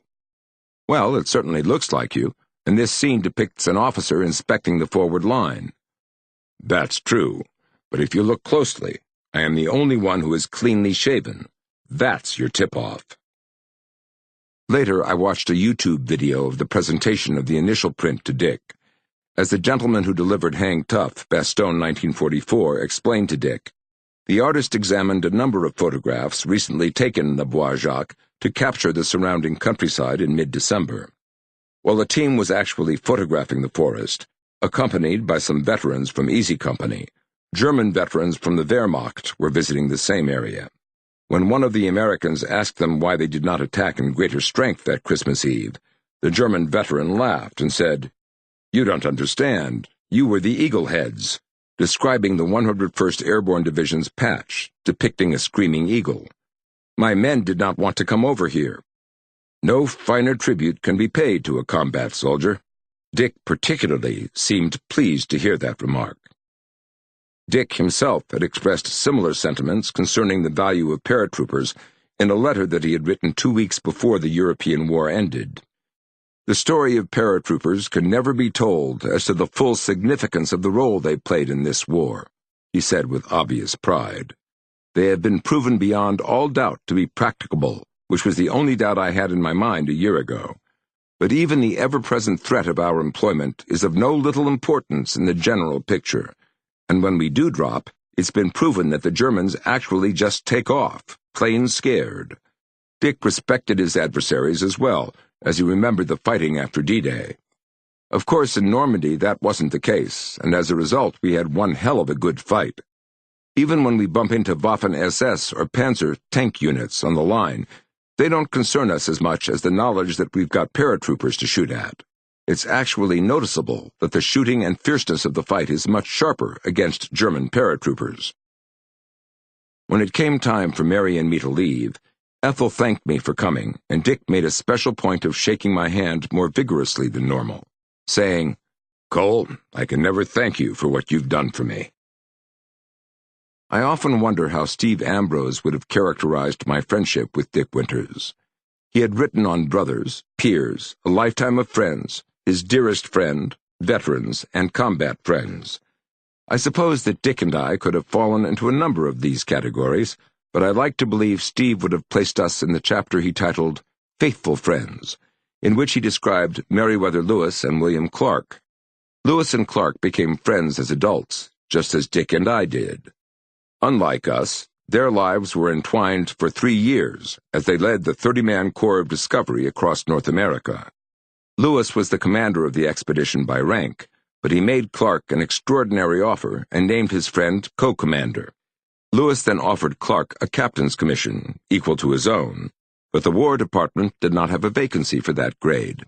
Although gravely disappointed, Lewis informed Clark that the War Department had refused his initial offer. Lewis then came to a resolution. Although Thomas Jefferson and the War Department referred to their trek across the continent as the Lewis Expedition, as far as the men could determine, they were members of the Lewis and Clark Expedition. Lewis referred to Clark as Captain Clark, and Clark referred to Lewis as Captain Lewis. Together, they led the Corps of Discovery to immortality. That is how I like to think of my friendship with Dick. Unequal in military rank, in my mind, Major Winters always outranked Colonel Kingseed. We formed a perfect friendship, a friendship based on trust and admiration, a friendship free of competition or seeking advantage.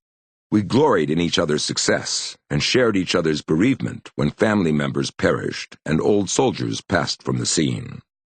I entered Dick's life very late in the game. Hoffman informs me that I was the last to enter Dick's inner circle. If I was, I'm proud of that, because the last friendship a man makes is often the best one.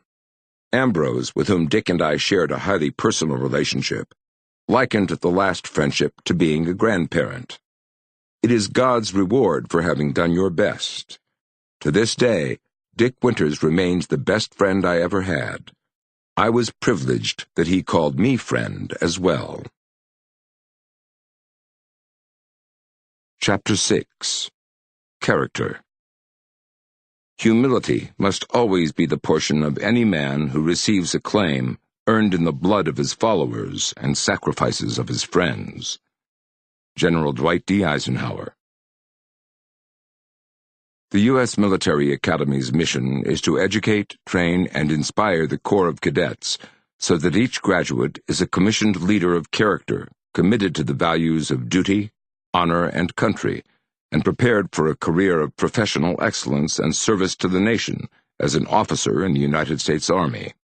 The U.S. Naval Academy's mission is similar in that the Naval Academy strives to develop midshipmen morally, mentally, and physically, and to imbue them with the highest ideals of duty, honor, and loyalty, in order to graduate leaders who are dedicated to a career of naval service and have potential for future development in mind and character, to assume the highest responsibilities of command, citizenship, and government. Not surprisingly, all the service academies place high priority on character-based leaders. How important is character to the U.S. Army and the other branches of the service? To an officer in the Army, character implies adherence to the 7 Army values of loyalty, duty, respect, selfless service, honor, integrity, and personal courage. To an officer in the U.S. Marine Corps, the character of the Corps is reflected in its motto, Semper Fidelis. Character is the foundation of leadership within all branches of the military service. Such traits remain as relevant to today's military leaders as they were in the military that fought and won World War II.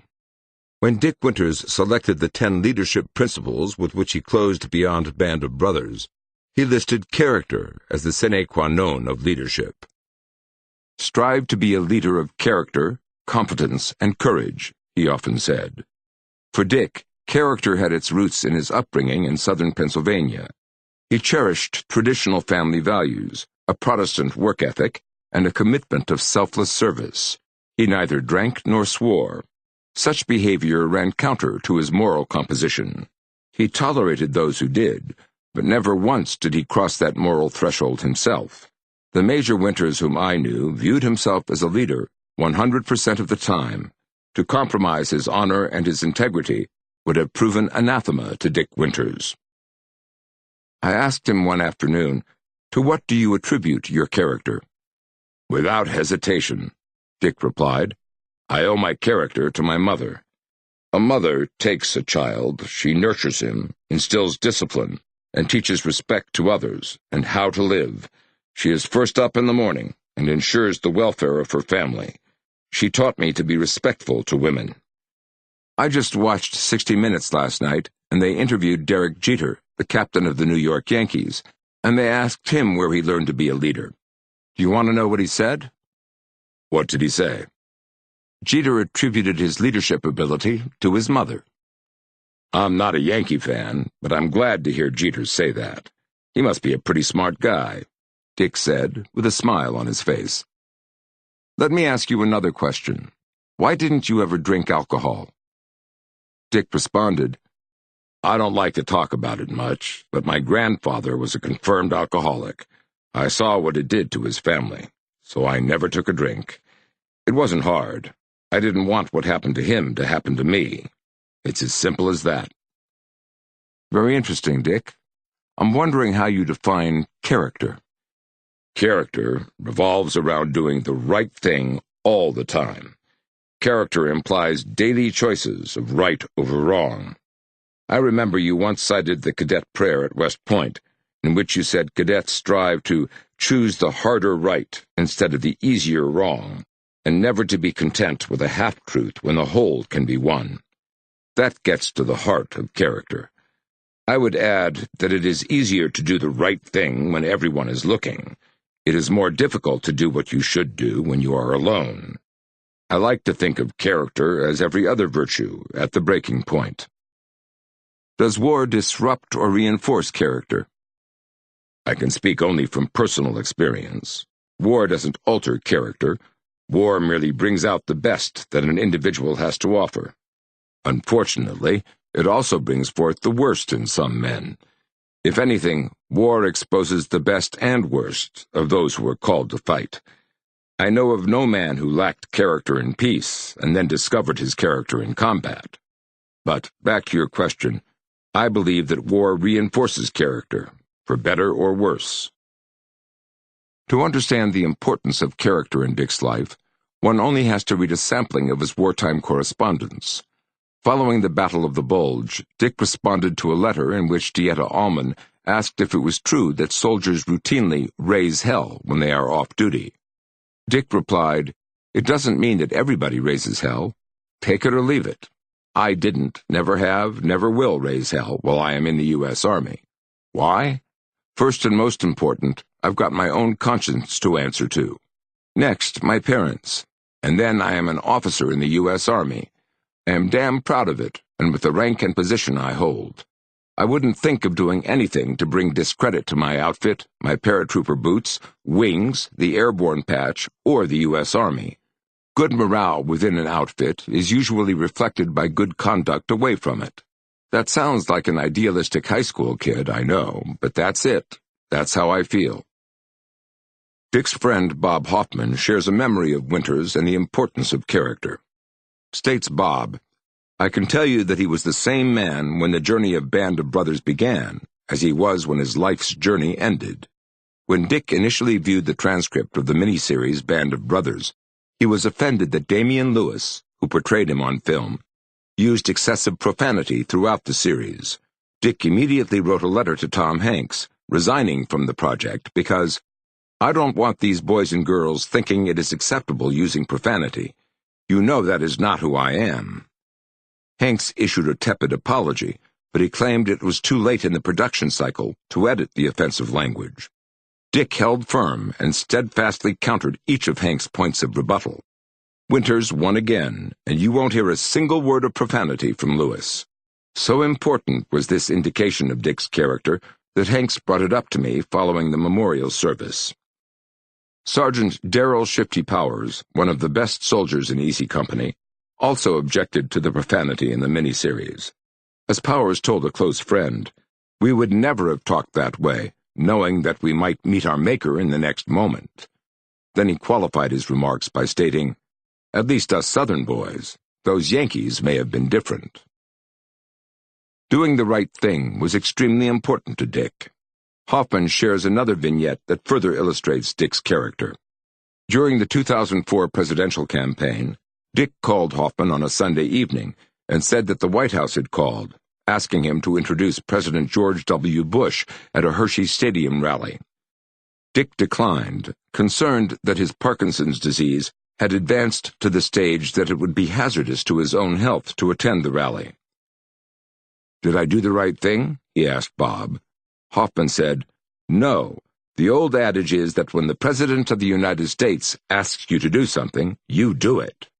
Dick then called the White House and said he had reconsidered, and that he would be honored to introduce the President.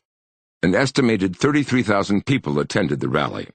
Following his introduction, Dick then saluted the Commander-in-Chief, the identical salute, sharp and crisp, that he had given when, on behalf of the paratroopers from Easy Company, he accepted the Emmy for the HBO miniseries Band of Brothers. As I reviewed Dick's wartime journals, I was struck by how frequently he mentioned religious services. When I asked him about it, he replied, "Church was always important to my parents, and our family always attended services together. I never changed. Religious services became the bedrock of my character. Easy Company arrived in England in September 1943. We were trucked to Aldbourne, a small village of several hundred people. The next morning, which was Sunday, I visited a local Norman church, and after services, I walked into the adjoining cemetery and sat on a bench. As I looked over the yard, I saw an elderly couple tending one of the graves. They then sat on an adjacent bench. The three of us talked, and they informed me that the grave belonged to their son, who had been killed during the Battle of Britain. They invited me to join them for tea, and I graciously accepted their invitation. A day or two later, our unit requested billeting within the local community for the officers. The Barnes family volunteered to board 2 officers, as long as I was one of the officers. Mr. Barnes was a lay preacher, and his wife played the organ on Sunday. Dick continued, "Life with the Barnes family suited me perfectly. During the 9 months prior to D-Day, I think I missed 3 Sunday services. Years later, I believe it must have been June 1991, a year before Band of Brothers appeared in print, I accompanied Ambrose on a Band of Brothers tour to the sites featured in the book. Aldbourne was not on our itinerary, but I insisted that we stop. When we arrived, our intrepid band viewed the stables where Easy Company had once billeted, and I returned to my old room above Mr. and Mrs. Barnes's store. The building now housed a general store and post office. I then excused myself for a few minutes to place flowers on the graves of Francis and Mother Barnes. I next took a minute to reflect on this wonderful couple, and sat on the same bench where they had first met me years ago. Did you see the Barnes family after the war? Mr. Barnes passed away in October 1944, shortly before we jumped into Holland. After VE Day, I took a 2-week furlough in England. I needed to relax. Physically, I had always been in the hottest combat, but mentally, I was just like a fiddle. I knew something was wrong, and I knew exactly what it was. Responsibility, work, the accumulation of past problems, concerns for the future, had me in such a mental-emotional state that I was becoming more like a military machine than an understanding officer and human being. With nowhere to go, I returned to Aldbourne and spent 10 days with the Barnes family. Mother Barnes had kept my upstairs room just as I had left it. I spent the entire week just helping around the house, cutting the grass and running the store. I regained a lot that I'd forgotten existed. When I returned to duty, I sent her a nice letter that I addressed to Dearest Mother. Trying to find just the right words, I wrote, "I was still walking around on that cloud that you had put me on during my recent visit. I really enjoyed those songs and hymns that were so dear to you, as well as those Bible readings and prayers. There were times when your influence on me permitted me to pass my thoughts and feelings along to other officers and men." In August, I saw her again, when I received another week's leave. I couldn't think of a better place to spend my time than with her. Mrs. Barnes survived into the 1970s. I still keep the gifts that she and Francis gave me. She was truly a second mother to me, and the one individual to whom I owe an incalculable debt. Dick then added a second thought. I'm not sure I've passed this on, but in the marshalling area before we loaded for D-Day, the paratroopers had the opportunity to attend religious services on a regular basis.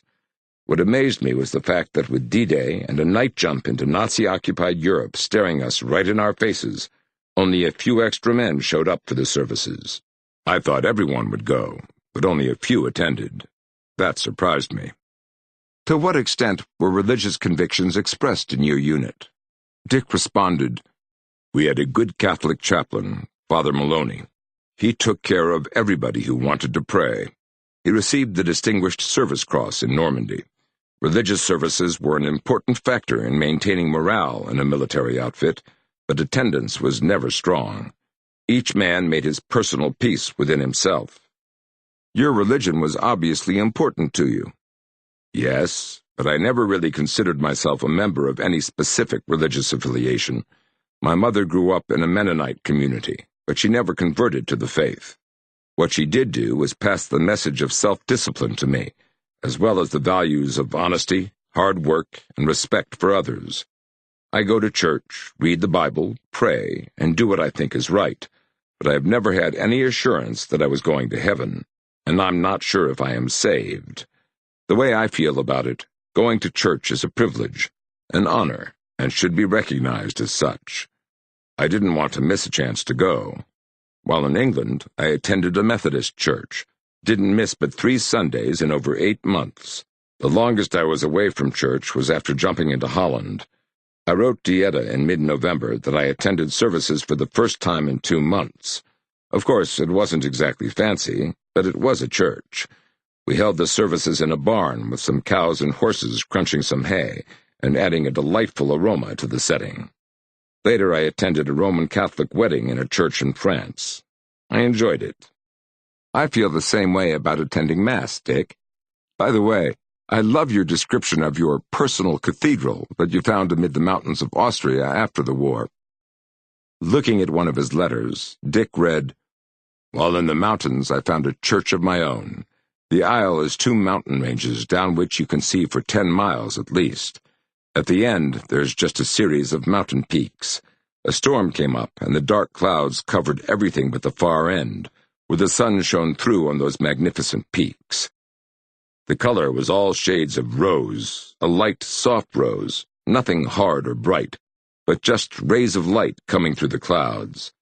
There were the most beautiful stained glass windows I've ever seen, or hope to see. What a wonderful place to pray. What a magnificent church. I'll never forget it." In another letter, written shortly after D-Day, Dick discussed the importance of prayer in his life. As he reviewed his experience since jumping into Normandy, Dick wrote, "I have found out just what is essential and what isn't in life. In my prayers before D-Day, I always thanked God for what he'd done for the world in general, and asked that everyone be given a break in the future. For myself, I always thanked him for a lot of things that I found out were insignificant. That I was still alive each night was the big thing, the only thing. And the only thing you ask for the future is that you'll be alive tomorrow morning and be able to live through the next day. That's all that matters. That's the only thing as far as wanting anything for yourself that's important. All other things are extra, non-essential, and you can't be bothered or burdened with non-essentials, not when battle is the payoff." When he returned to England in mid-July 1944, Dick reminded me, that was the first time that he had heard church bells ringing since D-Day. Those church bells that just tolled 2100 hours made me stop a moment, for they brought back memories of the last time that I heard church bells ringing, he said. That was in France, D-Day, H-hour, and they weren't tolling a request for us to come to church, but an alarm to all the countryside that we'd arrived. What followed, of course, is history, but it sure gave me a funny feeling. Machine gun fire and rifle fire didn't scare me, but those bells, being all alone with only a knife, gave me the feeling of being hunted down by a pack of wolves. Even today, Dick stated that when he hears bells ringing at night, his thoughts return to that meadow outside Sainte-Mère-Église, where he landed shortly after midnight on June 6, 1944. Before jumping into Holland, Dick reiterated the importance of church as he wrote Dieta, "Well, tomorrow is Sunday, and I am all set for church, buttons shined, boots polished, ribbons all over my tunic. Yes, I like to go to church. The way I feel about it, it is a very special privilege to be able to go at all, and I don't want to miss a chance." Later, he addressed reading the Bible. "I am no authority on the book, never intend to be, so when I read it, it's not necessarily to improve my mind or to learn the Proverbs so I can impress somebody by quoting them. But I read the Bible just for relaxation and atmosphere. I read wherever the book happens to fall open, and sometimes it opens at just the right spot." Since character was the topic of today's conversations, I reminded Dick of one of his first classes that he delivered at West Point in 1999. At West Point, a cadet promises never to lie, cheat, steal, or tolerate those who do. That simple maxim constitutes the honor code that guides a cadet's conduct, not just while at West Point, but hopefully throughout his or her life. To quote General George Patton, the honor code gives West Point its soul. So I asked Dick, "You have always considered yourself an honorable man. How do you reconcile your disobedience of a direct order at Agno when you falsified a report to Colonel Sink?" I was very surprised the cadets did not question me on that, since I was fully cognizant of the importance of the honor code to the Corps of Cadets. Agneau occurred during the fighting in Alsace-Lorraine in February 1945. Colonel Sink came to my headquarters and directed that I dispatch a patrol to capture some prisoners. We had done so the preceding evening, and we had captured a few Germans for interrogation. On this particular day, Sink had a little too much to drink, and his order didn't make any sense. We would have had to cross the Moder River again, and the freshly fallen snow had turned to ice. The enemy would have heard us a mile away. Well, what do? I replied, "Yes, sir," and then I promptly ignored the order. I did exactly the right thing, and have never had any regrets. There was not time for preparation. The field to our front was wide open, and I would have lost too many men for no purpose whatsoever. I often wonder what I would have done had I been a career officer, concerned about my own advancement. Would I have compromised my beliefs? That was an ethical dilemma of the first magnitude. To reiterate, you have no regrets? Not at all. The war was nearly over. Everyone knew that the Germans were licked. Why lose a soldier when we had already accomplished the mission the night before? I have to ask you another question concerning character, I said. In many memoirs written by combat veterans, not just in World War II, soldiers write something to the effect that once men begin killing, it is not easy to stop them. What's your take on that? I never found men who enjoyed killing, or that it seemed difficult to stop them from killing. I realize that war coarsens soldiers. They speak of killing in a more casual manner than they ever imagined before they experience combat. Killing is no longer abnormal or morally objectionable. It is accepted as a fact of life in a wartime environment. You talk tough and you act tough, probably to steel yourself if you don't make it through the next fight. But if a unit loses control, you have a leadership problem. I looked at the examples that we had in Easy Company, such as allegations that Joe Liebgott killed some prisoners. You and I have shared stories about Lieutenant Spears doing the same thing in Normandy. I look at those examples, and I say that Spears and Liebgott are doing this to establish a reputation as a real tough soldier. They are seeking the respect of everyone else in the company, or within the battalion, whatever, and this is their way of doing it. Take Liebgott. I won't get into exactly what he did, but he prided himself with a collection of rings that he had accumulated. No excuse for that. He was simply showing off that he was a real tough guy. I didn't see the other men follow his example. Did you address officers differently? I'll cite two examples to illustrate my point, Buck Compton and Ronald Spears. When we were still in Aldbourne getting ready to go into combat, Compton, we called him Hollywood because he had been a two-sport UCLA star who had played baseball with Jackie Robinson and football in the 1943 Rose Bowl. Compton would put a trench knife in his mouth and prance around the area, saying that when he gets into combat that he's going to kill every German he comes across. It was nothing but an act. He wasn't that kind of a guy. He never did things like that in combat. It was an act, but it's the type of thing you remember all your life. Spears was a different story. Ambrose described Spears as an officer with a reputation. Among the officers, his nickname was Sparky. The enlisted men called him Bloody Spears, because the stories surrounded him from Normandy. Allegedly, he killed a number of German prisoners, and he also shot one of his own non-commissioned officers who refused one of his orders. Spears earned respect from the men for what he did at Foix, but they never respected him as a man. First Sergeant Talbot turned in his stripes because he couldn't work for him. Were the stories about Spears true? I'm not going to comment, but there is one more thing I need to say about killing. What's that? With respect to this matter of killing, there's a time when you are in combat and you have a German surrender to you. That's a touch-and-go moment. As he still has his weapons or is dropping his weapon, you are standing there and you have the drop on him. One false move on his part, in your mind, you can end up with somebody getting shot. It's a very delicate moment. It's not even a moment. It's a fraction of a moment. Until he has dropped his weapon and you're in complete control. You're not sure if you should pull the trigger. That's a tough time. That's the time that character counts. Speaking of character, Dick, did you ever develop a hatred of the enemy? No, I definitely did not. I hated what the Nazi regime represented, but because I was a soldier myself, I was able to differentiate between Hitler and the soldiers against whom I fought. Not hatred, but I wanted to eliminate them. They were still the enemy, and they had to be controlled. There was nothing personal about it. As the war progressed, I developed a healthy respect for the better units that we faced. After the war was over, there was an opportunity to meet the German soldiers and the German officers at Kappeln, Austria. In working with these soldiers, I sensed that they were good soldiers and worthy of respect. I got to know Colonels Friedrich von der Heide and Hans von Luck and several other German officers years later through Steve Ambrose. They were first-class fellows, first class all the way. Believe me, they don't come any better than Hans von Luck. You developed a strong relationship with von Luck, did you not? I did indeed. He and Major John Howard, the opposing commanders at Pegasus Bridge in D-Day's very first engagement, attended several symposia organized by Ambrose at New Orleans. Howard and von Luck also conducted military staff rides to Normandy to discuss Pegasus Bridge.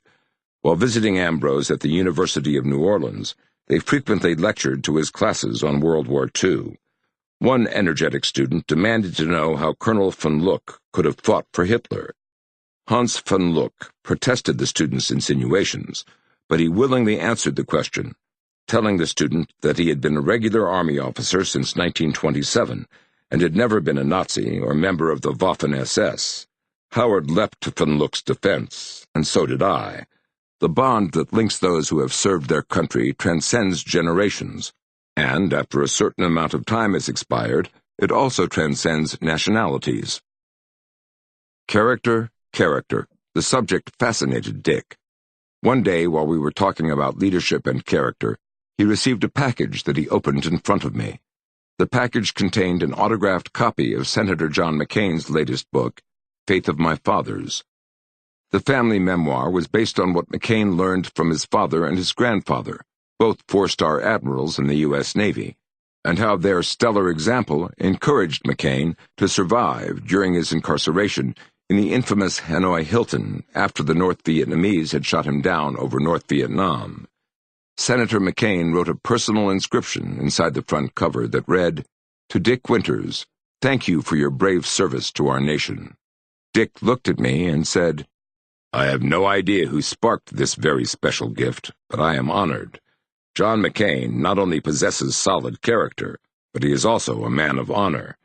Many leaders demonstrate character, but few are as honorable as John McCain. I suggest you read the book, and you'll find you will understand, respect, and you will admire the man. He's honest."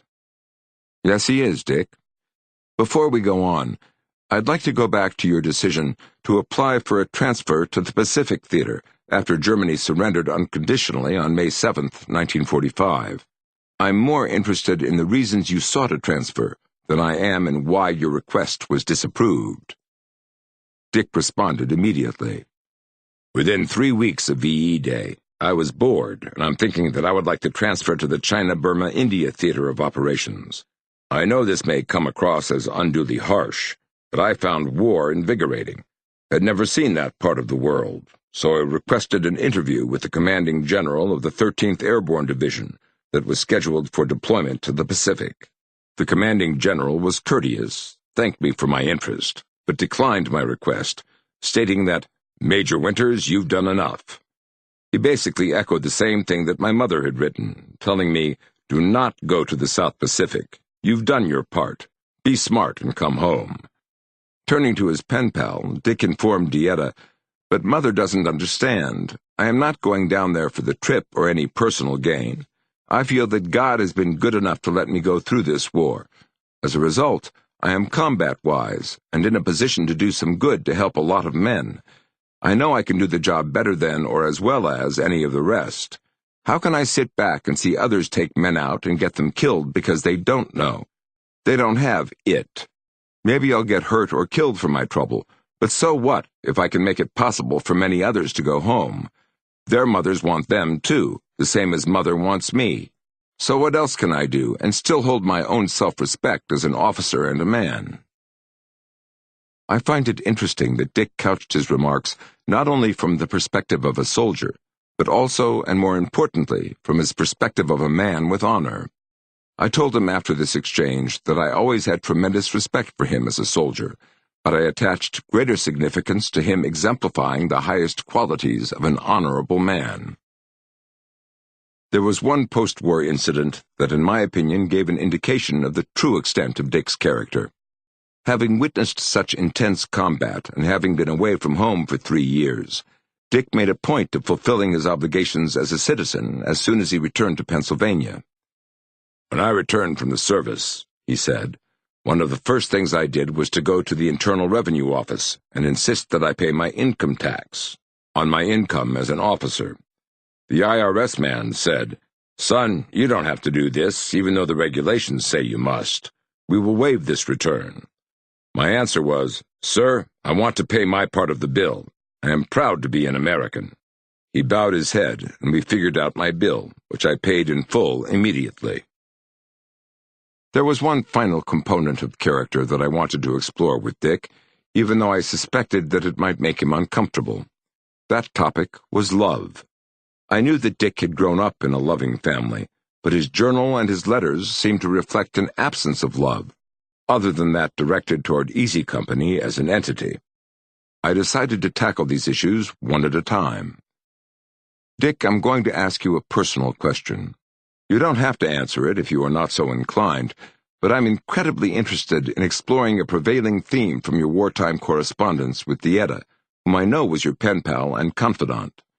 Dieta was obviously infatuated with you and wanted to explore a more permanent relationship, but you seemed impervious to her overtures. Frankly, I'm surprised that she continued to write as often as she did. As I reread your letters, particularly after VE Day, I am reminded of the opening paragraph of Sir Arthur Conan Doyle's A Scandal in Bohemia, in which Dr. Watson describes Sherlock Holmes' affinity for personal involvement with the antagonist, Irene Adler. As the narrator of the story, Dr. Watson writes, "It was not that he, Holmes, felt any emotion akin to love for Irene Adler. All emotions, and that one particularly, were abhorrent to his cold, precise, but admirably balanced mind. He was, I take it, the most perfect reasoning and observing machine that the world has seen, but as a lover he would have placed himself in a false position. He never spoke of the softer passions, save with a jibe and a sneer." That sounds to me a lot like Major Dick Winters in 1945. Dick smiled and said, "That sounds a lot like me. Let me explain something about love in general, and then we can discuss Dieta later if you like. As a youth, I attended an old boys' school in Lancaster, Pennsylvania. From there I went directly to Franklin and Marshall College. F&M was not co-ed. Upon graduation I entered the Army, which was all male. At no time had I ever fallen in love. My mother had always impressed on me to respect women, but I did not know what love was at that point in my life. We'll get back to my pen pal momentarily, but in mid-July 1945, I addressed her questions concerning the composition of love. I remember writing Dieta a number of letters on this subject. In one I wrote, "What is it, anyhow? Love. I am not being funny. I just don't know.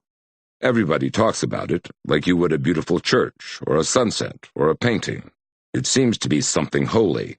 In fact, when someone asks me, 'Haven't you ever been in love?' I say, 'Well, I don't think so.' Do you feel differently? Act differently?"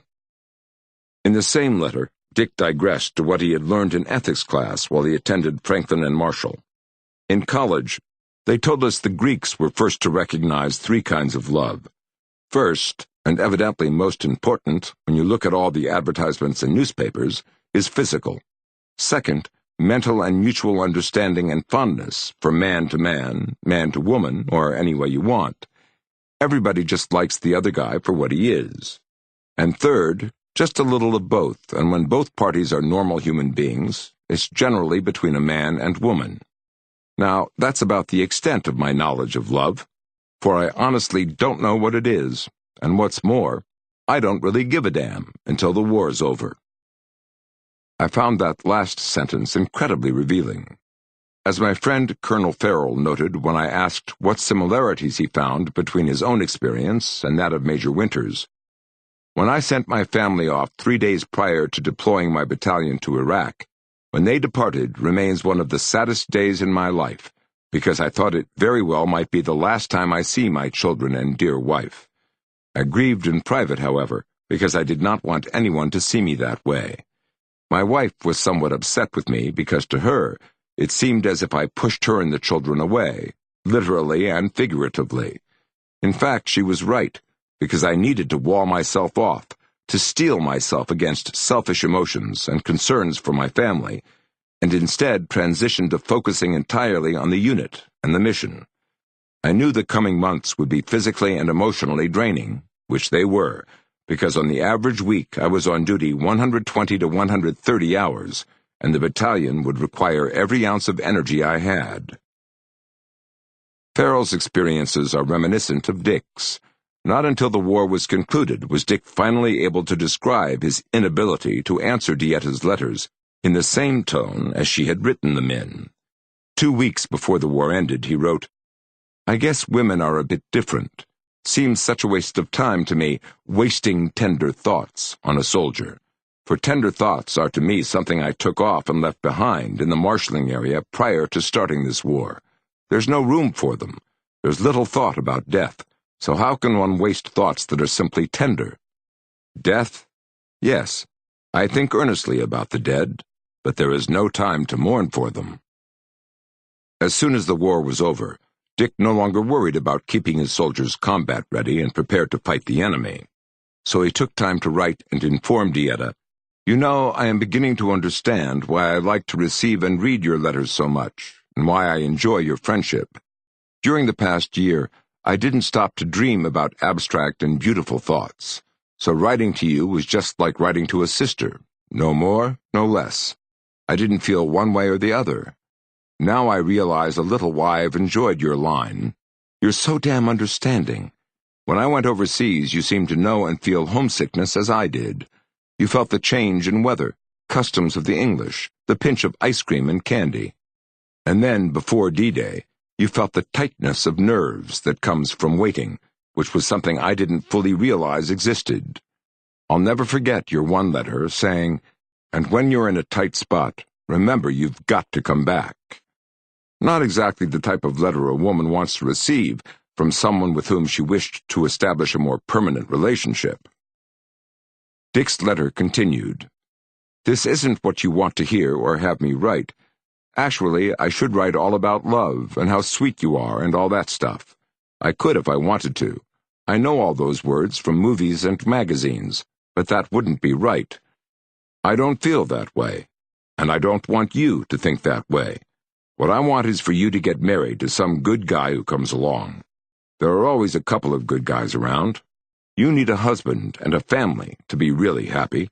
Those ideas about college and getting a degree after you're out of the Navy, you're crazy and you know it. You don't want that any more than you want to make the Navy a life's work." Dick and Dietta maintained their correspondence until Dick returned home in November. The letters took on a different tone after the summer of 1945. Dick's attention shifted to returning to the States, and Dietta, too, focused on life after the war. On December 15th, 1945, Dick sent a Christmas card in which he stated, "Received your letter after farewell to arms, and was glad to know my feelings were in tune with you. Dad has this record of 'people will say we're in love.' Reminds me of a couple I once knew, so there's that tricky smile on my lips and a wee bit of twinkle in my eye as I listen."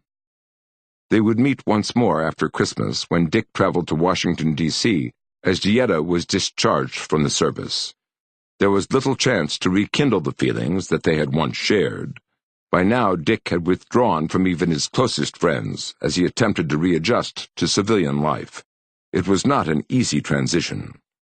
And there, things stood for half of a century. Reflecting back on his friendship with Dietta, Dick wrote 2 years after her death in 2001. "Her friendship meant so much to me.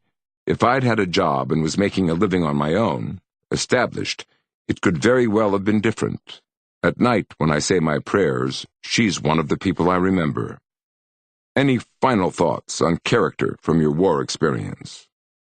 Dick reflected for a minute and said, "Well, it probably sounds strange to you, but when I brought Easy Company to Utah Beach so we could board the LST, landing ship tank, to return to England on July 11th, 1944, I saw that beach for the first time with that vast armada of ships as far as the eye could see in every direction. Seeing the American flag fluttering over that beach, I felt weak in the knees, and tears filled my eyes. Suddenly, the flag meant something different than it ever had before. I have never looked at our flag since without that memory in my mind. Now I am an old man, but that feeling has never left me." As I remember Dick Winters, it is his character that most stands out. Dick Winters was a man's man. His masculinity has nothing to do with macho posturing, but it has everything to do with character. And character, as Dick's story shows, is developed. Chapter 7. Courage. The soldier is alone in his war with terror, and we have to recognize the first signs of his defeat, that we may come in time to his rescue. Lord Moran. In the hundreds of hours that Major Winters and I discussed his experiences during the war, there was no topic that was off limits. Leadership and character were his preferred subjects of discussion, but occasionally he opted to explore the darker aspects of his wartime experiences and the debilitating effects of war on his soldiers. I was not old enough to have fought in World War II, yet I'm confident that I knew Dick Winters of Easy Company, because character and courage are not sometimes things. The moral courage that any man displays is directly proportionate to his commitment and adherence to the values that govern his life. I once asked my cadets at the U.S. Military Academy, "Who were the leaders whom you most strive to emulate?" Some listed the great captains of history, but the majority identified small unit leaders like Colonel Joshua Lawrence Chamberlain, who commanded the 20th Maine Volunteer Regiment at Gettysburg, Lieutenant Colonel Hal Moore, who led the 1st Battalion, 7th Cavalry, during the Battle of Ia Drang Valley during the Vietnam War, and lastly, Captain Dick Winters of Easy Company. When asked why they selected these particular leaders, several cadets stated, "Because Chamberlain, Moore, and Winters were leaders of character first, competence second, and courage third." With that as a backdrop, I decided to question Dick on his perception of how fear destroys the cohesion of a military command. He must have been thinking the same thing, because on my next visit, he surprised me by initiating our conversation, saying, "We have spent a lot of time over the years discussing Easy Company, their wartime campaigns, and leadership under the strain of combat. As I rehash those conversations, I've noticed that you often question me about fear and moral courage. Why don't we talk about that today?" "Sounds good to me, Dick. I've been interested in moral courage ever since I read British historian John Keegan, who examined the impact of war on the frontline soldier in his classic book, The Face of Battle. General Patton once remarked that he found that moral courage was the most valuable and usually the most absent characteristic in men. I know we have discussed courage many times as you reminisced about Normandy and Bastogne, and some of these questions may sound redundant, but let's go into greater detail about what fear and courage consist of, and how you as a commander overcame the fear that naturally accompanies soldiers in combat. First things first, moral courage is a far rarer commodity than physical courage. In that I agree with Patton. I have known many officers who were physically brave, but who did not have the intestinal fortitude to organize the chaos around them. Those officers who were most vocal about what they were going to do to the enemy often were the first to fall apart when the chips were down. Fear is not only debilitating, but its existence also destroys the cohesion of a command. It is the responsibility of a commander to identify the limits of courage, break the paralysis of fear, and motivate his soldiers to continue with the mission. Courage conquers fear. Did you personally experience fear? Did fear ever grip your outfit? I suspect every soldier at one time or another experiences a degree of fear.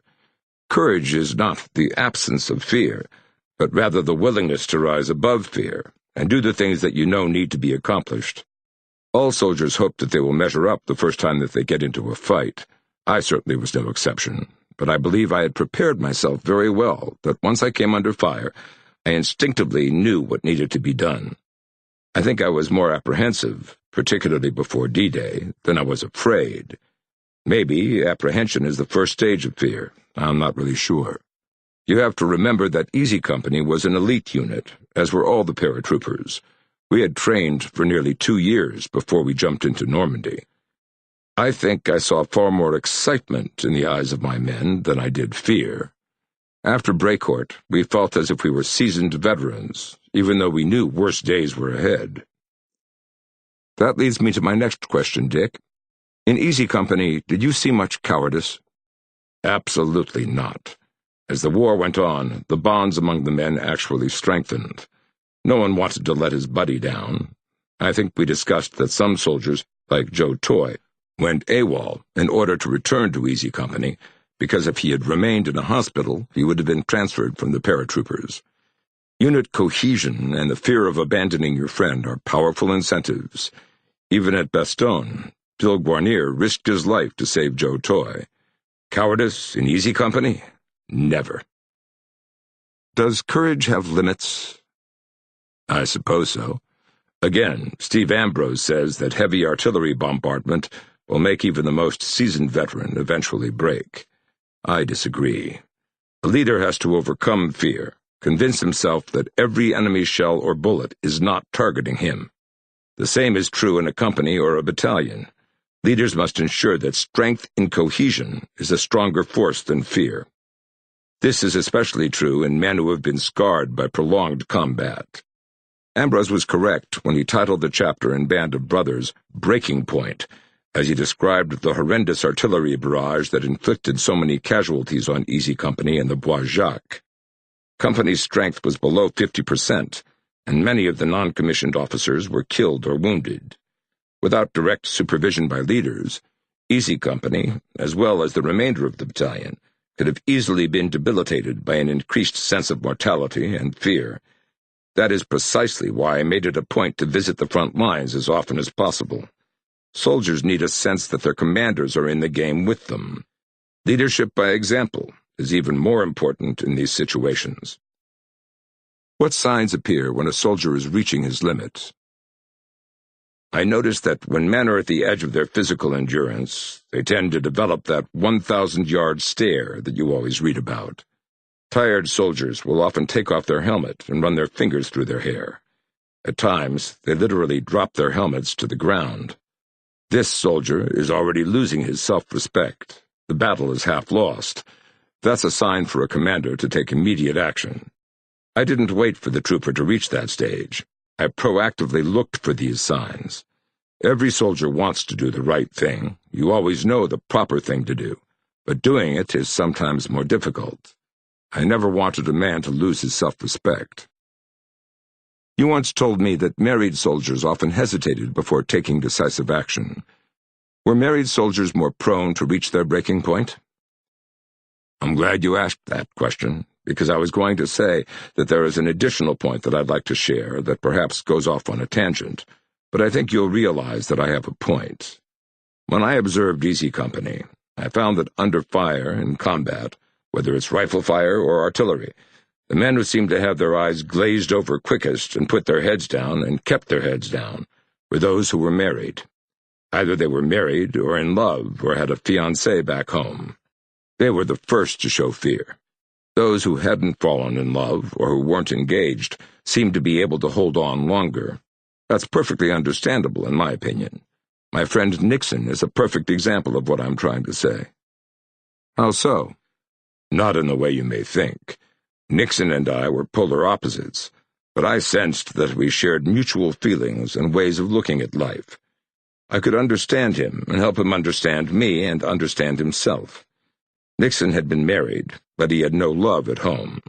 I went to his house many times. He would invite not just me, but he would invite a group of officers and company to his home on weekends. What I'm saying is, not from just what he told me, but from what I was able to observe of his married life, There was no love. Nixon did not have that burden of fear of not going back to his wife. As I think back and I put it together and compared our two lives, how different we were, yet how similar we were in many ways. Nixon didn't have this burden in combat, and I didn't either. In Lord Moran's The Anatomy of Courage, he addresses what he calls the care and management of fear. He states that he developed the habit of watching for signs of wear and tear so that he might rest a soldier before he was broken. How did you break the cycle of fear, Dick? Who is Lord Moran? I've never heard of him. Lord Moran was Winston Churchill's personal physician during World War II. As Captain Charles Wilson, Moran served as a doctor with the Royal Fusiliers throughout 2.5 years of World War I. In later life, Wilson, ennobled as Lord Moran, witnessed the pressures of high command as a member of Churchill's entourage. The Anatomy of Courage records Moran's experience and leads to his interpretation of courage in battle. According to Moran, fear is more common than courage. I'm intrigued. Tell me more. Moran states that there are 4 degrees of courage and 4 orders of men measured by that standard. Men who do not feel fear, men who feel fear but do not show it, men who feel fear and show it but do their job anyway, and men who feel fear, show it, and shirk. His experience during the Great War demonstrated that soldiers rarely fell into a single category and moved constantly up and down the ladder of fear.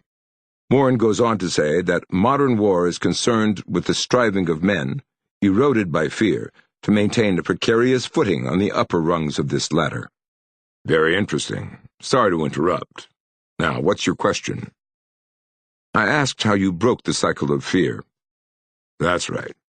As I said, when you notice a soldier literally falling apart before your eyes, you try to provide him some relief. I can think of 2 cases that illustrate what I'm saying. At Carentan, 1 week after D-Day, I was standing in the aid station when I observed Private Albert Blythe leaning against the wall. I asked him what was wrong, and he replied that he couldn't see. He was blinded by fear. I merely put my hand on his shoulder and told him everything would be okay. That's all it took. He looked at me and said, "I can see. I'm okay now." Sometimes all you need to hear is a calming voice to shake you from despair. The second case involves Joe Liebgott at Bastogne. I noticed that his nerves were frayed, so I pulled him from the front line and assigned him duty as my battalion runner for a day or 2. A day's rest from the front lines will literally accomplish wonders for a soldier's morale. A good soldier doesn't want to stay away from his buddies too long. He certainly prefers their company to yours. After 2 days, he will request to join his buddies at the front.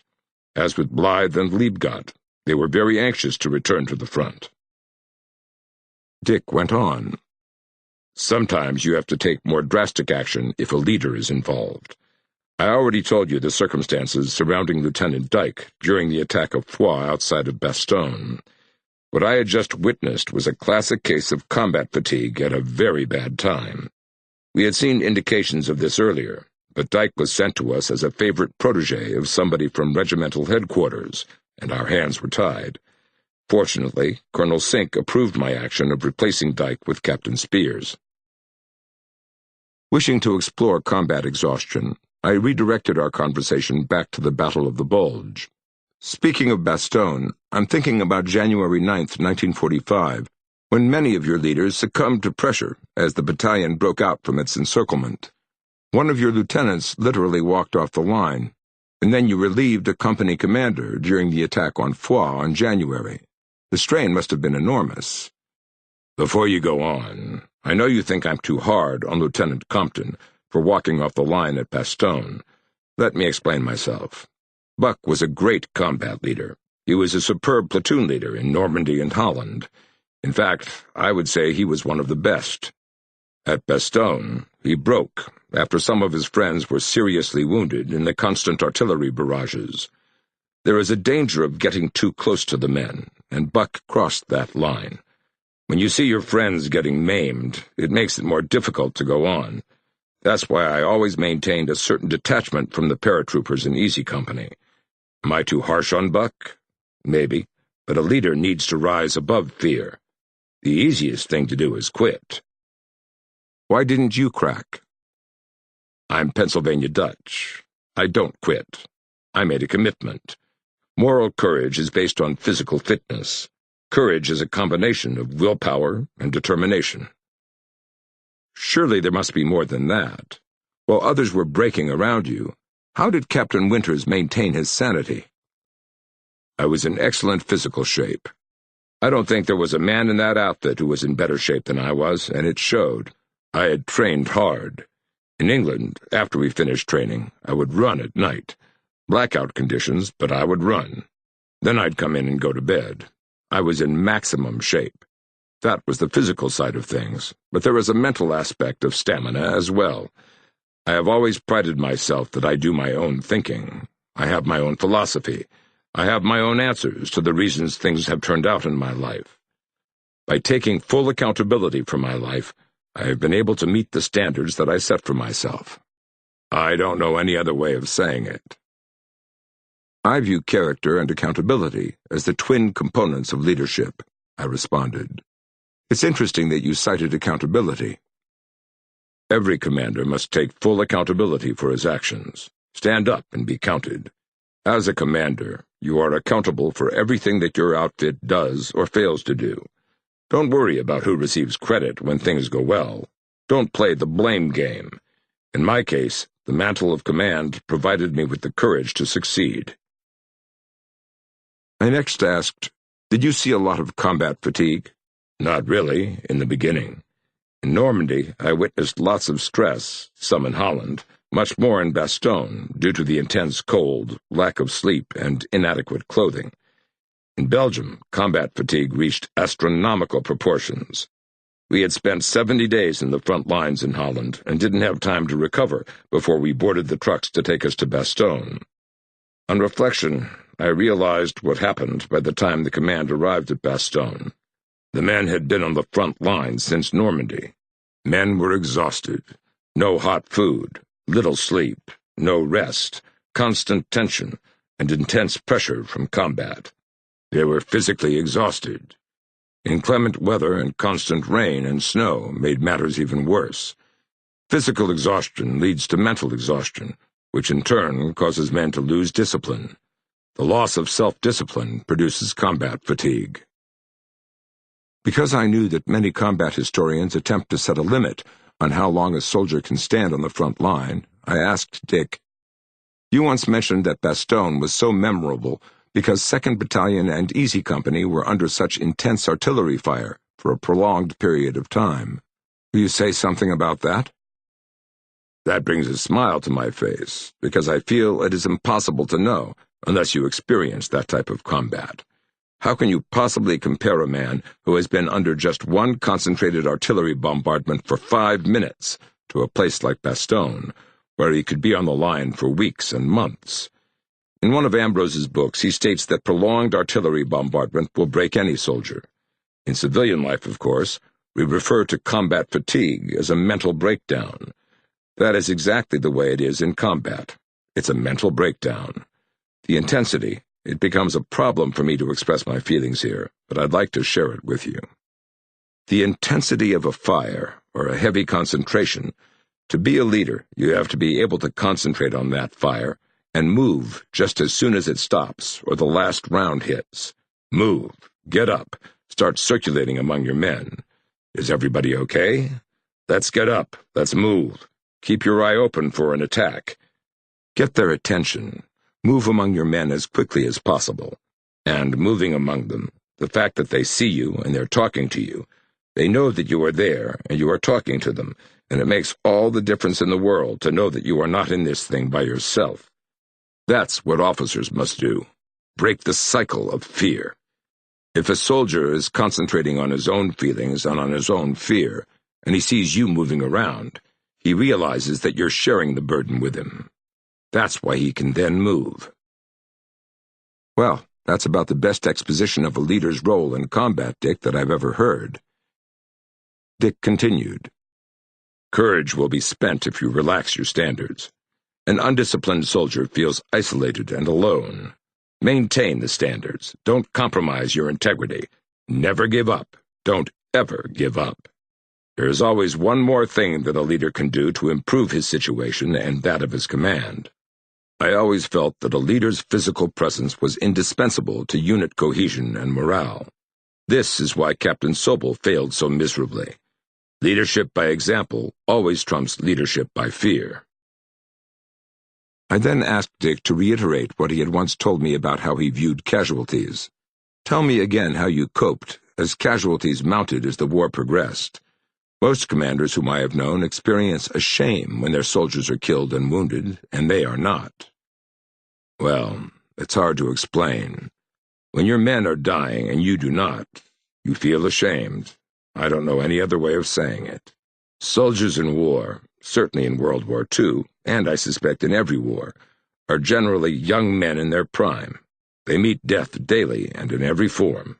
They fully realize the hazards of their profession. They take chances because no young man expects to die before middle age. When the first soldier dies, that belief in immortality is shattered. As casualties mount and the core of the unit grows fewer, the remaining soldiers grow even stronger, often shutting off replacement soldiers. They don't want to know the replacements because they are often the first to die. If I recall, when you asked a similar question during one of your earlier interviews, I responded that when I saw one of my men wounded, I was happy that he had a ticket home. A soldier killed in battle was at peace. He had lived his life among men whom he had loved. I took a degree of consolation in knowing that my men had lived rather than regretted that they had died. A soldier's real fear is not losing his life in combat, but placing his comrades in jeopardy. That's why ordinary men will perform in extraordinary ways to ensure their buddies survive. That certainly answers my question, but that takes me back to one of my first questions concerning how a leader prevents or manages fear. I can only speak from experience, and I'm not sure if my observations apply to different outfits and commands. When I joined the paratroopers at Toccoa, the U.S. Army had already begun the weeding out process of eliminating those soldiers who lacked the physical and mental attributes of being a paratrooper. We did not have standardized tests that are now prevalent in the armed forces. If you made it through Toccoa and earned your wings after 5 jumps, you joined an outfit known for its esprit de corps. The same can be said about the American Rangers or the U.S. Marine Corps. Now, back to your question. If you have selected the right personnel, then a leader must instill discipline. I don't mean the discipline that my pen pal wrote about when she described how our officers enjoyed fraternizing with the enlisted sailors.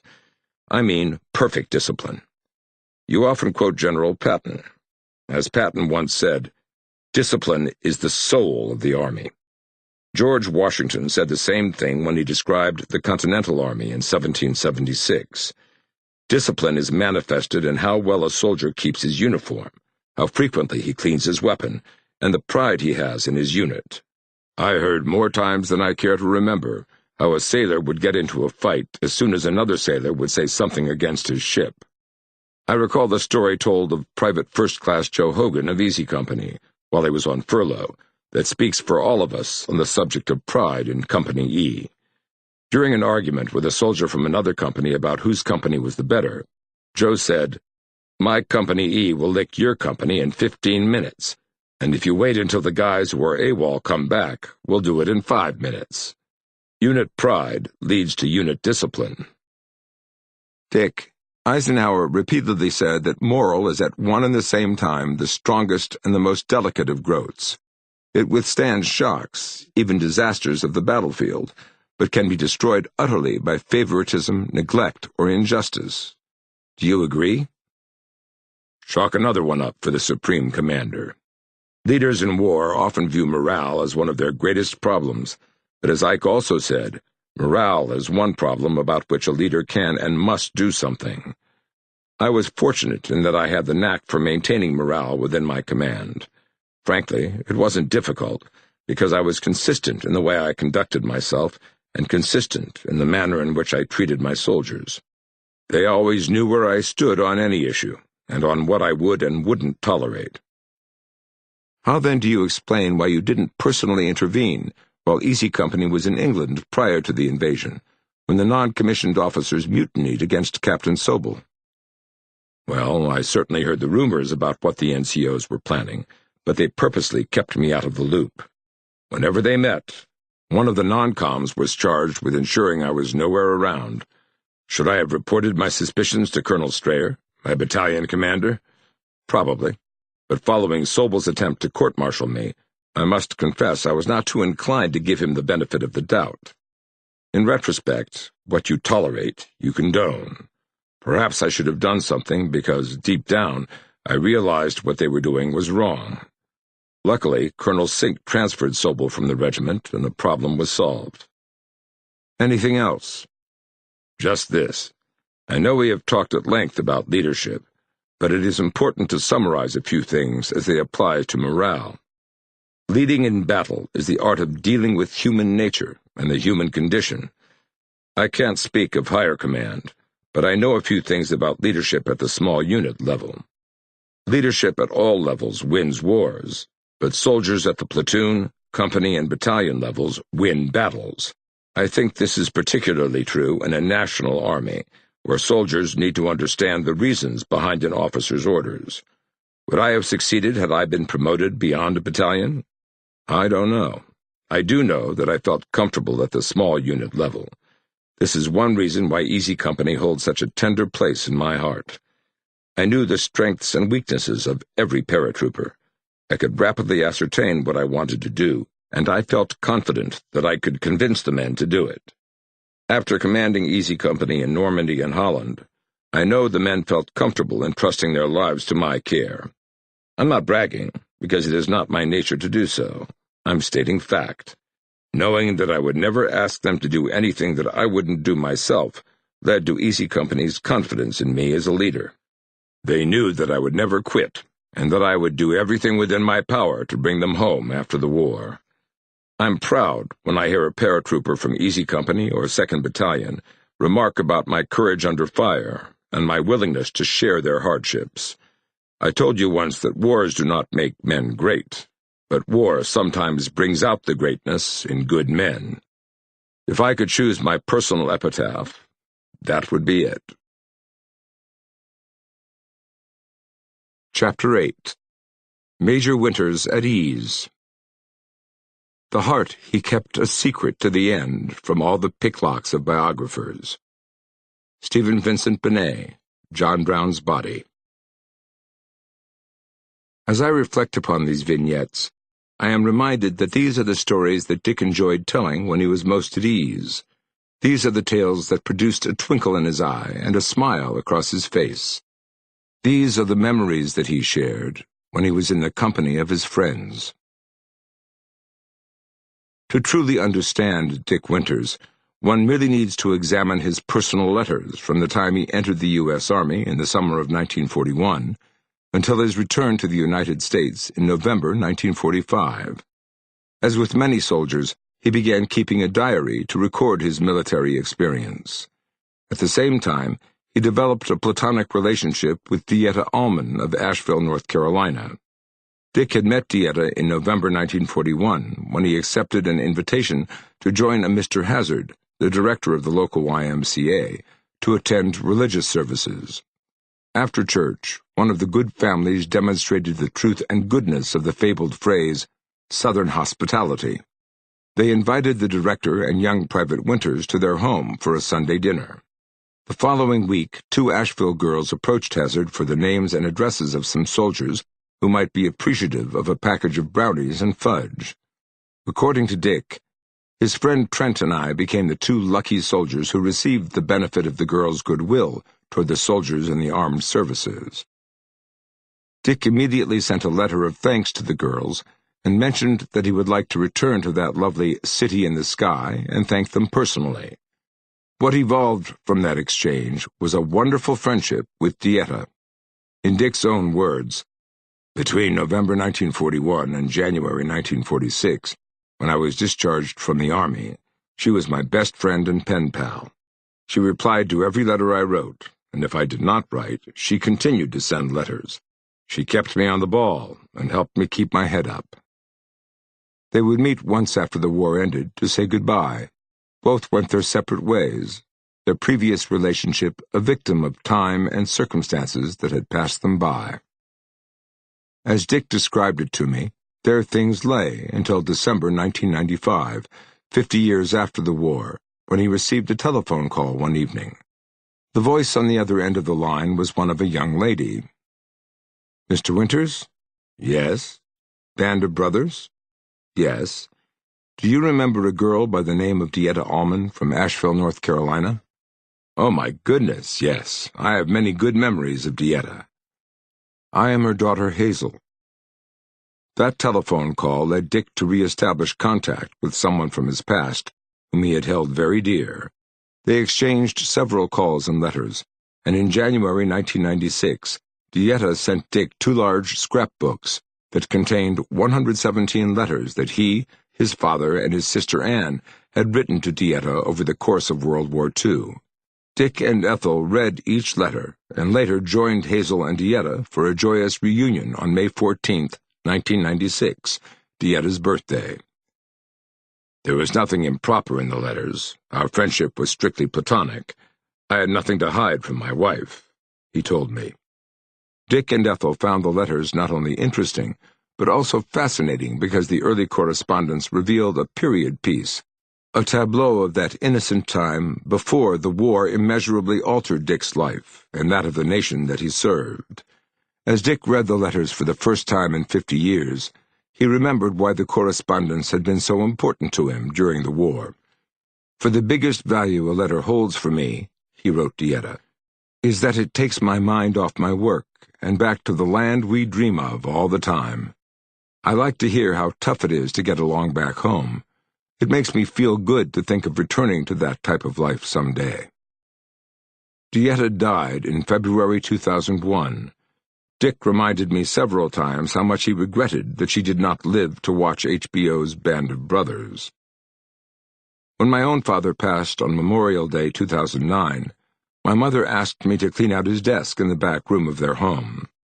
I sorted through old papers and folders, most of which were yellowed by age.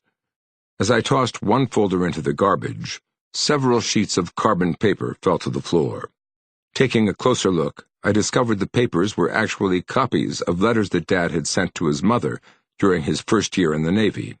Most of us think of our fathers as we remember them in later life.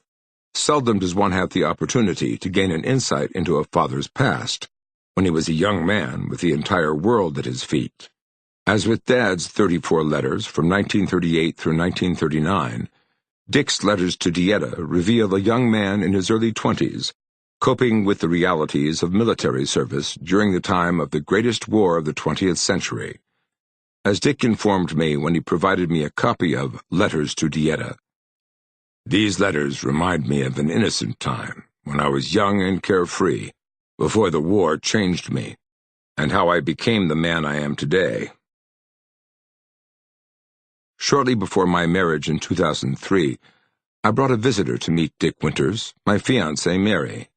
By then, my routine of visiting Dick had fallen into a familiar pattern. I always arrived 10 minutes early for my scheduled time at 4 p.m. Dick would say, "Military men are always early. I like that." Ethel would merely smile and then roll her eyes. We would then talk for an hour in Dick's upstairs office before departing to a local restaurant for dinner. Following our meal, we returned to the house for some lively after-dinner banter. Since Mary was accompanying me on this occasion, I was anxious for her to meet Dick and Ethel. Dick had already arranged for a lovely dinner at the Canal House in Hershey, where the owner always reserved his private table in the alcove. Still, Mary was not sure what to expect, and could not believe we were driving 4 hours to get together with someone whom she had never met, and were going to dinner with a couple about whom she had only heard. Before departing New York, she asked, "Are you telling me that we need Dick Winters' permission to get married?" "Wouldn't hurt, hon," I replied. Now familiar with my idiosyncrasies, Mary gave me an unadulterated smile. On arriving in Hershey, I immediately pulled into the car wash 4 blocks from Elm Avenue and began washing the car. Mary, who had never seen me perform this task, seemed perplexed. Too polite to say anything, she was incredulous that after I finished washing the car, I pulled into the station to vacuum the interior. After I cleaned the driver's side, I tossed the vacuum hose to Mary and asked her to do the passenger's side. That was the straw that broke the camel's back. Unable to control her laughter, she said, "You know, Cole, we are not picking up the King and Queen of England." Remembering my first encounter 5 years earlier, when Ethel had remarked about my car's dirty windows, I replied, "Maybe not, Mary, but I will never pick up Ethel in a dirty car again." Our visit and the dinner at the canal house were fabulous, and Mary passed Dick's inspection, but not before she felt a moment of discomfort. After helping her to her seat, Dick looked her square in the eye and said, "Tell me about yourself." Mary, used to standing before a high school class, could only stammer a response, which in turn produced nervous laughter. More questions followed, and I received more than one kick under the table. To make a long story short, Dick granted his approval for us to marry. In the future, Mary and I made numerous visits to Hershey, but her initial visit was the one she considered the most memorable. Damian Lewis, the British actor who played Dick in the HBO miniseries, tells a wonderful story about how he received the role of Major Winters. He likened the role to a needle-in-the-haystack piece of casting. I had no real sense of who this guy was. Lewis was in his late 20s and had done nothing on this scale before. During the second audition, he began reading for the role of Winters. Following the final audition in London, he was invited to Los Angeles to meet Steven Spielberg and Tom Hanks. In L.A., he met Ron Livingston, who eventually played Lewis Nixon. Since they thought they had time on their hands, Lewis, Ron, and others went out on the town and partied until 4 in the morning. 3 hours later, Lewis received a call from Spielberg's secretary notifying him that Steve will see you at 10 o'clock. In 90 minutes, Lewis claims, he consumed 6 cups of coffee and took 3 showers to get sober. When he arrived at Spielberg's office, several other actors were present, all of whom were vying for the coveted role. As Lewis recollected in a radio interview 2 months following Dick's passing, "I still don't know why I got the part. One of the actors looked exactly like Major Winters. It was uncanny how much he resembled the Major, but, fortunately, I got the part." As the production of the HBO miniseries began in earnest, People magazine dispatched Lewis to Pennsylvania to meet the real thing. Dick, in turn, called Bob Hoffman and invited him to join Lewis and a reporter who was writing the feature article. It was a very upbeat day. Dick was extraordinarily pleased with the way that Lewis portrayed him in the series, but this was his initial meeting with the actor, and at first he was somewhat skeptical. Dick and Hoffman invited Lewis and the reporter to his favorite little restaurant, the Giddy-Up Cafe in Hershey. At day's end, Dick and Hoffman stood on the curb in front of Dick's home on Elm Avenue and waved goodbye. Dick was all smiles as they departed, but he then turned to Hoffman and said, "Gee, he's skinny, and talks with an English accent, and they couldn't even find a guy with blonde hair." Lewis, of course, is a redhead. When Band of Brothers premiered in September 2001, the veterans of Easy Company became instant celebrities. Being invited to attend the Emmy Awards ceremony was a personal highlight for Dick. Steven Spielberg and Tom Hanks had personally invited Dick to participate in the on-stage acceptance of the Emmy for Outstanding Miniseries, which they were confident was coming their way. Over dinner at a local restaurant, Dick shared the invitation with Ethel and Bob Hoffman, but he was unsure if he should attend. Ethel was reluctant to attend and was skeptical of the wisdom of her husband making a transcontinental trip to California. "No way you are going," Ethel said. "It will be too much for you." The conversation became quite muted after that remark. Returning to the house, Hoffman asked Dick point-blank if he wanted to go. When Dick responded in the affirmative, Bob proposed a scheme. Since he had arranged Dick's care with a local cardiologist, Bob suggested that if Dick's health improved, a nurse could accompany him and Ethel to California. That would assuage Ethel's fears of her husband traveling across the country. Everything progressed as planned until at the last minute, when the nurse cited complications that prevented her from going. The cardiologist then proposed that Dick take Hoffman along, since Bob knew better than anyone how to handle Dick's personal needs. Moreover, Dick had complete trust in him. As they departed the airport in Philadelphia, Dick pulled Hoffman aside and said, "Hoffman, if anyone in California calls you doctor, just go along with it." Bob looked at Dick and said, "Winters?" "I haven't misled anyone, Hoffman, but if they are under that assumption, well, that's up to them," he quickly added. From the moment the Winterses arrived in Los Angeles, the writers and producers of the series surrounded them, Steven Spielberg and Tom Hanks included. As Hoffman later recalled, the closeness and dedication of the Easy Company veterans to their story and to each other was clearly visible. Skilled and famous artists in their own right, they spoke of a unifying spirit that brought all involved together with a single-minded purpose, a bonding which they all agreed was unusual to this industry and to this town. Hanks reinforced this feeling with remarks he shared with the Winterses following the awards ceremony. His thoughts were sincere, emotional, and private. As many times as dignitaries and famous men and women had courted Hanks, there was something in Dick's humility that struck a chord with him. Upon arrival at their hotel in Hollywood, the manager escorted Dick and Dr. Hoffman to adjoining rooms.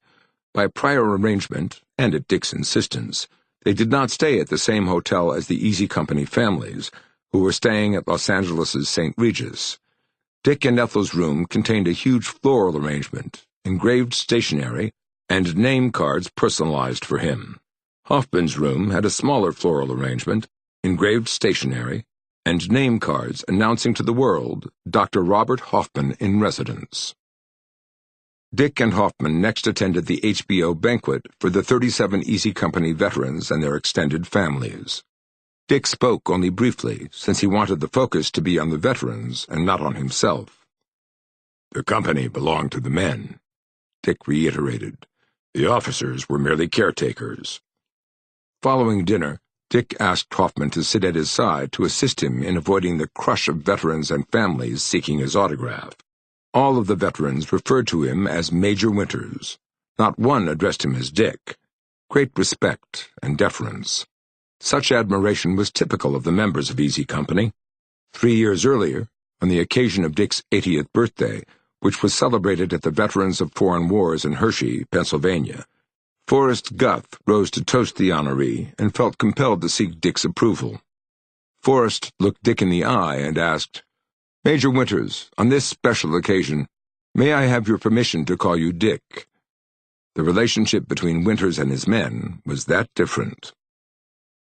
By coincidence, the cast of the television situation comedy Friends, including David Schwimmer, who played the sadistic Captain Herbert Sobel in the miniseries, sat in the row immediately in front of Spielberg, Hanks, Dick, and Ethel and Hoffman. At one point, someone tapped Schwimmer on the shoulder and advised him, "The real Major Winters is sitting right behind you." Schwimmer turned to Dick and said, "Major Winters, I hope I wasn't too hard on you in the way I played Captain Sobel." Without missing a beat, Dick looked him squarely in the eyes and said, "I assure you, he was much worse than you ever imagined." Needless to say, the Emmy ceremony itself was an unqualified success. Accepting the award for Outstanding Miniseries was Spielberg and Tom Hanks. Spielberg said, "Men of Easy Company won this in 1944. As the camera cut to the actual veterans, Spielberg continued, "These are the real men of Easy Company." Dick, too, was energized and walked with a definite purpose as he went to the stage. The night before, he had asked Bob to write some thoughts on his speech. Hoffman did, and suggested that he end with a salute. Following an introduction by Steven Spielberg at the awards ceremony, Dick addressed the audience. "Thank you very much. This evening, I represent all the men of Easy Company who are present and accounted for, and all who have passed on. Thank every one of you for your support. I salute you." Short and sweet, Dick's speech was overwhelmingly well received, and he was given a standing ovation. Over dinner following the ceremony, Ethel thanked Tom Hanks for allowing Bob Hoffman to accompany them, as it had made the difference in their coming. Hanks replied that there was nothing like traveling with your own cardiologist. Ethel, knowing nothing of the medical masquerade surrounding Hoffman, replied, Cardiologist? Hoffman is an architect." Hanks then spun around and addressed Hoffman. "And here I've been treating you with respect." The next morning at breakfast with the 9 series writers, Eric Gendrison informed Hoffman that Hanks had tapped him on the shoulder at the bar after the Winters party had departed and said, "Did you know Hoffman is an architect, not a cardiologist?" Gendrison replied, "Of course. I've known him since the beginning of the series work." "Am I the only guy who thought Hoffman was a cardiologist?" laughed Hanks. 2 other events formed an indelible impression on Dick during his final years. In May 2001, the Franklin and Eleanor Roosevelt Institute conferred upon the veterans of World War II the 4 Freedoms Freedom from Fear Award. The Franklin D. Roosevelt 4 Freedoms Medals are presented annually to men and women whose achievements have demonstrated a commitment to the 4 freedoms that President Roosevelt proclaimed on January 6, 1941. Freedom of speech and expression, freedom of worship, freedom from want, and freedom from fear. Roosevelt considered the 4 freedoms essential to a flourishing democracy. Past recipients had included Presidents Harry Truman, John F. Kennedy, and Jimmy Carter, Coretta Scott King, Elie Wiesel, Katharine Graham, and Supreme Court Justices William Brennan and Thurgood Marshall. In 2001, the Institute selected 5 servicemen and women to represent the United States Armed Forces of World War II. National Broadcasting Company anchor Tom Brokaw presented the actual awards to the 5 recipients who had served so gallantly during the war. Representing the U.S. Army was none other than Major Dick Winters. He stood in proud company with Navy Corpsman Robert E. Bush, Navy Cross recipient William T. Ketchum, Jr., representing the U.S. Marine Corps, U.S. Air Force Colonel Lee A. Archer, Jr., the Tuskegee Airmen's only fighter ace, and Ellen Buckley, who served in the Army Nurse Corps. I attended the ceremony at historic St. James Church in Hyde Park, New York. Dick and Ethel were unaware that I would be there, but I wouldn't have missed it for the world. "What in heaven's name are you doing here?" he asked. "You were supposed to be in the classroom." "Dick, I'm here to thank you for what you and these men and women did for my generation and my children's generation. Thank you for your service to our great country." The reception following the ceremony was spectacular. The crowd numbered in the hundreds, and the West Point Glee Club treated the attendees to a medley of patriotic songs from the World War II era. What was most gratifying was to see the young men and women from the Corps of Cadets of the U.S. Military Academy shake the hand of each recipient of the Freedom from Fear Award. Later, Dick called me aside and said, "I know you had something to do with us being here." I said that was not the case. "You're here for what you did over there. This is our way of saying thanks to your generation." 3 years later, Dick received an invitation to speak on leadership at the FBI headquarters in Washington, D.C. Several hundred senior agents were totally engrossed by Dick's presentation, which addressed a number of leadership challenges that he had encountered during the war. He urged the agents to maintain the highest standards of professional conduct and to always hang tough. When his presentation was over, Dick received his customary standing ovation. The applause became even more boisterous after FBI Director Robert Mueller III presented an award to Dick. In his comments, he referred to a scene from the miniseries in which David Schwimmer, portraying Captain Sobel, refuses to salute Damian Lewis as Major Winters. Winters then instructs Sobel, "Captain Sobel, you salute the rank, not the man." Sobel reluctantly acquiesces, and Winters smiles to Lewis Nixon. Director Mueller announced to the audience, "Major Winters, we thank you for joining us today. Unlike the scene in Band of Brothers, today we salute the man, not the rank." First Class. Dick's last public appearance was at the Starlight West Room of the Hotel Hershey on February 28, 2007, when he received the Medal of the City of Eindhoven from Mayor Alexander Sackers of Eindhoven, Holland. Dick was in ill health, and Ethel was probably correct in her assessment that the physical strain would be too much for him. Dick, however, wanted to attend the ceremony to express his personal gratitude to the Dutch nation that had endured 4 years of Nazi occupation.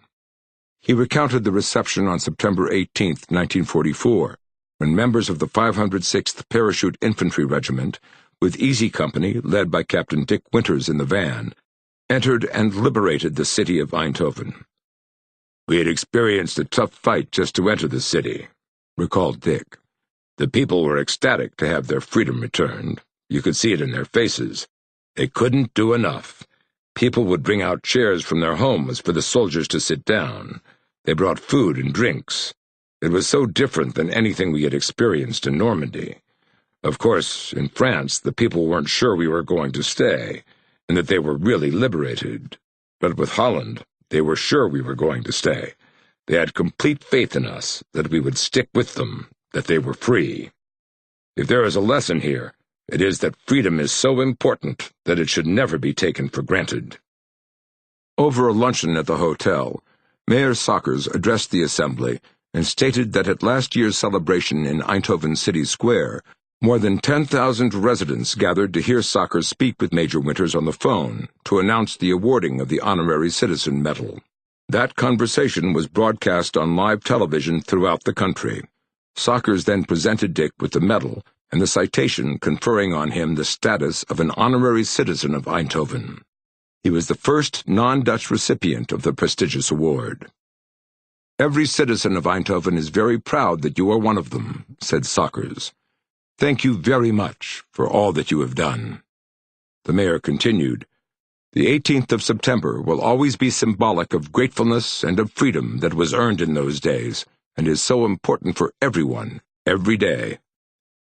True to form, Dick expressed his appreciation for such an honor, but that it was he who should be thanking the people of Holland for the role the Netherlands played in helping the United States establish itself after the American Revolution. Holland was the first European nation to recognize the fledgling United States after the fighting ceased in 1781. "Our actions in 1944 were a way of repaying our debt to you for coming to our rescue in 1782, Dick said. "Payback was needed, and gladly given." Dick's citation read, "The medal is granted for exceptional services rendered by Major R.D. Winters and all Allied troops who risked their lives to bring about the liberation of Eindhoven and the surrounding region under life-threatening circumstances." In Dick's mind, the ceremony was a testament to yet another debt repaid. He was even more pleased when the Dutch edition of Beyond Band of Brothers, the war memoirs of Major Dick Winters, was released on the anniversary of Eindhoven's liberation. Part 3. Autumn. Chapter 9. Mrs. Winters. To Sherlock Holmes, she is always the woman. I have seldom heard him mention her under any other name. Arthur Conan Doyle, A Scandal in Bohemia. I suspect that Ethel Winters was the only woman whom Dick Winters actually loved. Ethel had met Dick in early 1948, when he was working as a personnel manager at the Nixon Nitration Works. Dick had seen Ethel, a recent graduate of Rutgers University, every morning when he stopped for breakfast at a local restaurant near the train station. It took time and more than a little bit of courage to ask her for a date. "I'll think about it," she said. And just as Dick routinely checked people out the first time he met them, so did Ethel verify Dick's credentials. When she confirmed that he was who he said he was, she accepted his invitation. Several months later, Dick and Ethel were married on May 16, 1948, in New Brunswick, New Jersey. 50 years later, I sent them a congratulatory letter in honor of their golden anniversary. Ethel became the unlikeliest of heroines, someone I grew to respect and admire almost as much as her husband. Early in my relationship with Dick, I determined that access to Dick Winters went through Ethel. She was undoubtedly the keeper of the keys of 117 Elm Avenue, Hershey, Pennsylvania. Just as Dick would size you up to determine if you possessed the qualities of a leader, a visitor had to run a similar gauntlet with Ethel. Until you convinced her that your intentions were sincere, that you had no intention of taking advantage of her husband, and that you were not seeking financial profit from your relationship with her family, your chance of crossing the portal of the Winters' home was virtually non-existent. Not surprisingly, Ethel was not the easiest person to know, but once she accepted you, she became an ardent ally. There were many who felt that she was too controlling in limiting access to Dick, but to my mind, this was a private matter between husband and wife. I know for a fact that her actions were always guided by what she felt was in the best interest of her husband. My first meeting with Ethel Winters occurred in late September 1999. It had been nearly 18 months since I had met Dick when he had traveled to West Point. As fate would have it, Dick returned to the military academy in 1999 for a return engagement to address the cadets attending a class on leadership, sponsored by West Point's Department of Behavioral Sciences and Leadership. This time Ethel accompanied Dick, but she decided not to attend the classes, nor did she join Dick and me for dinner the evening preceding his lecture. My own presence at dinner was not a sure thing. On the morning that Dick and Ethel arrived at West Point, I met his escort officer, who happened to be both a friend and colleague. The officer had been busy preparing his own classes and appeared a bit haggard. "What's wrong? You seem out of sorts this morning." "Well, sir, I need a lot of preparation for tomorrow's class, and now I find that I have to take Major Winters to dinner this evening." Concealing my disbelief and sensing an opportunity, I replied, "Tell you what, I'm free this evening, so I'll take him off your hands." "Thanks, sir, but you know I can't ask that of you since you are a senior officer." "No problem. Just remember you owe me one."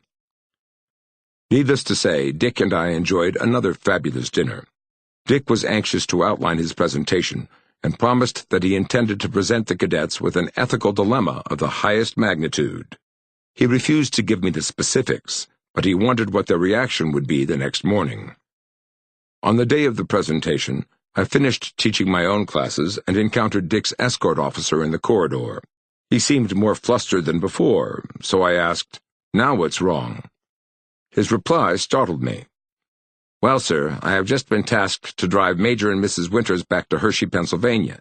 It's a 4-hour drive, and then I have to return tonight to West Point for tomorrow's classes." Frankly, I could not believe my good fortune.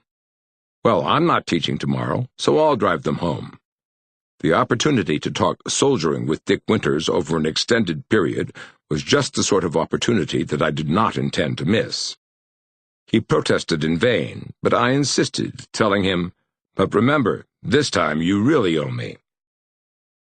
Dick's presentation to the cadets was masterful. He outlined his actions at Brecourt Manor on D-Day. At one point, he asked pointedly, "How many of you think of yourselves as killers?" Every hand shot up. "You are missing the point," he told the cadets. "West Point must produce leaders, not killers. As future officers, you must direct the action. As a leader, your responsibility is to ensure your soldiers function as a team and not as independent fighting men. The team is more important than the individual." Afterward, I questioned Dick about this, and he responded, "Talk is cheap. They thought they needed to be killers. I wanted them to think things through and to remember their responsibilities as officers." 2 hours later, I met Ethel over lunch at the West Point Officers Club. As soon as we had finished our meal, I pulled up the car and we began our journey to Hershey. Dick sat next to me and Ethel seemed comfortable in the back seat. She appeared content just to be knitting as we left the military academy.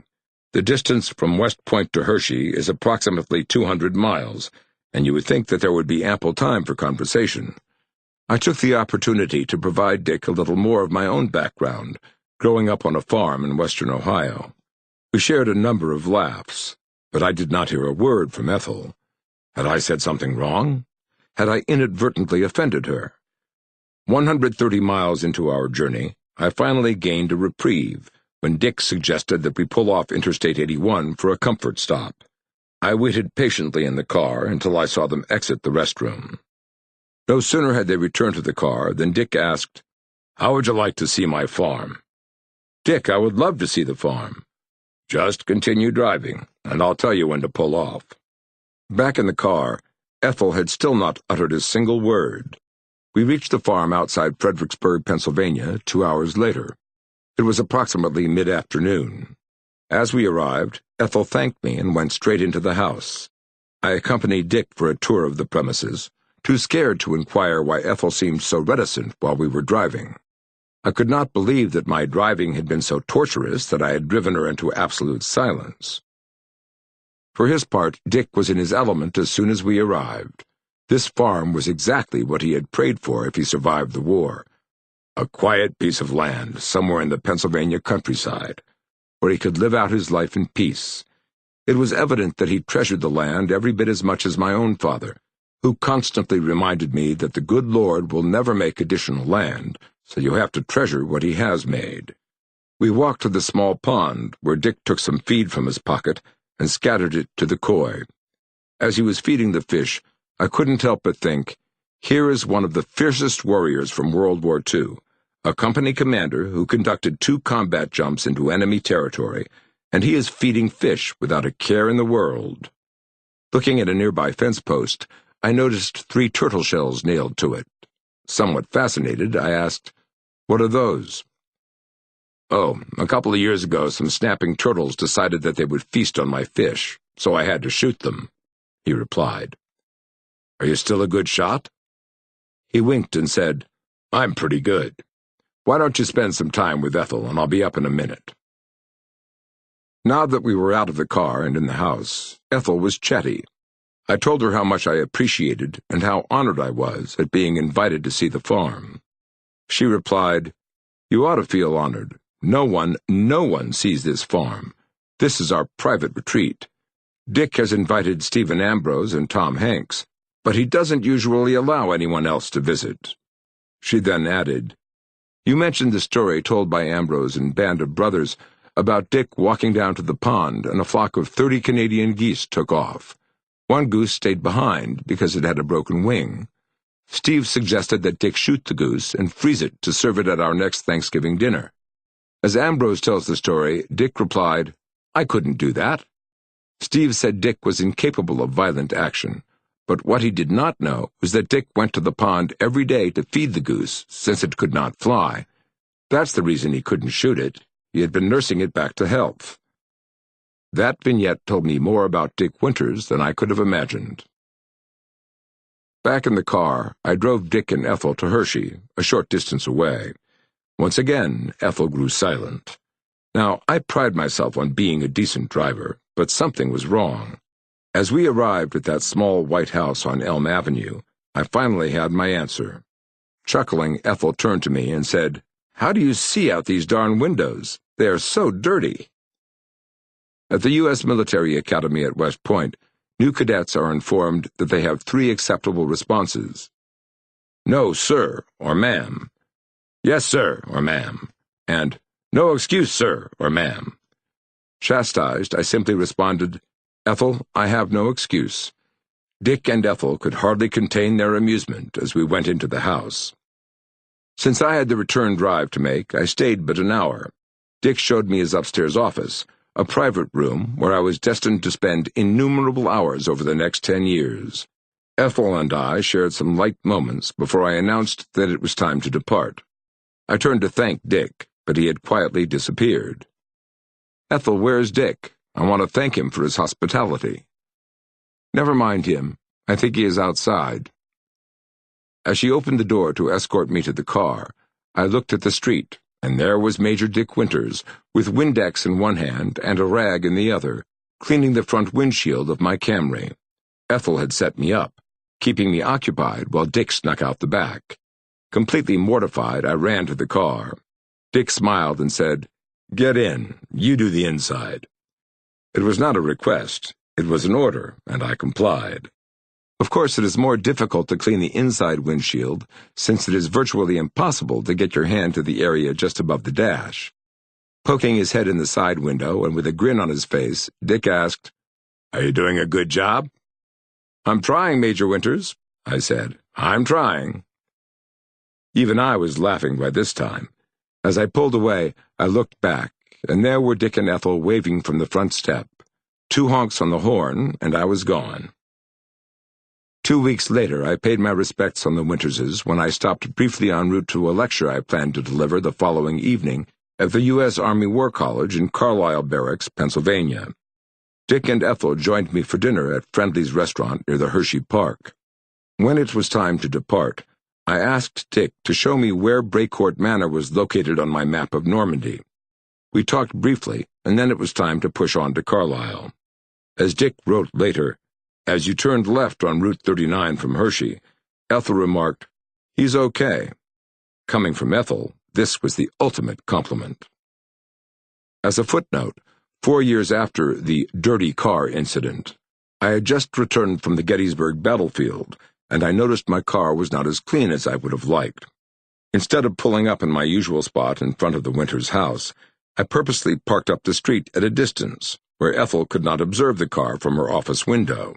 As fate would have it, when I departed, she said she wanted to discuss something with me and accompanied me outside. As she finished, she gazed at the street and asked, "Where's your car?" I sheepishly pointed it out several houses down Elm Avenue. Her response was predictable. "Cole, your car looks pretty dirty from here." I couldn't believe it. I responded, "Ethel, you have to be kidding. I purposely parked it there so you wouldn't see it.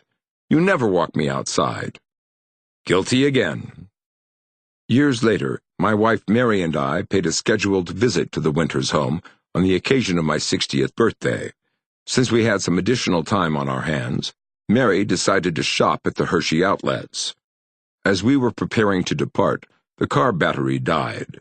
Fortunately, I had my jumper cables present, so after a friendly resident assisted us, I drove the car to a repair shop 2 blocks from the Days Inn on Chocolate Avenue, where we usually stayed while visiting the Winterses. The mechanic informed us that he needed to keep the car overnight, but he could provide a ride for us if necessary. It was only 10 minutes before Dick and Ethel were expecting us, so I took him up on his offer.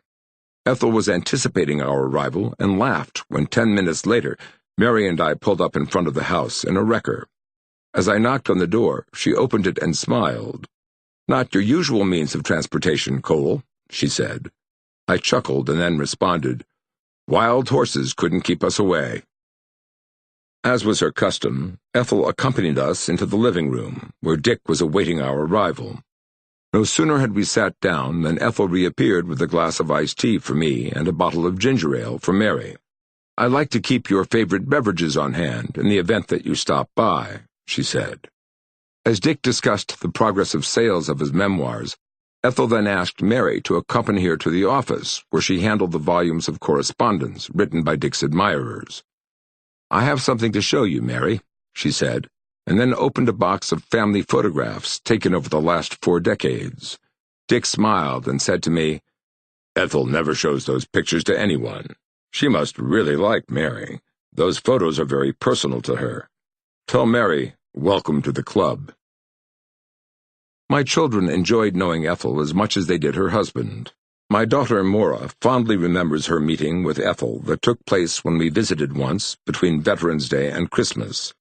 Christmas time in Hershey, Pennsylvania is a memorable event.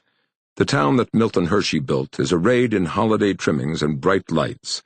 On this occasion, Dick and Ethel asked us to join them for a Christmas concert at the Hershey School.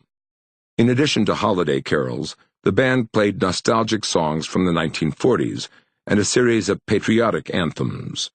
Halfway through the show, one of the band members requested that all veterans rise. As Maura recalls, "The major proudly stood up and looked over at my father, still sitting.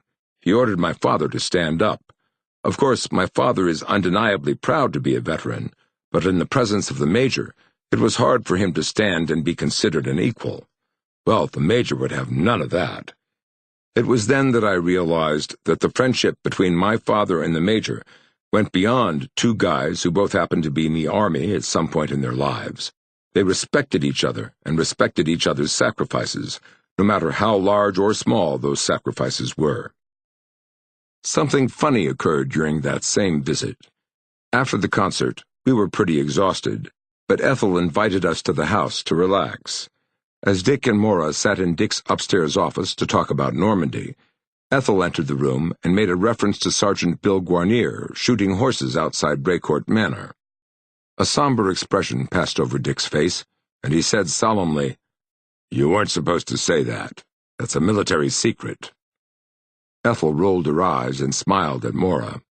When Maura and I returned to the hotel later that evening, she said, That's when I realized that Mrs. Winters wasn't only the Major's wife, she was also his friend, and our friend too. Over the next few years, our relationship grew stronger. I'm not sure why, but it took a long time to gain entry into Ethel's inner circle. Perhaps she needed a confidant as well, and maybe, just maybe, I served that role. She had been skeptical at first. A mutual friend later informed me that Dick had recounted a conversation with his wife following our first dinner out. "I think he wants something," she cautioned Dick. However, she overcame her skepticism, and when she had concluded that I was not interested in profiting from her husband, Ethel relaxed her guard. She told me one day why I had received most favored nation status.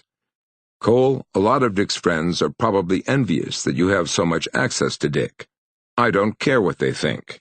You are the only person I trust. I am so sick of everyone trying to become famous and make a fortune on Dick. It feels sometimes like the vultures are gathering, and when you have someone so vulnerable, it is so stressful. There are so many requests for autographs, memorabilia, and books. You have never asked for anything. I want you to remember one thing. We picked you. You did not ask. Thank you for that." I advised Ethel to keep up her guard and to inform those who desired to see Dick that he was just not able to receive visitors. Still, the requests never ceased. The Winterses were forced to change their phone number in an effort to keep messages to a minimum. Finally, the clamor for more of Dick's time became too invasive, so in early 2007, Ethel passed me a note in which she stated that she was invoking new rules for future visits. No books for signatures, only afternoon visits, and brevity when visitors arrived. "These guidelines don't apply to you, Cole," she added, "because you and Mary already abide by these rules." For the last 6 years of Dick's life, Ethel remained his constant companion and principal provider. When Dick required greater attention, she quit her volunteer work at the Hershey Public Library to be at his side. She handled all Dick's personal correspondence and managed his visitors.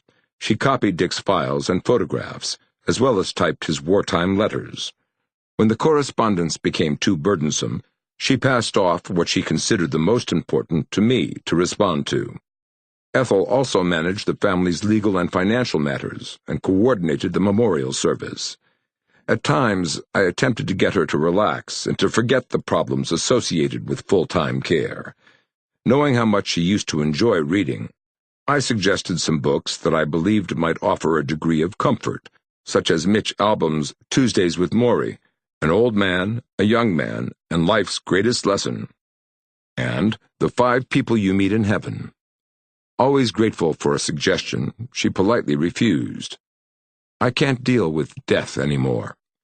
This was the tender side of Ethel Winters that the public never saw and that I witnessed firsthand. She was extraordinary in every respect, but she cherished her privacy.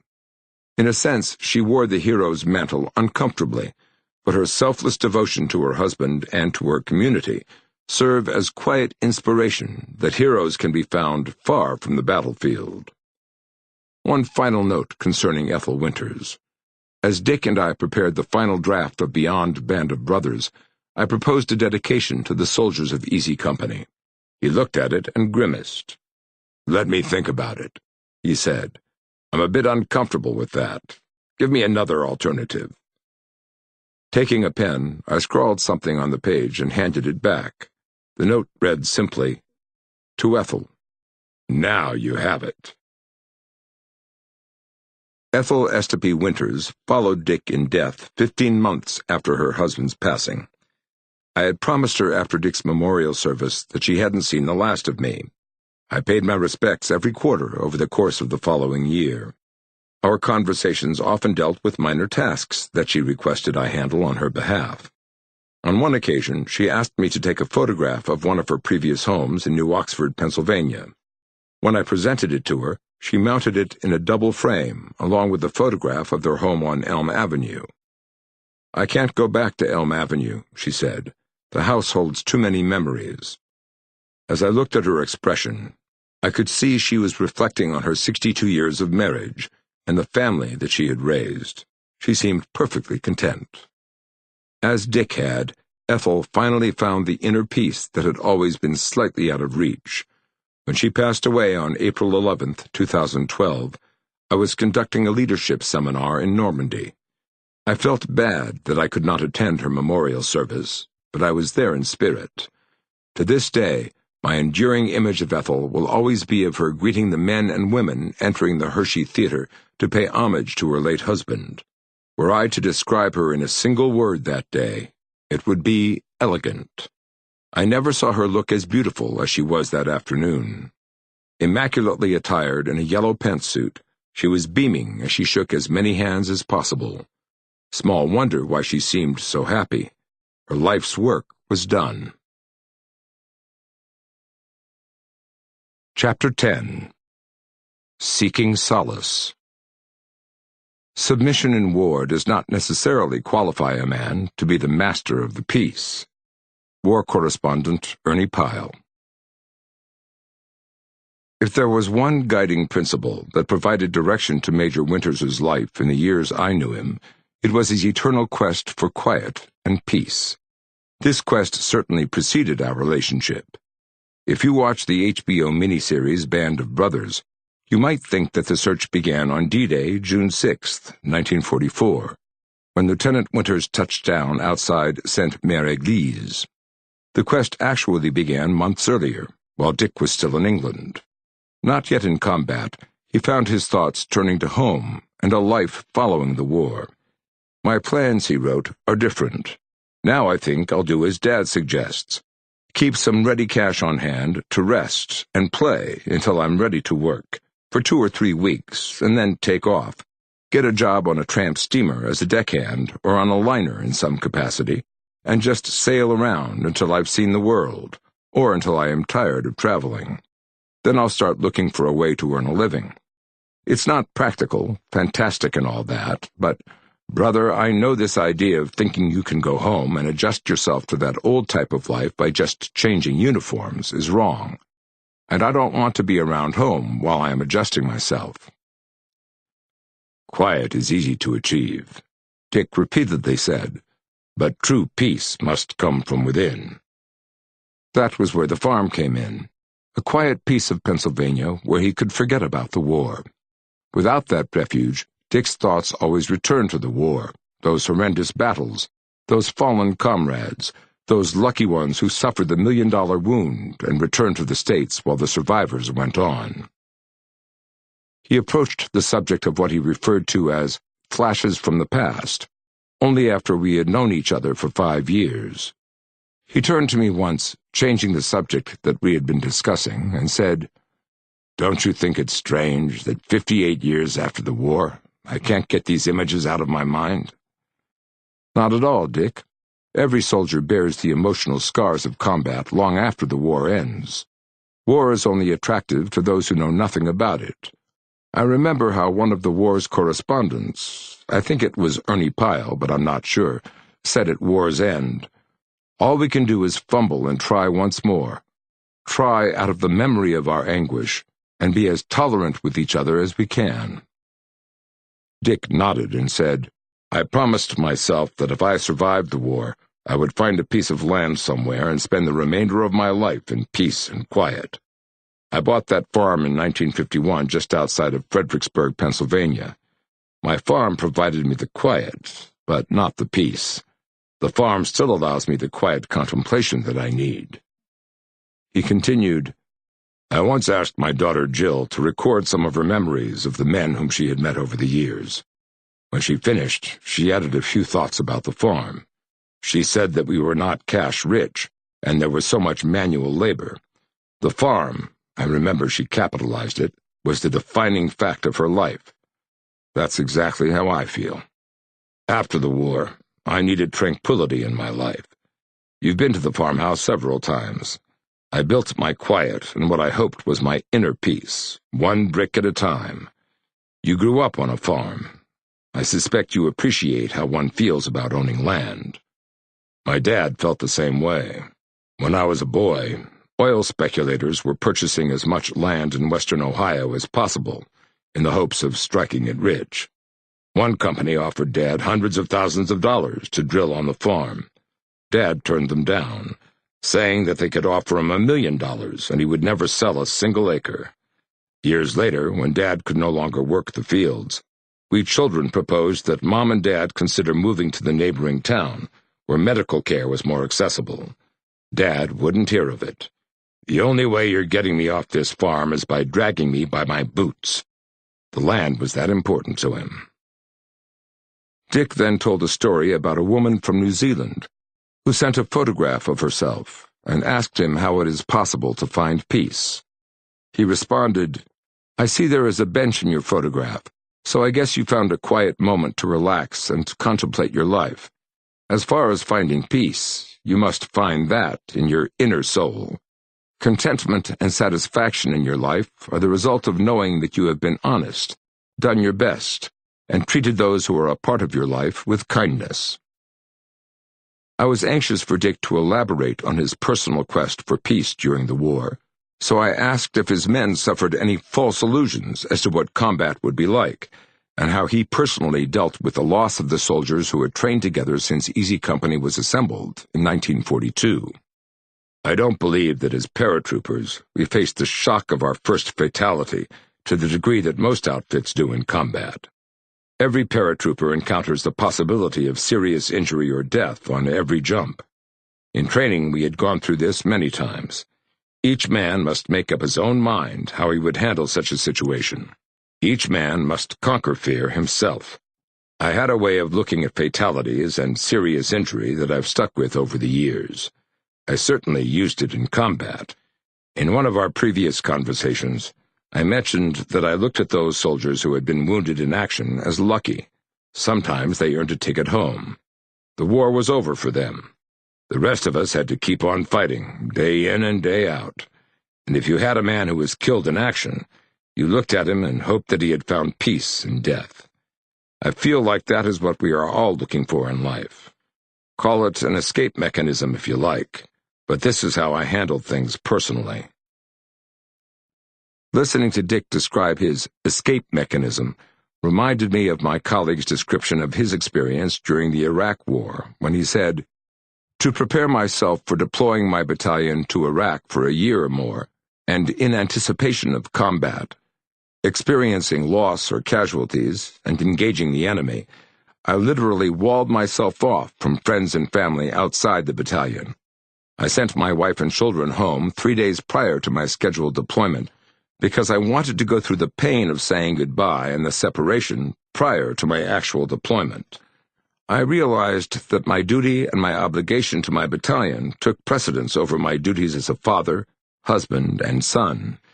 My parents and my family understood that I would not return home to the United States for any reason, to include death or illness of a family member. My mission and my soldiers demanded and would receive my complete dedication. I did not want to be distracted by thoughts of home or missing my children." Now in deep reflection, Dick continued, "The war changed me. I returned to the States bitter, a different man than the young man who had enlisted in the Army in 1941. I was hardened when I returned. First impressions were more important than they had previously been. I looked at things differently. When you return from a wartime environment, you have to adjust to society, the life that you are going to be sharing with others just to make a living. Though I was comfortable in a combat environment, I wondered if I would feel at home among civilized people who wouldn't be able to understand how a soldier thinks and feels. I came to understand that I would have to make changes to be accepted into life at home. This takes time, and it's never easy. While on the front lines in prolonged combat, I often wondered about my friends back in the States, old friends I had grown up with, some of whom had avoided coming over either by becoming conscientious objectors or working in war-related factories that the federal government had declared essential. I understand everyone doesn't have to share my belief that military service is the only form of service in wartime, but I took immense pride in my contribution to the war effort. We who fought the war were part of something noble. Military service is an honor, a privilege. Funny thing is that when I finally returned home, I had no desire to pick up with those friends who managed to skip the whole thing. I completely shut them out. I wouldn't come downstairs when they knocked on the door. Even today, when I look at a man or woman, I can't help but judge them. Does he have leadership capabilities? Would she be good in combat? Does he or she have what it takes? Reflecting on what Dick was telling me, I recounted something that fellow World War II veterans had once said about Dick Winters. Leonard Bud Lommel was the American Ranger who personally destroyed the guns at Pointe du Hoc on D-Day. As with Winters and several other veterans of D-Day, Lommel became a personal favorite of historian Steve Ambrose. On the occasion of one of my visits to Lommel's home in Toms River, New Jersey, Bud talked at length about Dick Winters and recollected a conversation he'd had with Dick years earlier. Asking Dick to reconcile his current pastoral lifestyle with the man who had killed so many of the enemy, Bud said Dick responded, "I did what I had to do." Another veteran, Captain Joe Dawson, a commander in the 1st Infantry Division, whom Ambrose claims was the first company commander to penetrate the German defenses on the bluff overlooking Omaha Beach, expressed a similar sentiment in response to the same question. Dawson was describing himself, but he could have just as easily been describing Dick Winters when he said, "There is a distinct difference between Joe Dawson the warrior and Joe Dawson the man. They were two entirely different people. One could never have survived the other's world." Perhaps that explains the difficulty Dick encountered when he returned home in November 1945. "Well, Dick," I replied, "you have done pretty well. You have a beautiful family, and you are an inspiration to thousands of men and women. Count yourself lucky, my friend." "I know, but I'm still missing something." That something was the writing of his memoirs, the ultimate closure of his wartime experience. Here's how it came about. Home Box Office had premiered the miniseries Band of Brothers in September 2001. By now, Major Dick Winters was a household name. Nearing 84 years old when the series appeared on national television, he was still able to travel locally for speaking engagements and to make public appearances, albeit on a limited basis. Several authors had already contacted him for permission to write his story, and area politicians and news commentators were constantly bombarding him with requests for interviews. Dick greatly admired historian Steve Ambrose, and was eternally grateful to Ambrose for telling the story of Easy Company. A plaque above his door proudly boasted that Stephen Ambrose slept here. But Ambrose had told the story of Easy Company, and Dick wanted to tell his own story. Was the war, seen through the eyes of the commander, worth sharing? Had he measured up in his own eyes and those of his soldiers? Was there still a story to be told? In Dick's mind, the answer to all these questions was a resounding yes. I later discovered that he had discussed his decision to publish his memoirs with Bob Hoffman, who recommended that I assist. "He's exactly who I was thinking about," responded Dick. Coincidentally, it was shortly before Thanksgiving 2003, and my daughter Maura and I were already planning to visit Hershey on our annual trip to see my parents on the farm in Ohio. Arriving in Hershey, we joined Dick and Ethel for what had become our annual Thanksgiving Saturday dinner. At their home, Dick excused himself and went upstairs. Ethel waited a few minutes and then escorted us to his office. In Dick's den were retired U.S. Air Force Sergeant Major Herm Clemens, Easy Company historian Jake Powers, and the ever-present Hoffman, sitting in a circle. Dick welcomed us and directed us to our respective seats. Needless to say, all of this had been carefully choreographed. "Maura, you sit next to me," he said. "Cole, you sit over there." As Maura sat, Dick passed her a page face down from a yellow tablet.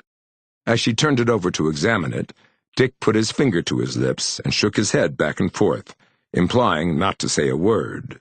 He then turned to me.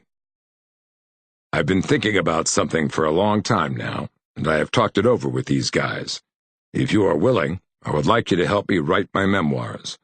I have copies of all my correspondence to the men of Easy Company over the years, all the operational reports from battalion, and a copy of my personal journal for you. We will split the royalties 50-50. Turning over the paper that he had previously given Mora, he handed it to me. The page read, Untold Stories of Band of Brothers by Major Dick Winters and Colonel Cole C. Kingseed. What do you say? Well, Dick, I would be happy to help you. It would be my great honor to help tell your story. I'm not interested in the money. A 50-50 split seems inherently unfair. I'm thinking more like a 95 to 5% split. And I'm not talking about me receiving 95%. Well, we'll talk about that later. Extending his arm, he shook hands with me, and that was that. No formal contract, just a handshake. I felt like I was walking on air. Later that evening, Mora brought me back to reality. You know, Dad, Major Winters told me before he told you that he wanted you to write his memoirs. He likes me better than he likes you. After we packed the 6 plastic boxes into the car, I drove home in silence. I couldn't help but contemplate the enormous trust that Dick had placed in me. It took me more than a week just to read the files, and as I did, I gained a clearer mental image of Dick Winters, the soldier, than I had had before. 1 week later, the phone rang, and when I answered it, I heard a familiar voice. Cole, this is Ethel. Dick is concerned about the financial arrangements and wants you to come down at your earliest convenience. Of course, I'll be there on Saturday. The week went fast, and by mid-Saturday afternoon, I was again sitting in Dick's office. After exchanging formalities, he turned to me and said, I've been thinking about the royalties and what you said last week. I don't ever want money to come between us, Cole. Rather than dividing the royalties 50-50, I want you to take all the royalties. I don't need them at my age, and I have already provided for my family. I prefer you take the royalties and put Mora through school and use them for anything else you need. That's very generous, Dick, but I don't want the royalties either. I wouldn't feel right about accepting money and making a profit from my friendship with you. How about this? I will keep enough to pay taxes, and we can give all the rest to charity. Every time we receive a royalty check, I will provide you with a detailed account as to which charities the funds will be directed. How does that sound? I like that. Another handshake, and the deal was complete. In the ensuing years, every dime, every nickel was diverted to church organizations, women's groups, such as the National Breast Cancer Foundation, Ronald McDonald House, and servicemen's and women's organizations to assist America's wounded warriors.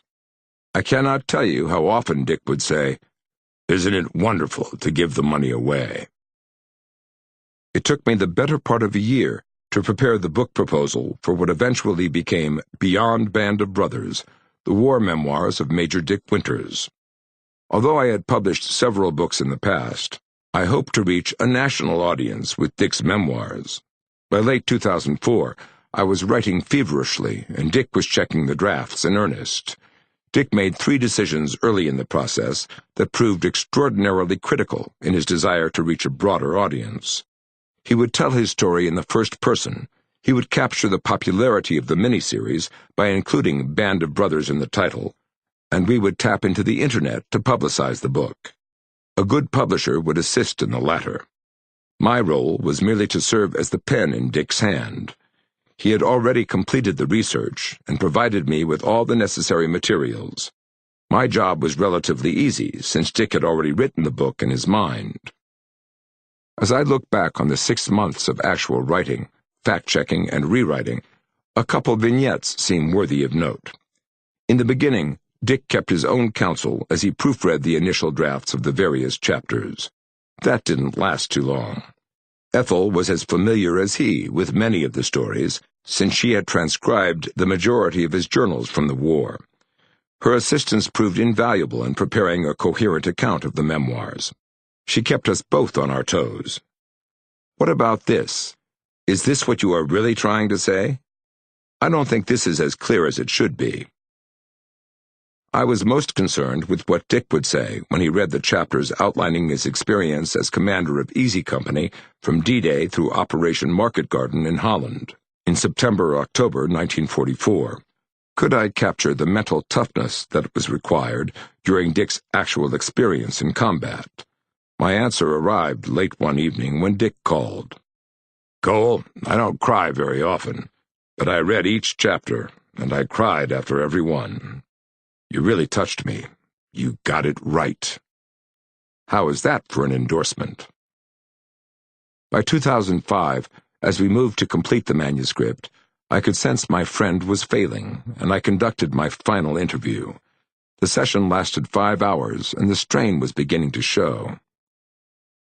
Cole, I'm finding it more difficult to concentrate at times.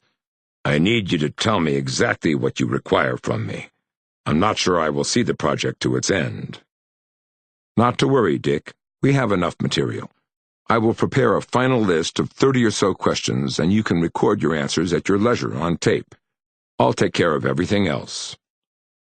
It took a week to develop the questions for Dick, since I knew it was the final opportunity to capture his innermost thoughts. It took him another 2 weeks to respond, I suspect for the same reason that I had taken time to prepare the questionnaire. The next 2 months passed rapidly. In mid-February, Dick called around 10 in the evening, rather late for a man in his late 80s. Dick, what are you doing up at this hour? For those who have served in combat, this is as close as it gets. For those who have not seen combat, they better listen. Cole, I'm so damn proud of you. On March 16, 2005, Dick and I completed a draft of Beyond a Band of Brothers.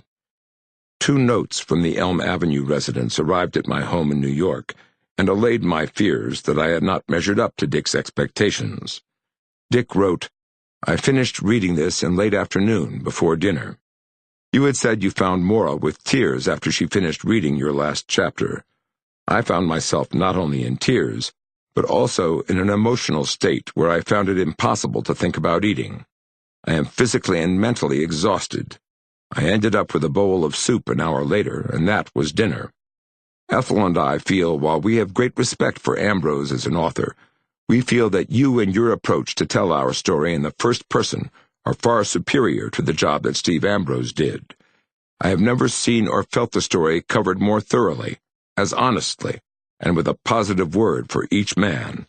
I am speechless in knowing how to thank you and congratulate you. Ethel added, Cole, this book is beautifully written. I admire your mastery of the English language. I just wanted to say that after reading so many accounts of the battles of Easy Company, I think your clarity and careful progression of events finally made me able to follow them and picture them. Other accounts got so muddled that I finally gave up and just read the stories. I congratulate you on covering such difficult engagements. I, too, felt emotionally drained after reading about the deaths of so many of the men. They were not just names to me, but I had known them. In my mind, I can still hear their voices when the phone rings. Hello, Ethel, this is Carwood, or Hello, Ethel, this is Steve. Ambrose's voice is just as clear today as it was years ago, and I miss them all. 2 weeks later, I forwarded the completed manuscript to our publisher in New York. I called to relay the news, and there was a pregnant pause on the end of the line. Cole, Ethel said, Dick would like you to stop by the next time you are in town. I'll be there tomorrow, Ethel. You don't have to make a special trip. Just give us a call when you are in the area. Ethel, if Dick wants me, I'll be there tomorrow. See you at 4 o'clock. 24 hours later, Ethel ushered me into their home. I had arrived 10 minutes early. Why am I not surprised that you are early? She said. Dick is in the next room. Sitting in his chair in the living room, Dick smiled as I entered. Good to see you, Cole. What news do you have for me today? Dick, I mailed the manuscript to Berkeley Caliber yesterday morning. Your memoir should be in print 10 months from today, sometime next February. You don't need anything else from me? Not a thing, Dick. We made our deadline, and everything is in their hands. As if a tremendous burden had been lifted from his shoulders, Dick closed his eyes, sat back in his chair, and sighed. It's finished. And that was the last time that Dick Winters and I ever discussed World War II. As we closed the book on Dick's wartime experiences, I reflected a lot on what Dick had achieved. Since the days of ancient Greece, it has been a premise of Western culture that an ordinary man can go to war and then return to the ways of peace. Perhaps Ernie Pyle was correct when he wrote, "When it's over, all of us together will have to learn how to reassemble our broken world into a pattern so firm and so fair that another great war cannot soon be possible." Dick's experience shows it's not that easy, but it can be done, in contrast to current tendencies to insist that the trauma of combat changes one utterly and permanently. On reflection, I think that's why Dick insisted that we conclude the memoirs with a final thought. War brings out the worst and the best in people. Wars do not make men great, but they do bring out the greatness in good men. For those of us who served in Easy Company, and for those who served in other theaters, we came back as better men and women as a result of being in combat. But each of us hoped that if we had learned anything from the experience, it is that war is unreal, and we earnestly hoped that it would never happen again.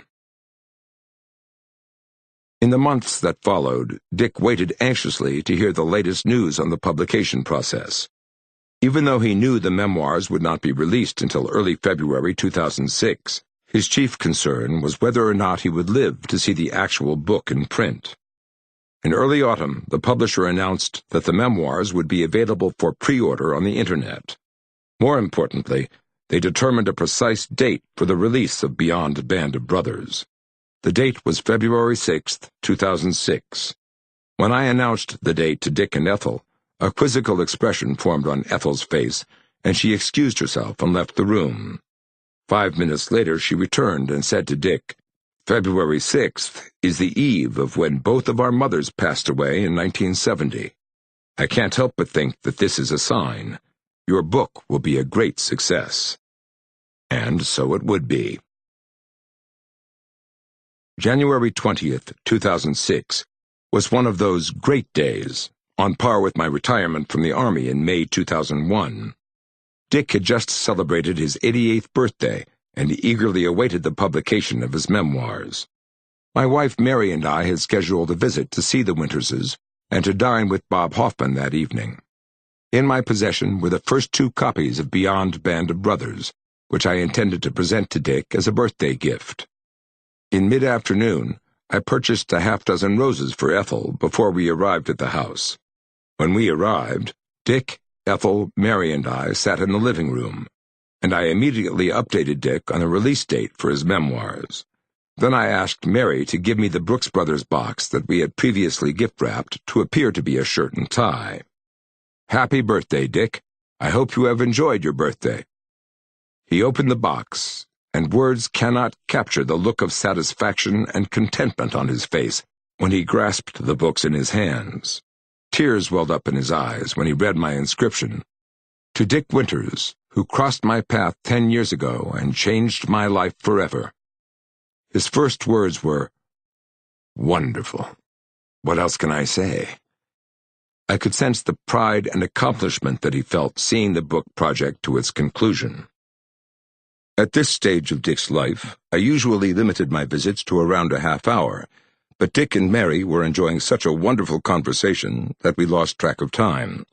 While Mary and Dick were talking, I met Ethel in the kitchen and hugged her and thanked her for all the support. I also presented her with a copy of the book, since she had played such an instrumental role in its writing and in its publication.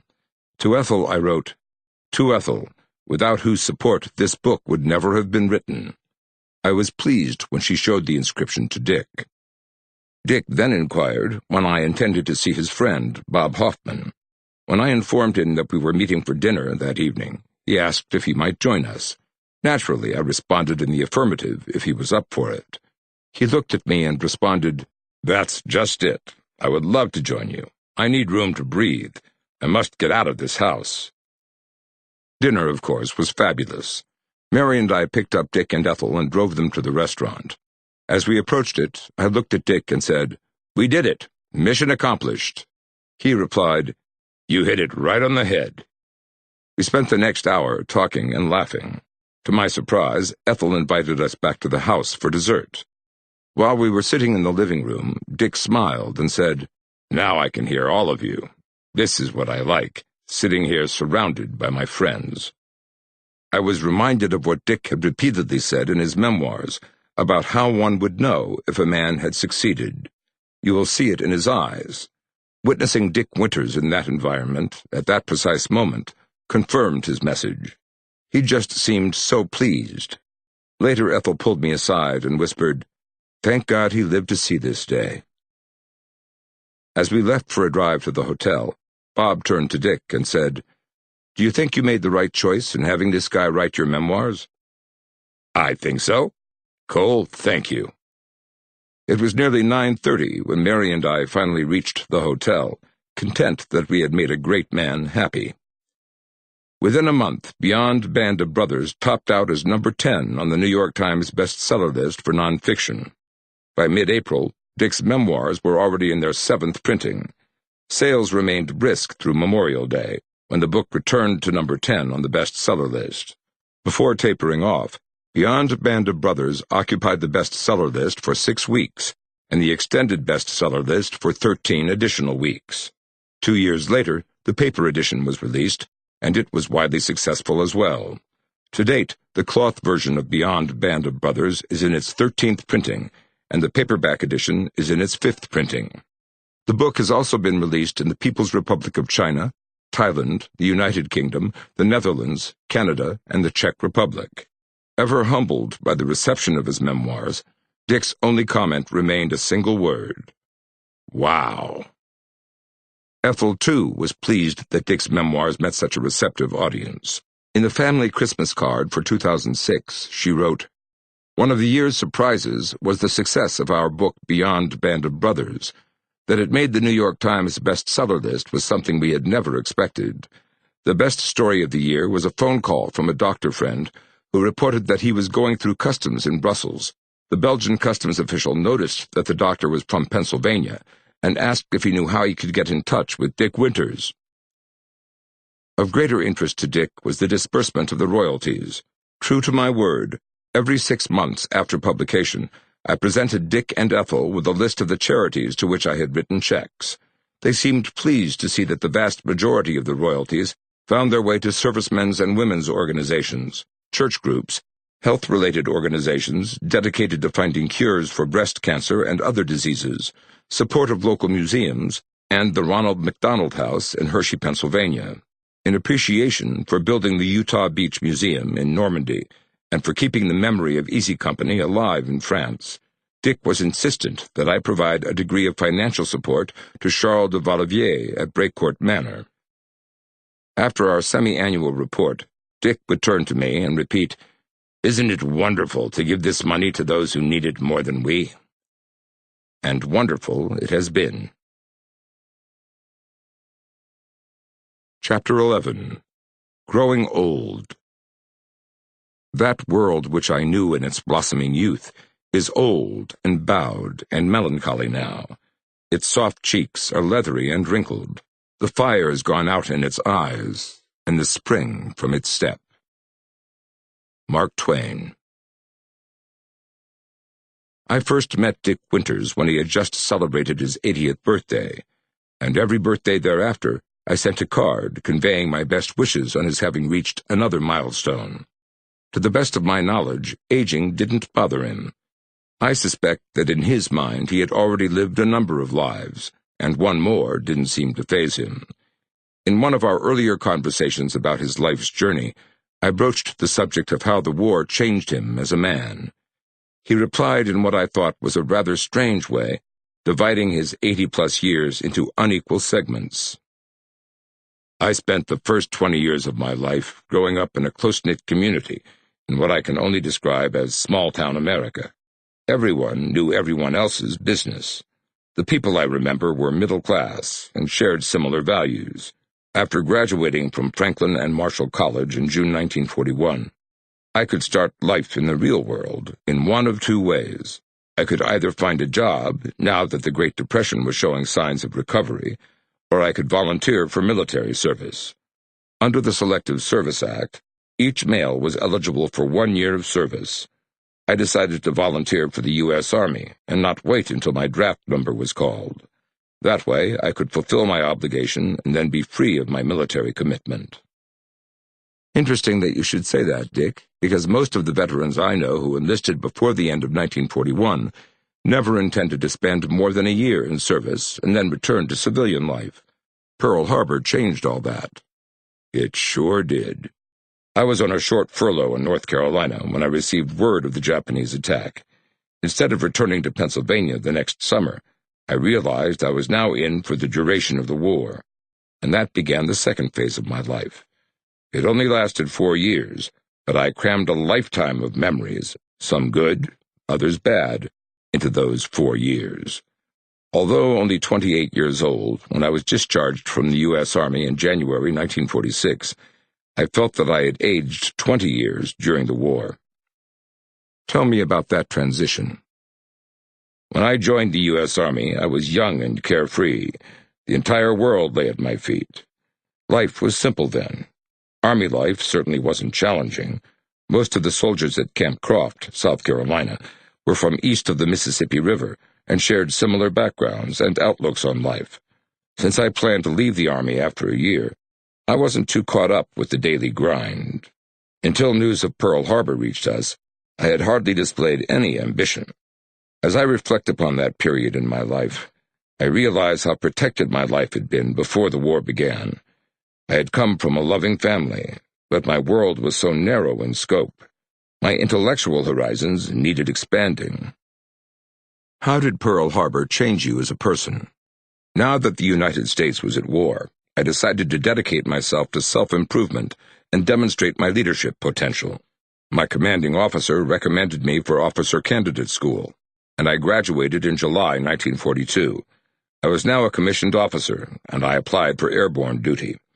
In August, I was assigned to the 506th Parachute Infantry Regiment at Camp Toombs in northeast Georgia to begin my airborne training. With the paratroopers, I was thrown into an outfit that was truly representative of the country as a whole. It was my first real time away from home, and I didn't really know what to expect. Unlike my first year in the Army, men arrived at Toccoa from every region of the country. Most were strapping young men with fire in their eyes and a can-do attitude with which I could easily identify. The vast majority of the men were physically fit. Those who were not fit were mustered out and returned to their former outfits. Every activity had a serious ring to it because we knew that sooner or later we would be in combat. We trained hard for a year and then deployed to England in September 1943. The next 9 months proved incredibly strenuous. How so? Now that we were in England, we were a step closer to the war. As paratroopers, our mission would be to land behind enemy lines and fight outnumbered until we could be reinforced. Fortunately, before we jumped into France on D-Day, we were mentally and physically tough, and we had complete confidence in our ability to do the job. I significantly changed during those 9 months prior to D-Day. Tell me about that change, Dick, I said. You recall my letters to Dieta Allman? You do. Well, I wrote a letter 1 month before D-Day in response to a letter she had written in which she noticed a change in me. Taking a copy of the letter from his folder, he continued, Now I want you to listen to what I'm saying because it is important. When you are an officer, you are responsible for the lives of the soldiers in your command. You think about kids like this one paratrooper I knew well, and you soon become old beyond your years. In the 3 years since I had entered the Army, I had aged a great deal. Discovering the appropriate passage he wanted to highlight, Dick read verbatim. It seems as if college days and days of civilian life when I did as I pleased are long past. It must have been a dream, a small and short but beautiful part of my life. Now all I do is work. Work to improve myself as an officer. Work to improve them as fighters, as men. Make them work to improve themselves. Result, I am old before my time. Not old physically, but hardened to the point where I can make the rest of them look like undeveloped high school boys. Old to the extent where I can keep going after my men fall over and sleep from exhaustion. I can keep going as a mother who works after her sick and exhausted child has fallen asleep. Old to the extent where if it's a decision or advice needed, my decisions are taken as if the wisdom behind them was infallible. Yes, I feel old and tired from training these men to the point where they are efficient fighters. I hope it means that some will return to those girls back home." I interjected, "And this was all before D-Day?" 3 months later, Dick returned to the subject of aging in another letter. "Well, yesterday, I celebrated my 3rd anniversary in the Army. As I look back, it seems like a lifetime in some respects, and as if I've aged 3 times 3. Then again, it isn't so long, and I've been pretty lucky right along. There are not many in this outfit that have done as much in the same period of time. In fact, I know of none. Then, too, if I stick in this parachute outfit for 2 or 3 more years, salt my money away at about the same rate that I have been, I'll have a pretty darn good foothold on this financial situation." By war's end, Dick continued, Dieta would not have recognized me. She wrote and expressed feelings of love and hope for a rapid reunion, but I was so focused on the job at hand. I had people asking me questions about weapons, targets, harassing fire, grazing fire, chow, transportation, and a base of fire. I didn't know that love existed. I told Dieta that my job as battalion commander necessitated that my thoughts and feelings be hard, cold, impersonal, and effective. Told her we would tackle questions about love, devotion, and all that stuff after the war, so I could use my head and not my heart. On rereading her correspondence, I note that I often referred to her as "Hey Squirt" or "My Wave," all somewhat humorous, but rather impersonal, to say the least. As I said, after 4 years at war, I had aged a lifetime. Understandably so. Tell me about life's next phase. Phase 3 of my life began when I met Ethel, and we started to raise a family. I worked hard, maybe too hard, because I was not at home as much as I would have liked when the children were young. Yet a man does his best to provide a decent life for his family. I did my best and hoped that it was good enough. I don't want to talk about it anymore. Okay, let's move on. You told me that Stephen Ambrose changed your life in the fall of 1988. What happened? He did indeed. And you are now an integral part of this stage of my life.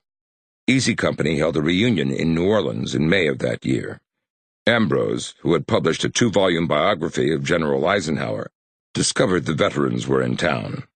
Ambrose and his assistant, Ron Drez, introduced themselves, and Ambrose decided to write a story about Easy Company. Ambrose announced that he was gathering interviews for his next book on D-Day. I decided not to join the meeting, but to let the men speak out. All the veterans wanted to tell their stories, their memories. I mailed my written account to Ambrose later. Dick went on. After a few months, Ambrose contacted me, and I agreed to assemble a number of Easy Company's veterans. We met first at Ambrose's home, in Bay St. Louis, Mississippi, and 6 months later I hosted Ambrose, Harry Welsh, Joe Toy, Forrest Guth, and Rod Stroll at my farm outside Fredericksburg. Our discussions covered a range of topics. From these discussions emerged Ambrose's book, Band of Brothers, E Company, 506th Regiment, 101st Airborne, From Normandy to Hitler's Eagle's Nest, that he published in 1992, the 50th anniversary of the formation of Easy Company at Camp Toombs. You know the rest of the story. In preparing the manuscript, Steve hosted a number of us on a return to the battlefields. It was most memorable. When we returned to the States, I wrote Steve a warm personal letter in which I said, "That sure was some trip." I figured this would be the big trip of my life, and I can truthfully say I was not disappointed. This whole tour was very emotional for me, from Aldbourne, every step of the way, every single day, right through to Salzburg, and then our special visit with Funderheite. You made it all possible. You made it a reality, and you've given me memories I'll never forget. And how did the miniseries come about? Dick smiled and said, "It was shortly before Christmas that he called and left a message on the answering machine. It said, 'Dick, this is Steve Ambrose. I have a letter from Tom Hanks, and he wants to buy the rights to Band of Brothers. I presume he wants to play Dick Winters, but I told him that Herbert Sobel is closer to the mark. Anyway, I just wanted to share the good news with you.' So Ambrose sold Band of Brothers to Steven Spielberg and Tom Hanks. Since that time, my time and Ethel's have revolved around keeping E Company's story in the news. It has been an amazing journey, And here I am now, nearly 90 years old, sitting in my front room with you. Dick, you don't sound like a 90-year-old man to me, I said. Well, I am, and I intend to stay around a little longer. You aren't afraid of getting old? I'm not, he replied. Why should I be? I've led a good life. Listen, most men my age sit at home, never leave the house, and regret how their lives turned out the way they did. I've made a few mistakes in life, but I have no regrets. Were you pleased with the miniseries? For the most part. I was surprised that Spielberg and Hanks selected so many British actors to portray Easy Company's soldiers. Guess they felt no American actor could do the job properly. I told Captain Dale Dye, who played Colonel Sink, that I thought my old regimental commander would have been highly pleased by Dye's portrayal. Captain Dye seemed to like that. I objected to the amount of profanity in the series, and the one gratuitous sex scene when Easy Company arrived in Germany, but overall I was very pleased with the finished product. I was particularly pleased that so many men finally received recognition for what they accomplished during the war. Over the next few years, I witnessed Dick pass through several stages of infirmity. My father had gone through a similar process, so I had experienced how difficult it now was for him to accomplish rather simple tasks. Gone were the days when Dick could take the step in front of his house, or climb the stairs to his upstairs office. I recall how surprised I was the first time that I saw him use a cane. Ethel confirmed that he needed the cane for support any time that he left the house. She also informed me that Dick was in the early stage of Parkinson's disease. This troubled me deeply, and when I departed Hershey, I shook his hand and informed him that he was my dearest friend. He responded how honored he was, and that he intended to do his best to live up to my expectations. As I left the house and walked to the car, I turned around, and there was Dick at the front door, with a final salute and a wave. The cane was soon followed by a walker, and 2 years later by a wheelchair. Through it all, Dick's spirits never dampened. Later, Ethel installed an electronic chair to convey Dick from the main floor to the second level of their home, where his bedroom and office were located. Now my monthly visits took place in the first-floor living room rather than his upstairs office. I genuinely missed our conversations in his office because he often closed the door so we could talk in private without interruptions. Dick always seemed more relaxed when his military memorabilia and those things that he treasured most surrounded him. Aging is tough.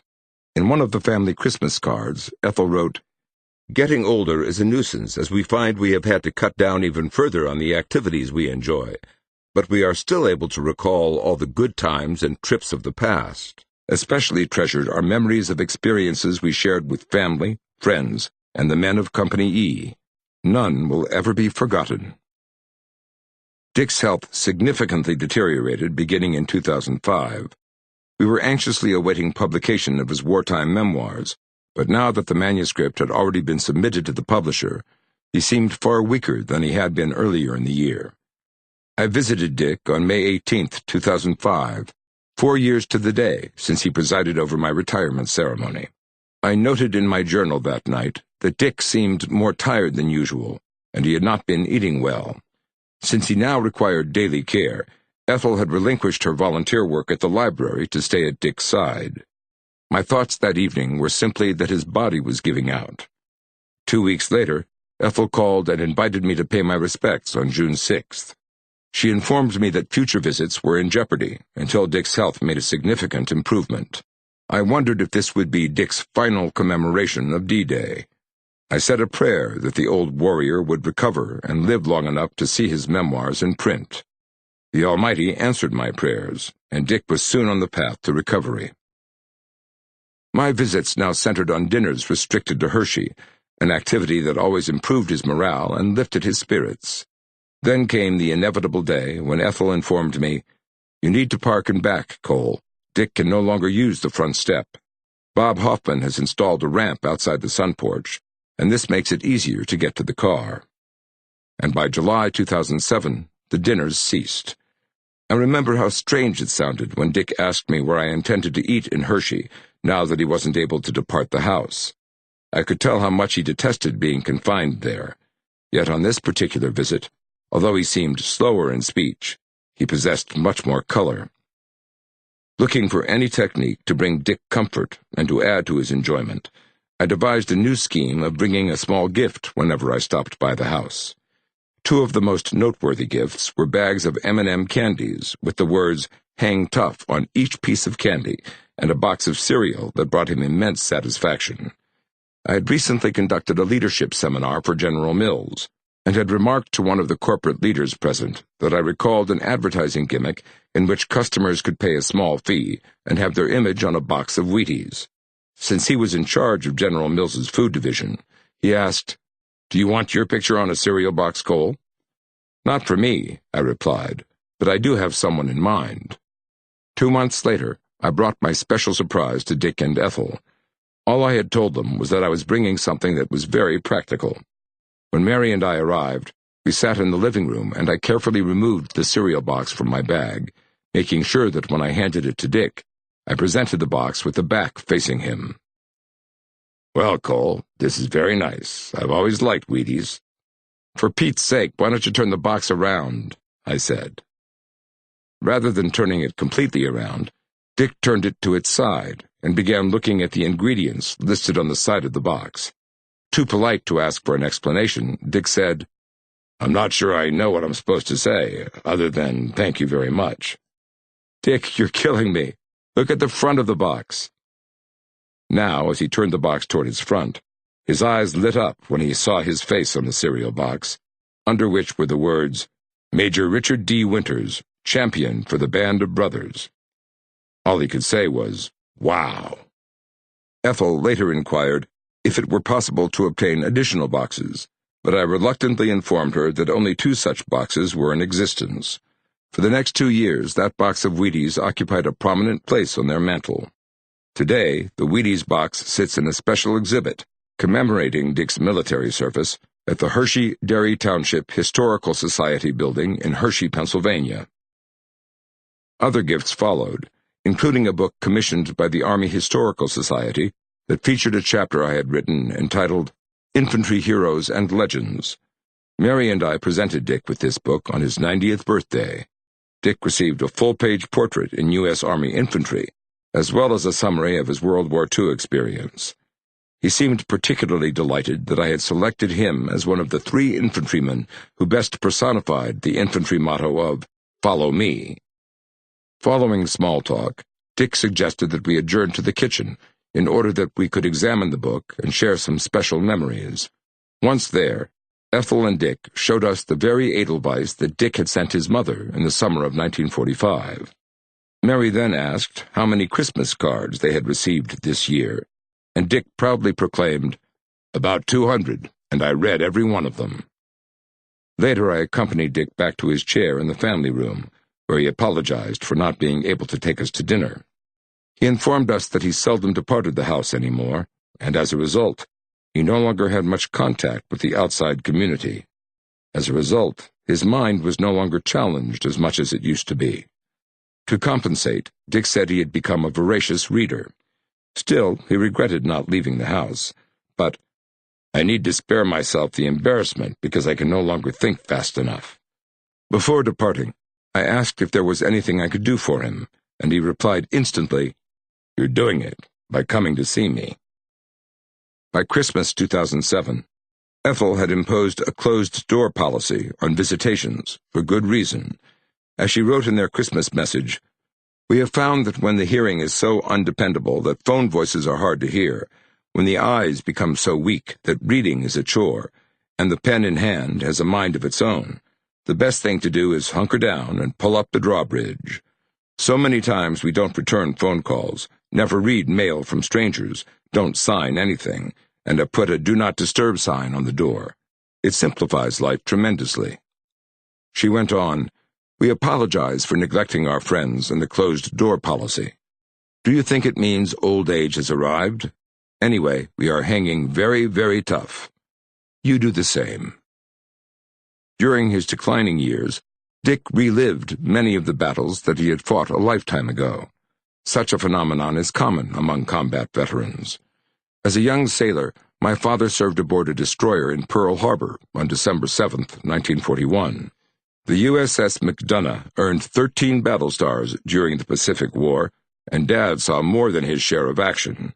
Yet, in his declining years, his dreams focused on the night his ship was rammed by another American ship in the dense fog of the Aleutian Islands.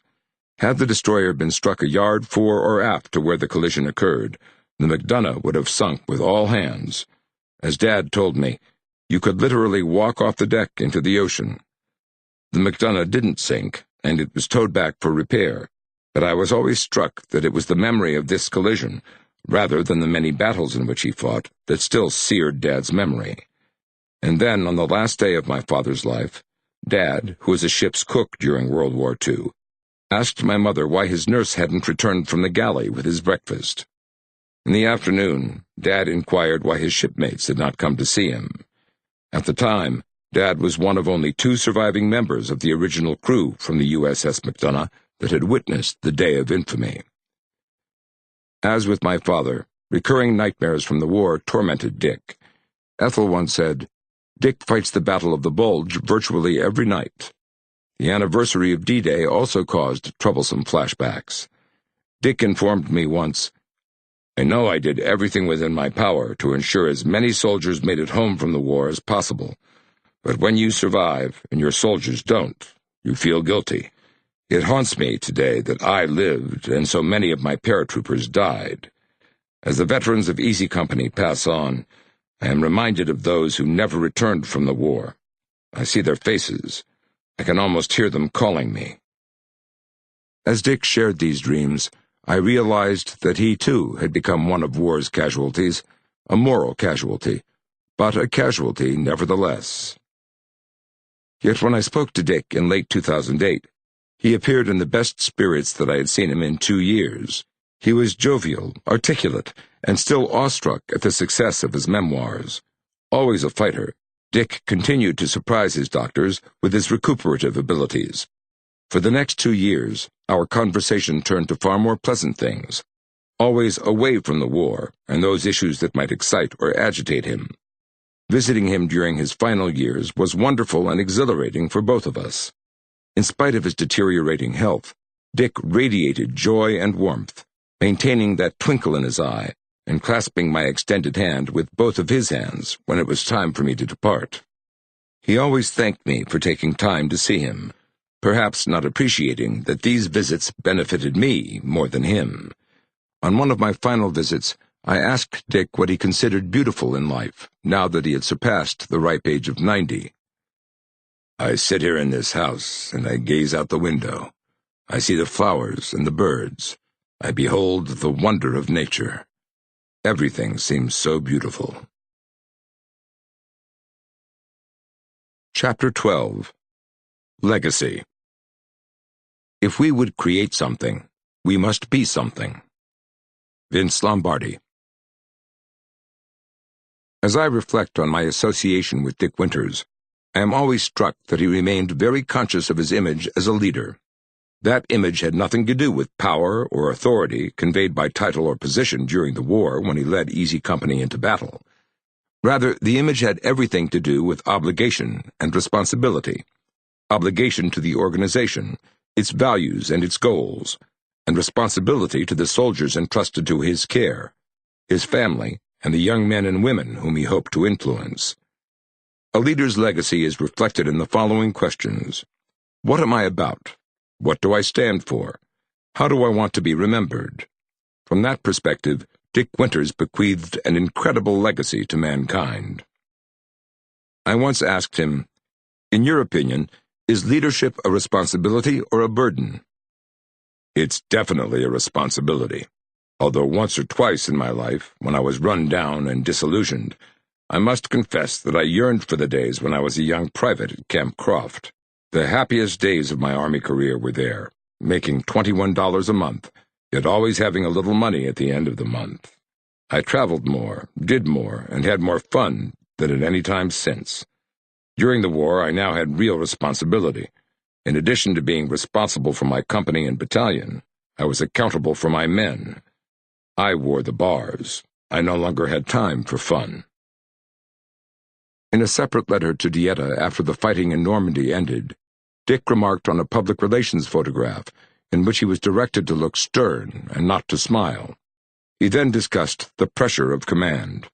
He wrote, "I don't feel quite so hard inside as I did in Normandy, but I guess I still look the part. As for a twinkle in my eye, sometimes I think it must have been frozen to death. There may be a day when it will warm up, but never as long as there's a war on. I've got to push the company. What a job, being papa to 160-odd men and 7 so-called officers. And what a headache it is at times. Ever since the second week of the invasion, casualties have been my greatest concern. Victory is ours, but the casualties that must be paid is the price that hurts." As Dick struggled to define his personal legacy, he began enumerating his 10 principles of success.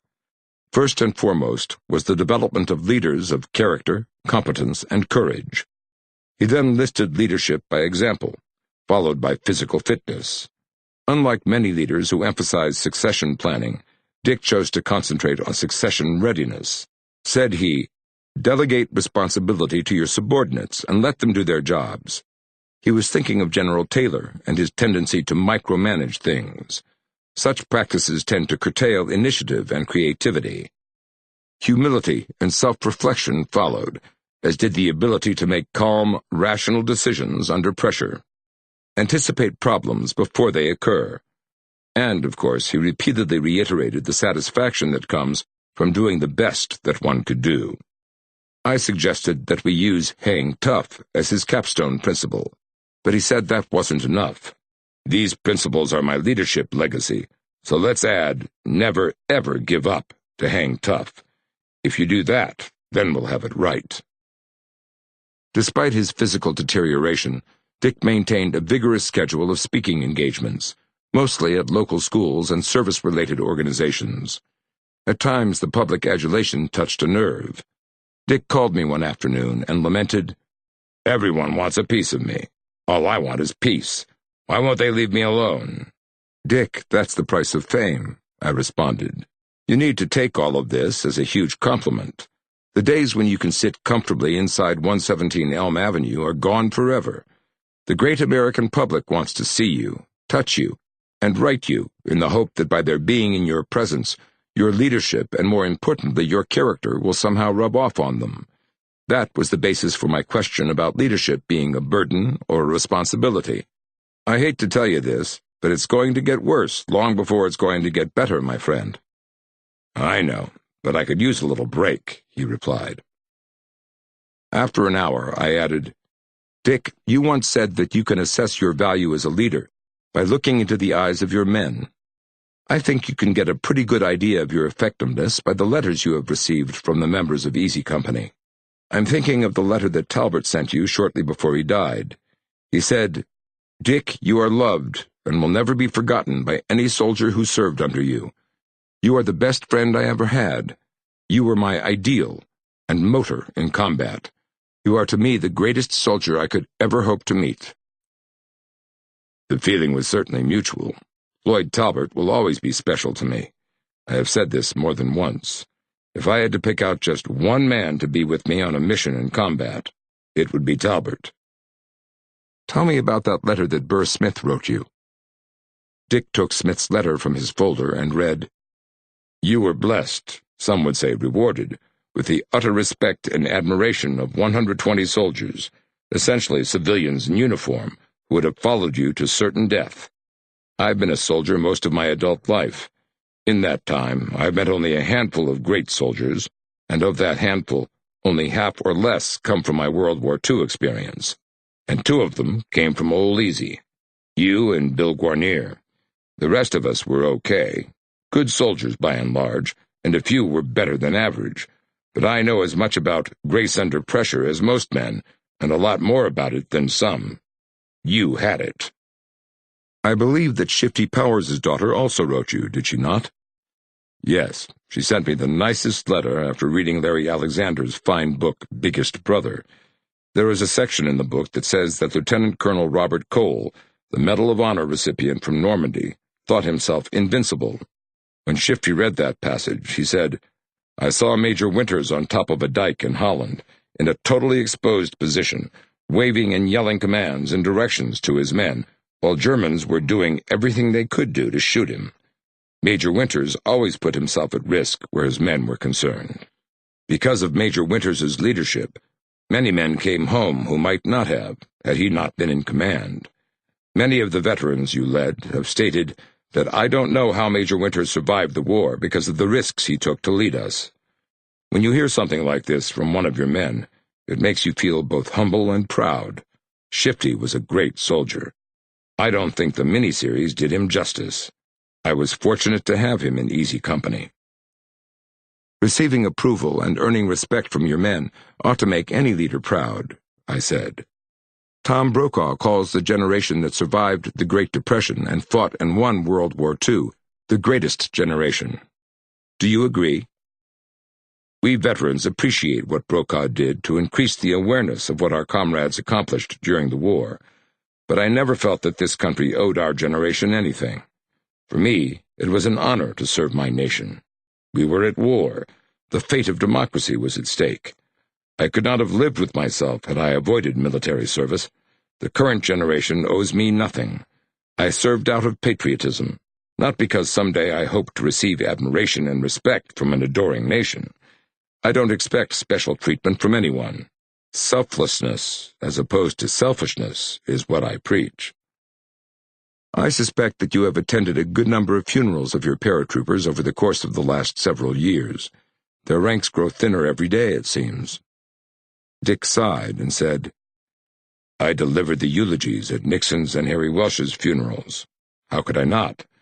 Joe Toye's family also asked me to deliver the eulogy and to serve as a pallbearer. I was honored to do so. Next to Talbot, I felt Joe Toye was the finest soldier in the company. When a soldier's family asks you to participate in their loved one's funeral, you have to think that you must have done something right as a leader. In addition to his contemporaries with whom he served during the war, Dick's reach found popular appeal among America's corporate leaders as well. Years ago, I watched Rand Harbert, a senior vice president in one of the nation's largest insurance companies, walk across the pasture field where Dick destroyed the enemy guns outside Brecourt Manor on D-Day. As he visualized the battle, Rand stooped to his knee and placed a handful of dirt in a plastic bag as a keepsake of his pilgrimage to Normandy.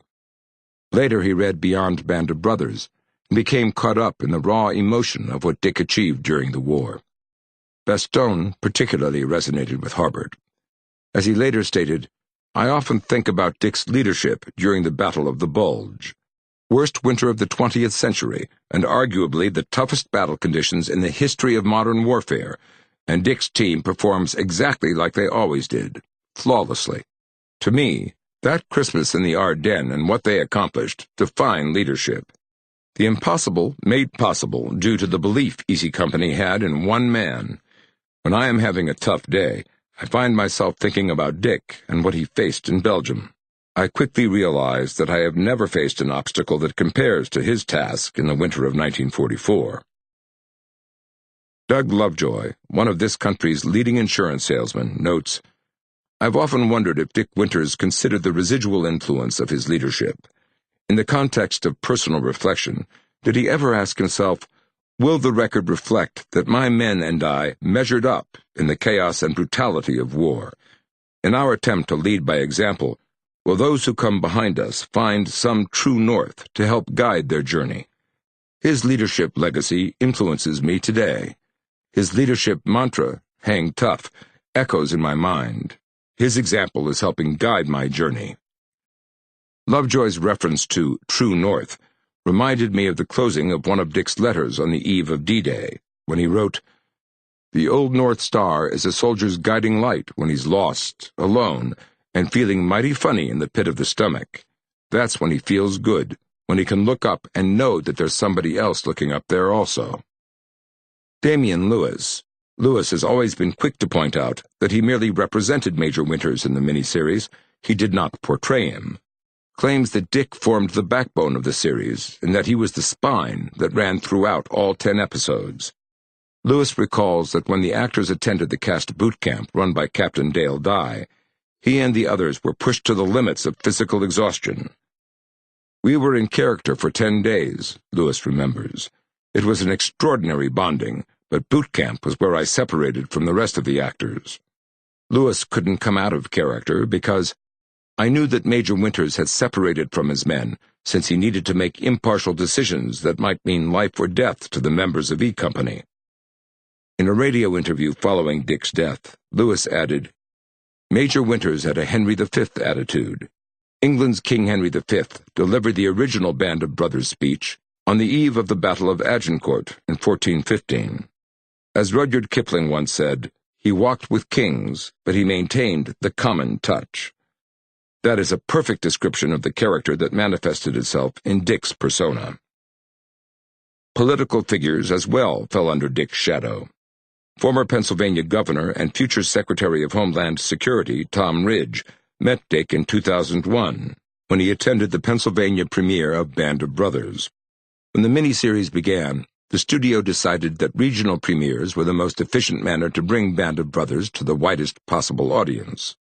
Consequently, Governor Ridge and other local politicians traveled to Irvine Auditorium of the University of Pennsylvania, where Ridge had been designated to serve as Master of Ceremonies for the event. Easy Company veterans, including Dick Winters, sat along the aisle to watch the initial 2 episodes of the miniseries. Following the ceremony, Dick and Ethel moved to the lobby, where they waited for Bob Hoffman to join them for the return trip to Hershey. While the Winterses waited, Hoffman engaged the governor in a casual conversation that focused on Easy Company. Ridge listened to Hoffman and said he wanted to meet Dick Winters. As Hoffman tells the story, he approached Dick and advised him that the governor wanted to meet him. "No, I don't want to do that," Dick responded. The governor's security team came forward and said, "Major Winters, Governor Ridge wants to meet you." They then escorted Dick to a room where a small podium stood. Dick, who was not pleased with the delay and had no interest in meeting Governor Ridge, stood stoically behind the podium and began to pout, placing his chin in his hands. 3 to 4 minutes later, in walked Ridge. Seeing Dick in that pose, Ridge stood opposite him and mirrored Dick's pose, placing his chin in his hands. The sight must have appeared comical. 2 grown men, standing across from each other, with their chins in their hands, staring each other down. Eventually, the 2 finally broke the ice, and 15 minutes later, Ridge and Winters were swapping stories. From this inauspicious beginning grew a wonderful friendship. Years later, the duo served as co-grand marshals of a Veterans Day parade, and they maintained a healthy correspondence until Dick became too enfeebled to write. Both also stood on the platform when President George W. Bush visited Hershey during the 2004 presidential campaign. Since he had been present at the creation of this budding friendship, Hoffman was always sure to remind his friend, "Winters, you owe me big time." There is another humorous incident related to President Bush and Major Winters. During a subsequent presidential visit, Dick and Hoffman were waiting in an isolated room for Air Force One to deliver the president. While the minutes ticked by, Dick turned to Hoffman and said, "Hold it a minute. Do you think this old man can touch the floor with the palms of his hands?" "Winters," said Hoffman, "I think this old man can do anything he sets his mind to do." Taking his cue from Hoffman, Dick stood up from his wheelchair, balanced himself, and began a rocking motion front and back until he actually touched the floor with his palms. Knowing that discretion is the better part of valor, Dick then turned to Bob and said, "Whatever you do, don't you ever tell Ethel."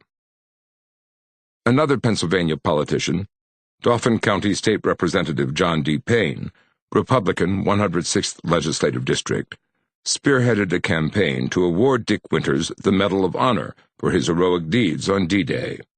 U.S. Senator Rick Santorum, Republican Pennsylvania, echoed Payne's remarks. During the war, General Eisenhower delegated nominations for awarding the Medal of Honor, our nation's highest award for heroism under fire, to division commanders. The 101st Airborne Division Commanding General, General Maxwell Taylor, placed an artificial constraint of one awardee from his division for actions in the Normandy campaign. Taylor selected Lieutenant Colonel Robert Cole for leading a bayonet charge near Carentan as the nominee from the Screaming Eagles. Cole received the medal shortly thereafter, but he was later killed in Holland. Winters received the Distinguished Service Cross despite the fact that Colonel Sink had nominated him for the Medal of Honor. 60 years later, Payne's effort to repair this injustice garnered widespread support throughout Pennsylvania. The Pennsylvania House of Representatives approved a resolution, sponsored by Payne, that urged Congress to award the medal to Winters. Said Payne, "We think Dick is deserving of this honor, and it needs to be reviewed again. I don't think he received a fair review." As is customary, the Secretary of the Army had to approve the nomination before it was sent to the White House for approval. Dick's nomination reached Acting Secretary of the Army Les Brownlee before it was passed to a U.S. Army colonel to research Payne's request. For whatever reason, the officer rejected the nomination, and Brownlee quietly approved the colonel's recommendation. If I sound upset with the outcome by the Secretary of the Army, it is partly because I wrote the citation for Dick's award, but more importantly, I feel Dick's action at Brecourt Manor met the criteria for awarding the Medal of Honor. Dick, of course, refused to endorse the efforts of his friends and associates to award him the Medal of Honor, even on a personal basis. He never looked for personal recognition and refused to attach his name to any such effort on his behalf. Even during the war, he shunned the public recognition that accompanied promotions. Following his promotion to major and assignment to battalion command, he wrote, "It sure was an honor to get the battalion, for it means I've come straight up from junior second lieutenant to commanding officer in the same battalion in a period of 2.5 years. As far as the promotion in rank goes, I don't give a damn, but I do like the job and the responsibility that goes with it." When Sergeant Major Herm Clemens asked Dick if he could initiate the recommendation to upgrade his Distinguished Service Cross to the Medal of Honor, without hesitation, Dick shook his head and said no. "I left too many men in Europe. They are the real heroes," was his reply. Clemens was persistent and tried again to persuade Dick. "Do what you want to do, but I won't be part of it," Dick replied. Personal recognition was simply alien to Dick's nature. In a letter to an admirer who wrote in 2005 that he had personally lobbied the White House to upgrade Dick's Distinguished Service Cross, Dick merely expressed his gratitude for the many people who were seeking the medal on his behalf, but other than that, I have no comment. In the years that I had known him, Dick's only mention of the Medal of Honor was contained in one of his letters to Dieta written after VE Day. Writing to his friend, who had recently attended a White House reception, during which President Harry S. Truman bestowed the Medal of Honor on several recipients, Dick wrote, "But don't think you'll ever have to be looking for a place to stand when I get decorated by the President. For yours truly, that will never happen, I hope. Twice I came very close to achieving that honor. In Normandy, I was as hot as a baked potato. It scares me when I think back on what I did. That was the time they recommended me for the Congressional Medal of Honor. But at that time, they thought you had to kill an army, and we had no setup for writing decorations. So I wear the Distinguished Service Cross. In Holland, when I made that bayonet charge, remember, if I'd have had a machine gun instead of my M1, I'd have had the better part of 250 krauts, I feel sure. All came out okay, for I had my small group and machine guns coming up, and we cleaned them up, and that's the object anyhow. Anyway, I don't think I want the Congressional Medal of Honor. For a paratrooper, it costs you about 2 of those 9 lives we're supposed to have. I feel like I've used all 9 already, and it's only due to an administrative error that I am still here." Representative Payne was also instrumental in having a bridge that crosses the Swatara Creek between Swatara Township and Derry Township on State Route 322, dedicated as the Major Richard D. Winters Bridge. At the unveiling ceremony, Representative Payne said, "The 106th Legislative District can be proud to have a true American hero living in our midst, and naming a local bridge in his honor is a fitting tribute to his valor. We pause to remember how Major Winters distinguished himself during a war in which the fate of the free world hung in the balance."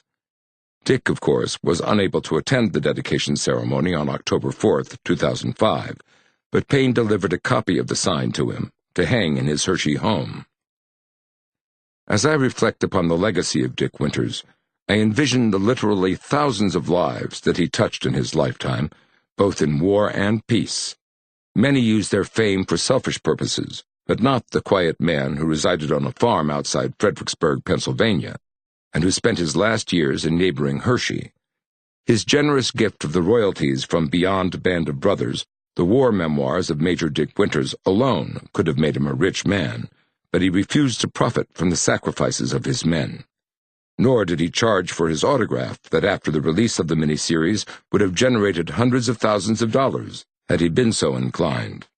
When friend Bob Hoffman served as chairman of the Lebanon County United Way fundraising drive, Dick made an exception to his rule and signed 1,000 prints of military artist James Deas's painting, Silencing the Guns, which depicted the action at Brecourt Manor on D-Day.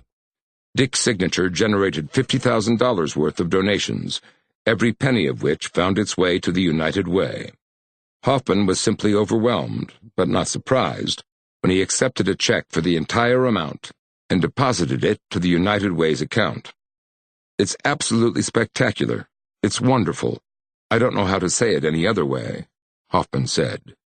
Though Dick could not attend the ceremony in which the donation was recognized, a local newspaper account recorded Hoffman's remarks as, "Major Winters is with us in spirit, although he is not here in body. He's one of the most humble persons I've ever had the honor of knowing." To the best of Hoffman's knowledge, Dick's gift of $50,000 was the largest gift by a private citizen during the fundraising campaign.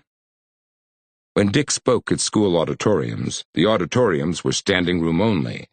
His story resonated with thousands of young men and women. Even before the miniseries premiered, Dick wrote to advise me, "As you know, HBO promised, during a visit to Hershey in November 2000, that an educational program for young school children would be part of the overall program. It is a wonderful feeling to see them keep that promise." I had the occasion to speak about Major Dick Winters at the U.S. Army War College in Carlisle, Pennsylvania, on a cold wintry night in early February 2008. Nearly 200 people braved the elements to hear his story. At the Hershey Public Library, hundreds more attended an event to hear my recollections of the friendship that created an inseparable bond between us. When the Hershey Dairy Township Historical Society opened a veterans exhibit that it named A Hero's Story, featuring Major Dick Winters, the building was filled to capacity. For Dick, the recognition was never personal, and the fame simply served as a direct reflection of the sacrifices of the men of Easy Company, men who were so brave that I still search my soul to find the proper words to describe their heroism and their willingness to sacrifice everything for each other. Not to be outdone, Berkeley Caliber, the publisher of Beyond Band of Brothers, the war memoirs of Major Dick Winters, distributed 2,506 copies of Dick's memoirs to the fighting men and women of our armed forces on duty in Afghanistan. The number of copies represented the number of Easy Company's battalion affiliation, 2, and the number of the Parachute Infantry Regiment, 506, to which they were attached. By last count, Dick's memoirs were in their 13th printing, a testament to the man and his legacy. From the personal perspective, I summarized Dick's impact on me and my children's lives in a letter that I wrote on Dick's 87th birthday in 2005. I wrote, "For as much writing as I do, this letter is very difficult to write. I think I do a far better job writing history than I do expressing my true feelings. First things first. Mary, John, and Maura join me in wishing you the happiest of birthdays. Reaching the exalted age of 87 is an achievement in itself, must be the result of hard work and good living. I looked for the perfect card, but was unable to find one that reflected my deep admiration and sincere respect for a man who, next to my own father, is the finest man whom I have ever known. Your willingness to share the last decade with me has enriched my life more than I can say. On reflection of the past several years, I recall a sermon I heard as an undergraduate in 1970, in which our dormitory priest said, 'You can never touch others without being touched yourself.' Dick, in a lifetime of heroic achievement, you have touched literally thousands of lives, a good many in war, far greater numbers in peace. I should consider myself fortunate if I could imagine that I would ever become such a positive influence on mankind. Thank you especially for the many kindnesses that you have bestowed on my family. To John and Maura, you are the most inspirational man they know. To Mary, you are a wonderful friend. To me, you are not only my friend, but you are my dearest friend. So where does this leave us in our attempt to define Dick Winters's legacy? When in doubt, go to the source, and so I did. Dick, you have led a wonderful life, and you have given so much to the young people of this country. What is Dick Winters's legacy to future generations? That is easy, and I'm going to answer it this way. It is the same that I have been saying for many years. Hang tough. By that, I mean simply, do your best every day, whether at school, at your job, or anywhere else. You don't have to have all the answers. There's no way you should expect that from yourself. Just satisfy yourself so at the end of the day, you can look at yourself in the mirror and say, "Today, I did my best." If you do that, you are being honest, and everything will be okay. Does that answer your question? Yes, it does. Okay then, but let me reduce this to a two-step process, he added. Number 1, be honest. Every man or woman can define honesty and integrity differently. Just look at yourself and talk to yourself. Make it clear to one and all. Number 2, be humble. Never let power or authority go to your head. I have always made an effort not to talk about myself. I talk about the war, but not about myself. I would like to keep it that way. Dick continued, The last thought I want to share with you is this, and I hope that it doesn't sound out of place. As I look back on the war, I think that war brings out the worst and the best in people. My soldiers and I came back as better men as a result of being in combat, and most would do it again if necessary. But all hoped that we had learned from experience that war is unreal, and we sincerely hope that we never have to do it again. We must find a better way to resolve our differences, and now that we are ending this tape, I think we have completed this job. Part 4. Winter. Chapter 13. Saying Goodbye. There is nothing more I should do now, and therefore I am not likely to be more ready to go than at this moment. Ulysses S. Grant. I actually said goodbye to Dick Winters on multiple occasions. The first parting took place on June 6, 2005, when my son John joined me for a leadership program that I was conducting at Gettysburg. Knowing that John had just graduated from the University of Notre Dame, Dick invited us to swing by the house en route to the battlefield.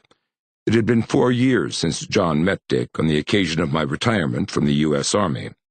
As always, Ethel met us at the door and escorted us to the living room, where Dick was resting in his favorite easy chair.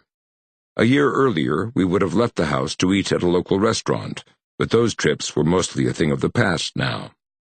On this visit, Ethel had ordered sandwiches, and she had also cooked a large bowl of soup. John and I only stayed for 90 minutes, as Dick was not himself that day. Still, I was honored that he wanted to share D-Day with me. This was a day that Dick usually preferred to spend in quiet reflection. As we drove to Gettysburg, I must have been saying a silent prayer, because John asked what was wrong. "John, you are looking at a dying man. Better say a prayer for Dick, because I'm not sure he will see another D-Day." A number of subsequent emails from Ethel seemed to confirm my worst fears of Dick's declining health, but the old warrior recovered. I remained convinced that the publication of his memoirs a year later gave Dick renewed desire to live. My fear had been that once the memoirs were released, Dick would lose that will. That, fortunately, was not the case. On the contrary, the serenity he enjoyed had the opposite effect. Then there were the repeated visits with my daughter Maura and my wife Mary that he always enjoyed. One visit still sticks in my mind. After Dick presented Mary and me the beautiful print entitled Hang Tough, Bastogne 1944, Maura lamented that Dick now liked me more than her. I mentioned Maura's concern to Ethel, who wrote back, "I assure you that Dick prefers the company of women to men, particularly young pretty ones." Now fortified by Ethel's missive, Maura was quick to inform me, "Dad, I've stolen Major Winters from you once again." And so she had. When Maura prepared to leave for college in Ohio, we planned another visit to allow her to say goodbye. Dick had called while we were at lunch and had left a message. "Cole, this is Dick Winters. I'm looking at the calendar here, and I see you and Maura are scheduled for a trip here on September 4th, 2005, and I see that you are planning to return the same day. That's quite a day." He then added, "In visiting with Maura, I have many, many good memories, and I agree with you that she is quite a wonderful girl. I'd like to keep the memories alive for the future, such as the time she was with us the day we sat down and decided to write the memoirs." The answering machine cut off Dick's message in mid-sentence, but his breathing sounded so labored that I deemed it prudent to email Ethel to ensure everything was all right before we departed home the following morning. Ethel responded that same evening and said that Dick wasn't feeling up for a visit at this time. Perhaps Maura might want to write Dick a note, telling him how much he meant to her. The letter would be in lieu of a visit. Ethel later informed me of the real purpose of her message urging Maura to write. She wrote, "These days Dick is mostly silent, even with his own family. After 60 years of marriage, we know each other's thoughts. A simple nod of the head or a hand gesture are often sufficient. I think the biggest reason that he prefers to cancel your visit is that he knows he has trouble speaking, and he is afraid of disappointing Maura. He is not the man she once knew, and he is afraid of that. He may think it is better if she remembers him as he was." Needless to say, we respected Ethel's wishes. The fact that Dick had called indicated that he was genuinely concerned, and that was sufficient for Maura and me to postpone her visit. So as not to make Dick feel badly that he had requested a postponement, I took it upon myself to send him a brief message that read, "I hate to ask you this, Dick, but I was wondering if you would not be too upset if we postpone our visit until the semester break over the Christmas holidays. Maura doesn't really do very well saying goodbye to good friends. The past week has been very difficult for her, and she is afraid she will cry if she has to say goodbye to you. I don't want Major Winters to see me this way," she told me. "What she prefers to do, if you have no objection, is to drop you a letter before she heads west. She promises to visit when she comes home after her first semester. Tell Major Winters I want to see those boots again. I also want to know how he likes his memoirs. Remember, Dad, he told me about his memoirs before he asked you to help him write it. And Mrs. Winters and I were the first to read the entire book before it went to the publisher. She still thinks she stole you from me. Just the other night, Maura reminded me that during my retirement dinner you sat next to her. That meant a lot to her, Dick." That evening, Maura penned her tribute to a friendship. She wrote, "When I sat down to write this, I surprisingly found a great deal of difficulty deciding where to begin, what to say, even what to think. Should I record things in chronological order, or should I let my mind, as well as my writing, wander from memory to memory as they emerge in my thoughts? Should this be a formal piece, or should I portray conversations, looks, and emotions in a way I would describe them to a friend on the couch? None of the answers I decided upon seemed to answer my questions. If anything, this is an honest and telling account of my friendship with a soldier 71 years my senior." Maura then went on to describe her first meeting with Dick and a number of special memories before she captured the essence of her friendship. Over the next 2 years, my father and I took repeated trips to Hershey. I looked forward to them in the same way I looked forward to visiting my grandparents' farm. In many ways, the Major and Mrs. Winters became like another set of grandparents. Our conversations were casual, yet they never lost the air of respect held by both parties. That was the thing about the Major. For some reason, unbeknownst to me, I think he respected me as much as I respected him. This idea was so alien to me. Winning some race in track was just about the most important thing that I had ever done in my entire life. The fact that the Major treated me like an adult made me actually feel like I was on the same playing field as all the real adults in the room. This made my trips to Hershey that much more of an honor. She continued, "Well, 5 years have come and gone, and we've all aged a little.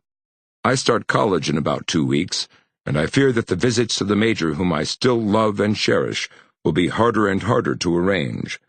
The conversations I once had with the Major in his office I can still find in We Stand Alone Together, the last disc from the miniseries. More importantly, I find our conversations in the dark corners of my mind. These conversations have never and will never be forgotten. On occasion, I find my mind wandering to the first time I was in the Major's office, and he showed me his jump boots. These memories keep our friendship alive and thriving. When I first met the Major, he was the famous Major Dick Winters. Well, yes, he is still famous. That's just not how I see him anymore. He is my friend, my family. I love the Major and Mrs. Winters in the same way I love my grandpa and grandma. I have learned more about people, life, leadership, and myself in those short visits than I ever could have imagined. In light of this, I thank Dick for a lifetime of knowledge and happiness. I feel so very blessed to have spent even a moment's time in his presence, and will never forget the memories I have of one of my best friends. Farewell. I would have liked to have seen Dick's expression when he read Mora's letter.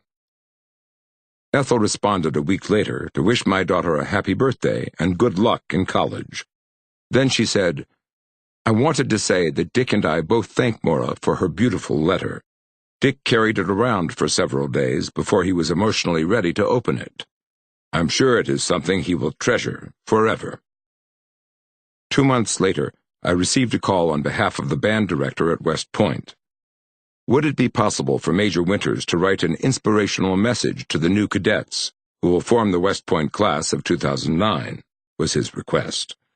I jotted down a few words based on Dick's leadership principles and forwarded them to Sergeant First Class, SFC, Douglas Richard, who had made the initial call. Richard then penned a musical score to Dick's message. When I next visited Dick, I presented him the text and a compact disc of Hang Tough, his message to the U.S. Corps of Cadets. He was overjoyed, especially when SFC Richard stated that Hang Tough was the highlight of the performance, and that the new cadet class had stood up and cheered. While the band performed the score under the direction of Major Timothy Holton, Sergeant Major Rick Gerard read Dick's letter to the incoming cadet class. When he announced Dick's name, 3,000 heads turned to see if Dick was standing on the hill overlooking the amphitheater at Trophy Point. As I mentioned to Dick, still in shock from their first 5 days at West Point, your message on leadership reminded them why they had come to the U.S. Military Academy in the first place. 3 weeks later, Dick received a letter from a high school hockey coach who related a story about one of his team captains who was an exceptional hockey player and was offered an appointment to West Point. After a few months of consternation, the coach wrote, the opportunity to challenge himself at West Point, where he could hone his leadership skills, won out over his desire to pursue college hockey down a different path. He left Minnesota a few weeks ago to attend the initiation boot camp, and I received a letter from him today. He is now called Cadet Matt Hickey. In that letter, he excitedly told me about a letter that was written by you, entitled Hang Tough, to his class of '09, and read at their 4th of July induction ceremony. Out of the many things you covered, it was your ending that he found most profound. You told them that to be a leader, you must do 2 things. First, say, follow me, and second, simply, show the way. Simple, direct, respectful, the Dick Winters approach. Matt found it quite inspirational. I just sent him a letter marveling at how you continue to serve your country. Yet another lesson for us. In closing, the coach informed Dick that he was thinking of using Show the Way as his team's motto for the upcoming year. When Ethel left the room, after I presented Dick with the disc, I leaned over to him and said, "Don't you quit on me. We are going to see this through to the end. The finish line is in sight." He merely smiled as I informed him that my greatest fear in assisting with the memoirs was that I would let him down. Dick looked at me and responded, "I can tell by the look in your eyes that you didn't." After I had departed, Ethel wrote me and thanked me for the compact disc, stating, "Every time he listens to it, he cries." I was sure glad that I brought a degree of happiness to Dick in his final years. Over the course of the next several months, I continued to bring small surprises to cheer up my dear friend whenever I visited. In October, he was quite pleased to see the dust jacket for his memoirs, now scheduled for publication the following February. On the cover was the official U.S. Army Signal Corps photograph of Dick in England following the Normandy campaign, when he was photographed for receiving the Distinguished Service Cross. The editor had also raised the print of the book's title and Dick's name. On the reverse cover was a paratrooper descending in full harness. When Dick saw the cover, his reaction was summarized by one word: "Wow." He seemed so pleased with the progress of the publication process. I hoped that seeing the dust jacket would rejuvenate him and motivate him to hang on to see the finished product. I thought he looked better physically than I had seen him in several months, but I was only at the house for 15 minutes. On my next visit, I presented Dick with an aerial photograph of Brecourt Manor and the adjacent fields. The photographer was a Canadian admirer who'd spent $2,000 of his own money to hire a helicopter pilot to overfly the de Vallivier farm. Dick was so pleased that he informed Ethel he intended to frame the photograph and hang it in his office.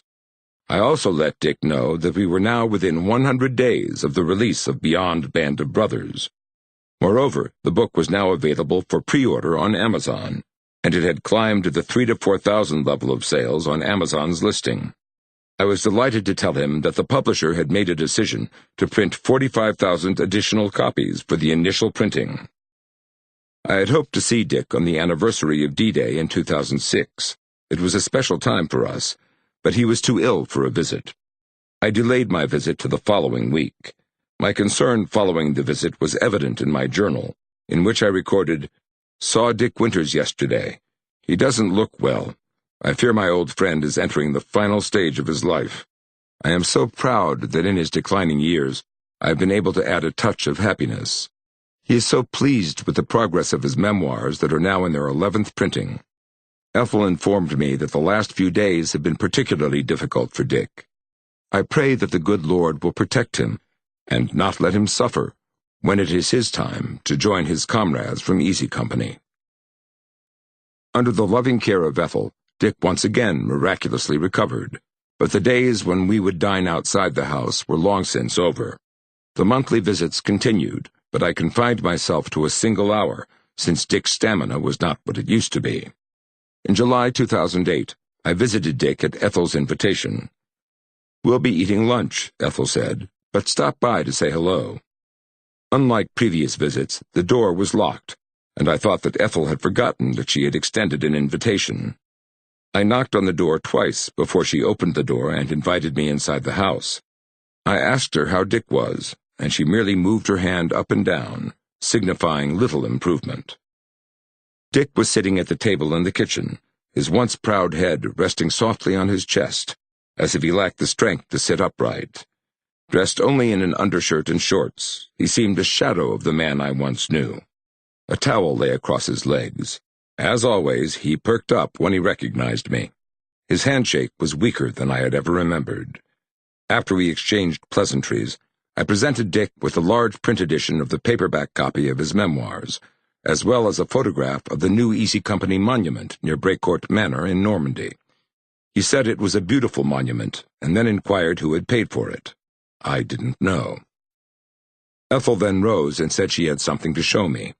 Not finding it at her desk, she excused herself and asked that I remain with Dick while she went upstairs. No sooner had she departed than Dick turned to me. Raising his hand in a familiar gesture, he whispered, "Cole, thanks for everything." "No, Dick, I thank you." I was taken aback as I perceived he was bidding his final farewell. I think old warriors have a strong instinct regarding their own mortality. I thanked him for allowing me to be part of his life, and I reminded him how much I treasured his friendship. Before Ethel returned with some correspondence she wanted me to answer, I reiterated that I was only a phone call away, and I would take care of anything that needed to be done. "You can count on me, Dick."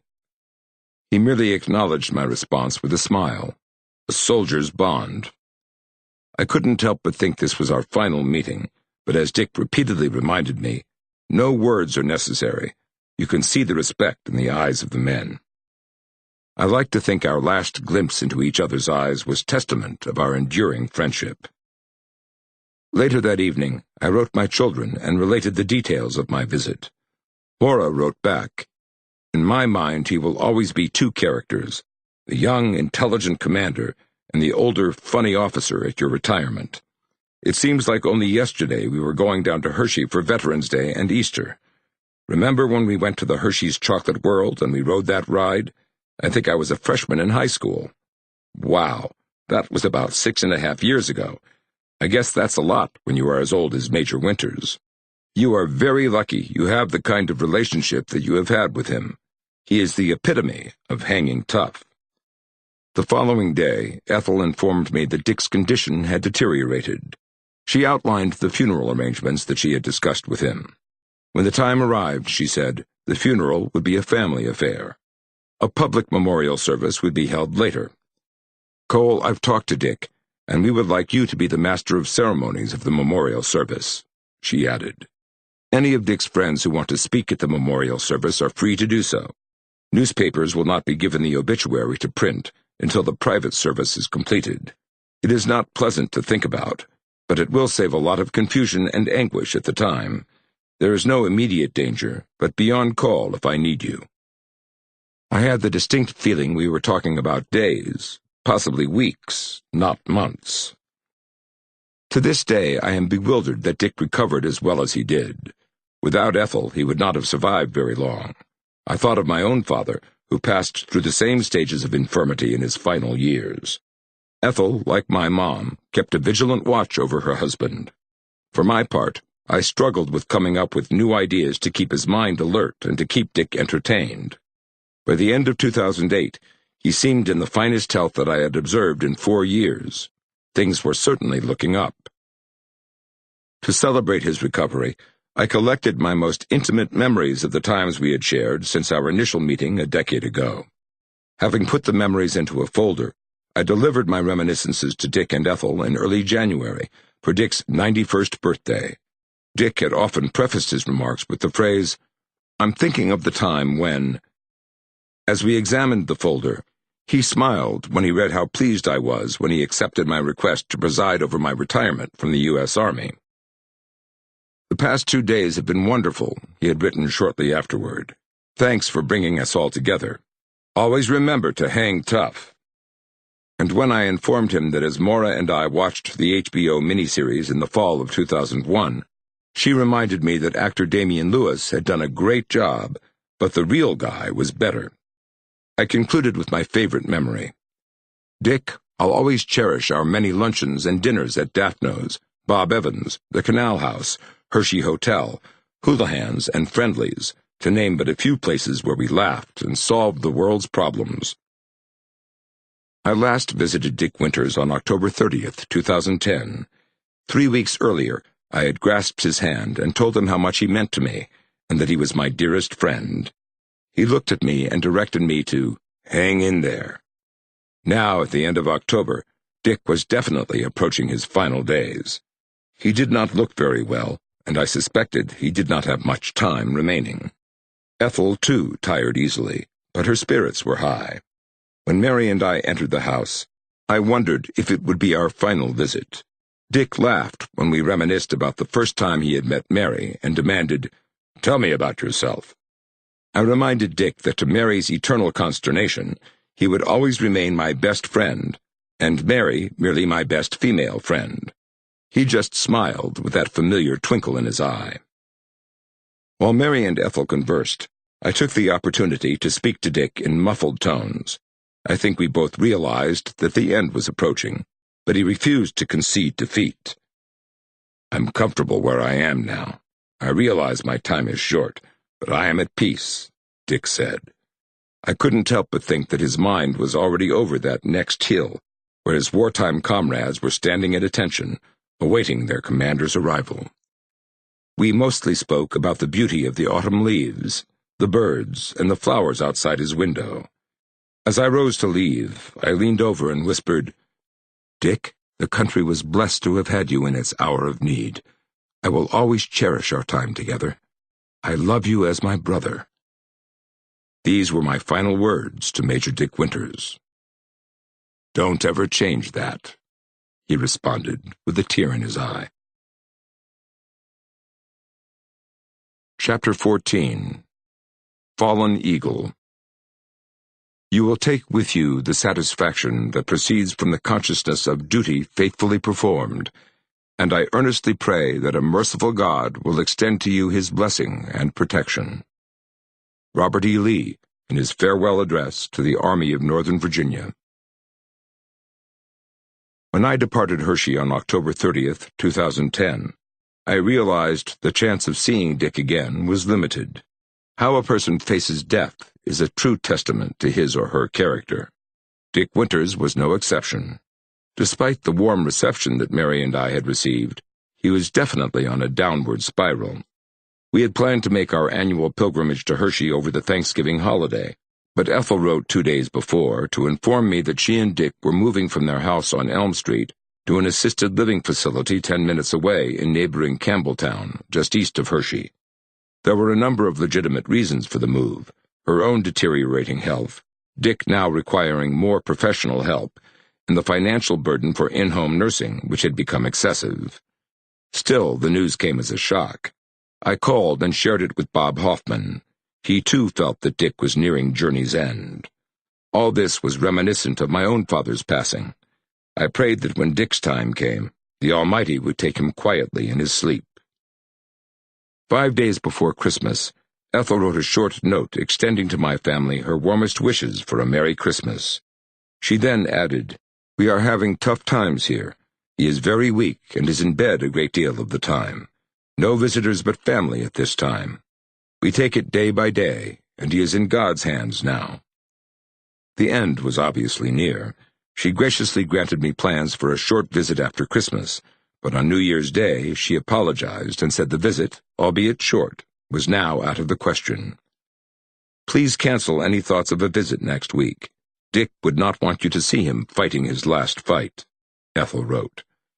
I understood her situation and hoped against hope that she would relent and allow me 5 minutes to bid Dick a proper farewell. She didn't, and she was right. Dick and Ethel had obviously talked the matter over. Neither wanted Dick's closest friend's final memories to be of a frail, disoriented man on death's portal. Far better to remember the Dick Winters who had officiated over my retirement ceremony, and to whom I had given the first 2 copies of his wartime memoirs. Those memories seemed so much more real now. There was so much more I wish I had asked him when I had had the opportunity. If only we could have shared 1 more hour, or even better, 1 more meal. If only I could have told him once more how much I loved him, and how much I treasured his friendship. How much I now yearned to have him grasp my right hand in his, and hear him say, "Hang tough, one last time." I responded, "I'm very sorry, Ethel.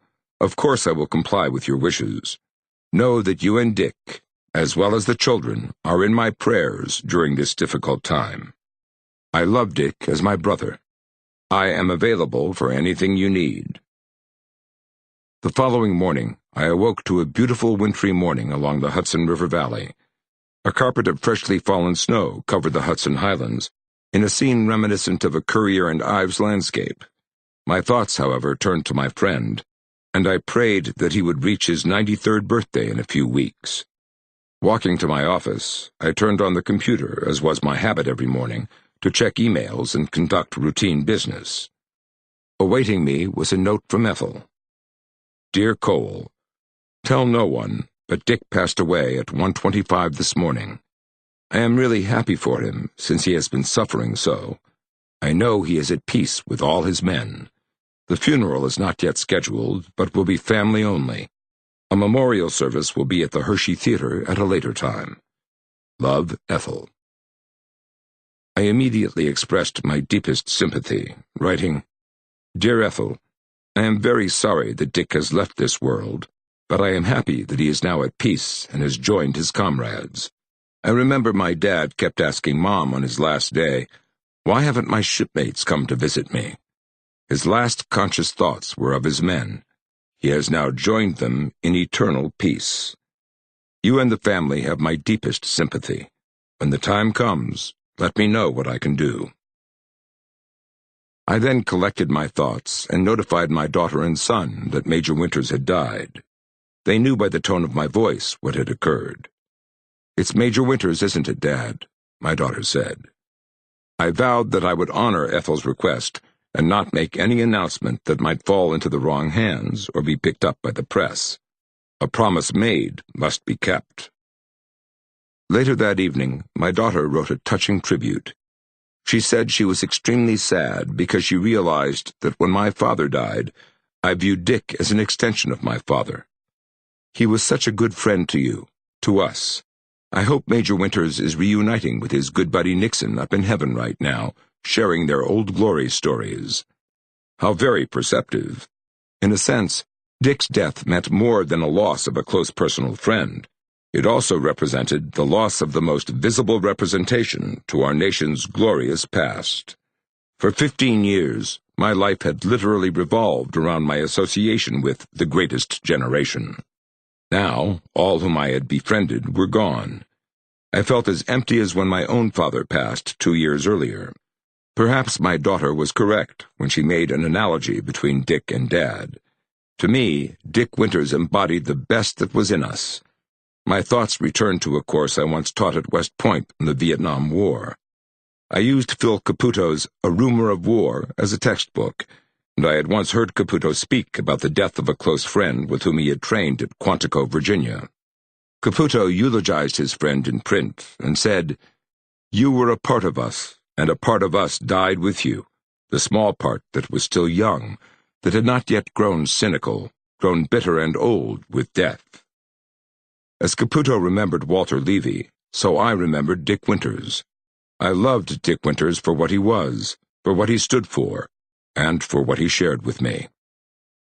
The death of a public figure is newsworthy, and I realized that it was only a matter of time before Dick's passing would become part of the public record. I intended to keep up the charade as long as possible, but within 2 days, I received a call from the spouse of one of Dick's friends, asking me to verify the rumor that my friend had passed, if I were at liberty to say. I responded and merely said that the family would notify everyone at the proper time.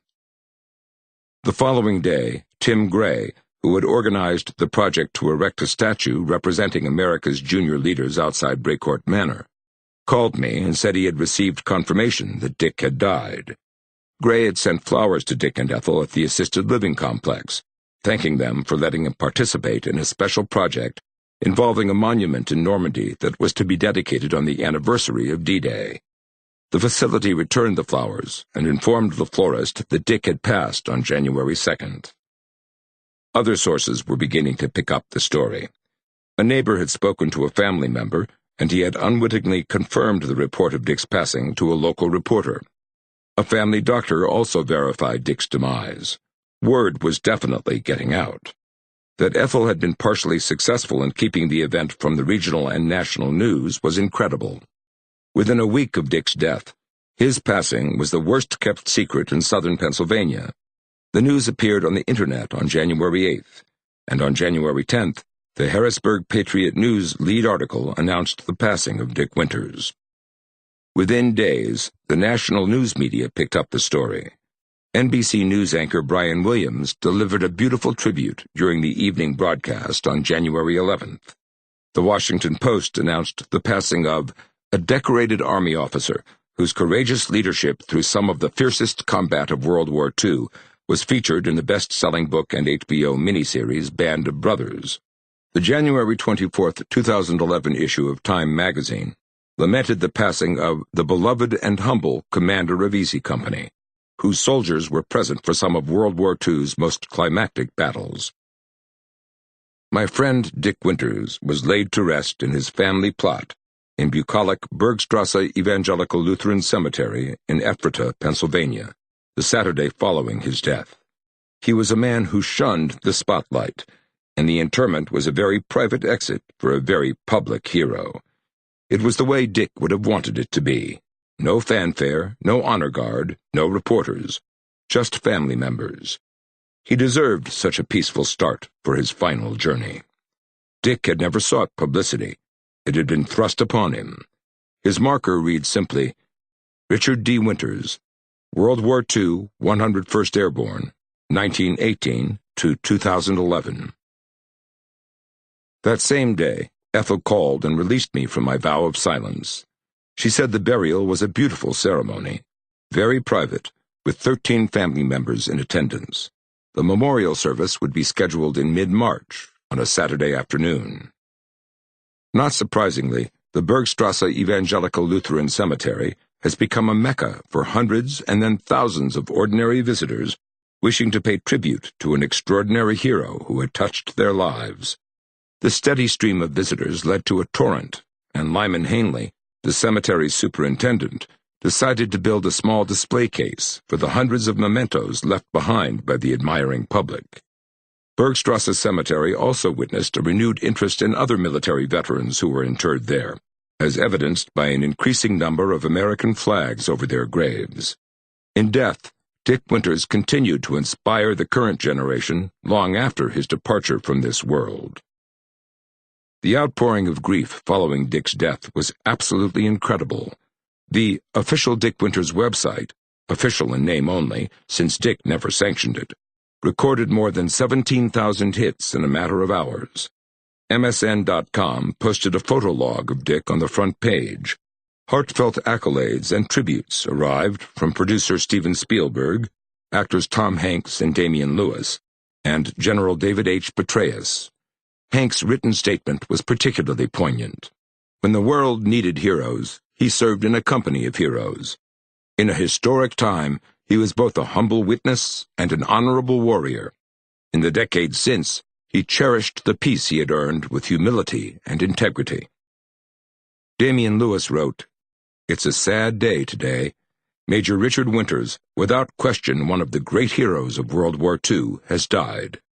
His story and those of the men of Easy Company came to prominence through the extraordinary HBO series Band of Brothers. I was honored to have represent him on the screen. He was unstinting in his support of the project and of me. He welcomed me to his house in Hershey, introduced me to his loving wife, Ethel, and constantly exhorted me to hang tough. He has died quietly, in private, without fanfare, with the same modesty that he lived his life as one of the most celebrated soldiers of his generation. I will miss him, and I thank him. Kurahi." Writing from Kabul, Afghanistan, Petraeus penned a moving tribute, expressing his deepest sympathies to Ethel upon learning of the death of her husband. Said Petraeus, "Those of us who wear the uniform today are proud inheritors of the tradition of courage, skill, and sacrifice that he helped establish during D-Day, Operation Market Garden, the Battle of the Bulge, and a host of other critical battles. We stand on the shoulders of those who came before us, and because of leaders like your husband, we stand very tall indeed." Similar accolades followed from around the world. The City Council of the Municipality of Eindhoven, Holland, expressed their sympathy as well. Writing on behalf of the mayor, the city's managing director said, "On behalf of the Municipality of Eindhoven and its citizens, we offer you our deepest condolences with the death of Dick Winters. As a young American officer, he was at the head of the E Company, 506th PIR, 101st Airborne, that liberated Eindhoven in 1944. We are glad that we were able to express our gratitude to Mr. Winters by presenting him the highest decoration of our city, Ereteken van de Stad Eindhoven." The director reminded Ethel that Dick Winters and all the other liberators will never be forgotten. Each year, they will be remembered at the celebration of the liberation. We hope good memories will conquer the sorrow of his death. Dick Winters was such a beloved figure. Easy Company veterans also added to the chorus of ordinary Americans who remembered an extraordinary leader. Few of Dick's men were alive to bid their commander a final farewell. Most of E Company were long deceased, patiently awaiting their commander to lead them to new triumphs. You could almost hear a paratrooper say, "It's Lieutenant Winters this time, boys. Time to move out." Those who remained alive voiced their sympathy. Said former Platoon Sergeant William Guarnier, who had lost a leg outside Bastogne. "Dick always said, 'Hang tough and follow me.' When he said, 'Let's go,' he was right in the front. He was never in the back. A leader personified. He was the best commander we ever had. We'd have followed him anywhere." Edward Babe Heffron, who served alongside Winters at Bastogne and who helped liberate Hitler's Eagle's Nest, added, "He was one hell of a guy, one of the greatest soldiers I was ever under. He was a wonderful officer, a wonderful leader. He had what you needed, guts and brains. He took care of his men. That's very important." Popeye Wynne added, "It seemed as if he always made the right decision. He was a real soldier. He was one of the best. It started with him doing the right thing. I don't know how he survived the war, but he did." Another Easy Company veteran concurred, noting, "Every one of us, we'd follow him to hell. That's the type of guy he was." I personally received 10 calls, including one from Eindhoven, the Netherlands, and at least 80 email expressions of condolences. The one I treasure most was sent by Lieutenant Colonel Jamie Fisher, whom I had asked to transport Dick to my retirement ceremony in 2001, months before the first episode of the miniseries was telecast. After thanking me for giving him the opportunity to meet Dick, Fisher wrote, "Midway on my drive to Hershey, and in my constant state of insufficient sleep, I was wondering why this man was so important that I would spend my day crossing hundreds of miles just to transport a World War II veteran. My doubts were quickly allayed when this gentle man stepped into my minivan, and we proceeded back to New York. We talked the entire 4-hour trip about leadership. Since I truly did not realize who I had with me, there were no heirs, no young officer enamored by a hero, just 2 experienced leaders sharing stories and perspectives." Fisher said that Dick helped him focus his own thoughts on his return to the operational force following his rotation from West Point. He concluded by stating, "I received invaluable mentoring from a man who did not know me from Adam, but realized that if Cole Kingseed trusted me to drive him, my passenger must have been very important to him." Later that evening, my daughter Maura echoed Fisher's comments and succinctly summarized Dick's appeal to the public. In her exact words, "This says a lot about the man Major Winters was. I think so many people respect him because he was obviously a hero, but he was also a face to a generation of heroes. I feel so lucky, as I know you do, to have shared in his life." Over the next 2 months, preparations for the memorial service consumed my time. Ethel had planned everything in advance, and she handled all the arrangements to perfection. The identity of the speakers was bound to create some ill feelings, because everyone who knew Dick, or thought that they did, wanted to speak. Local politicians, well-meaning veterans associations, and a number of neighbors clamored to participate in the upcoming service in a more public role. To her credit, Ethel held firm. "I'll need your help here, Cole," she said. "I want no politicians, no one seeking self-aggrandizement, just close family friends. I intend the memorial service to be a celebration of life, not a tribute to a fallen soldier." Ethel personally selected the speakers, knowing full well that some of her decisions might alienate some potential speakers who felt they were entitled to address the assembly. She was certainly correct. According to Ethel, my specific charge was to serve as the front man, to coordinate the speakers, and to ward off outside interference from those who might attempt to exploit the situation. It proved a more formidable task than I anticipated. By mid-March, everything was in order. Chapter 15. Requiem.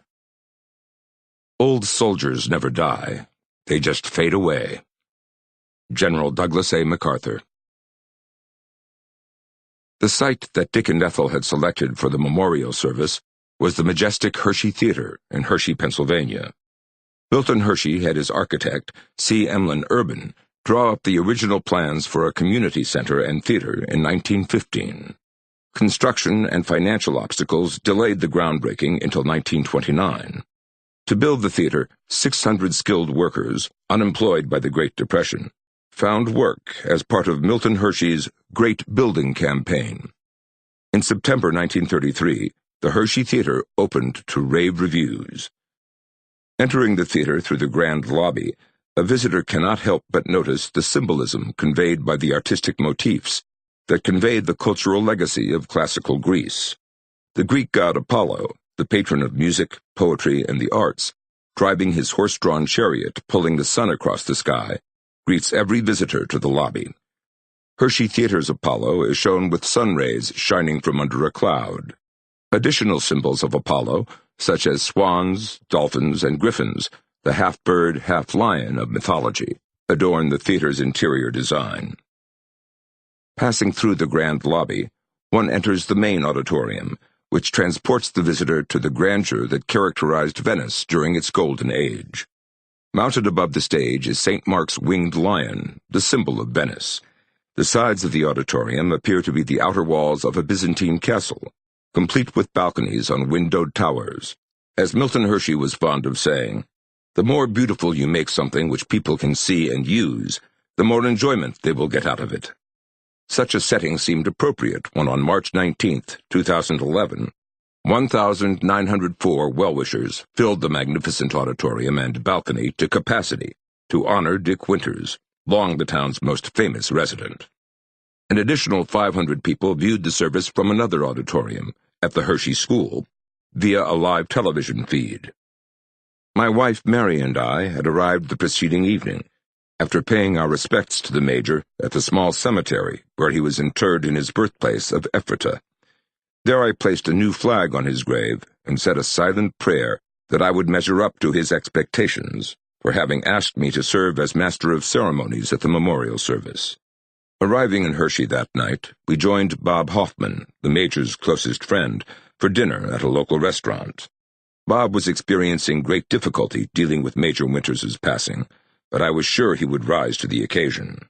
Together we reminisced about the numerous lunches and the laughter that we had shared over the years.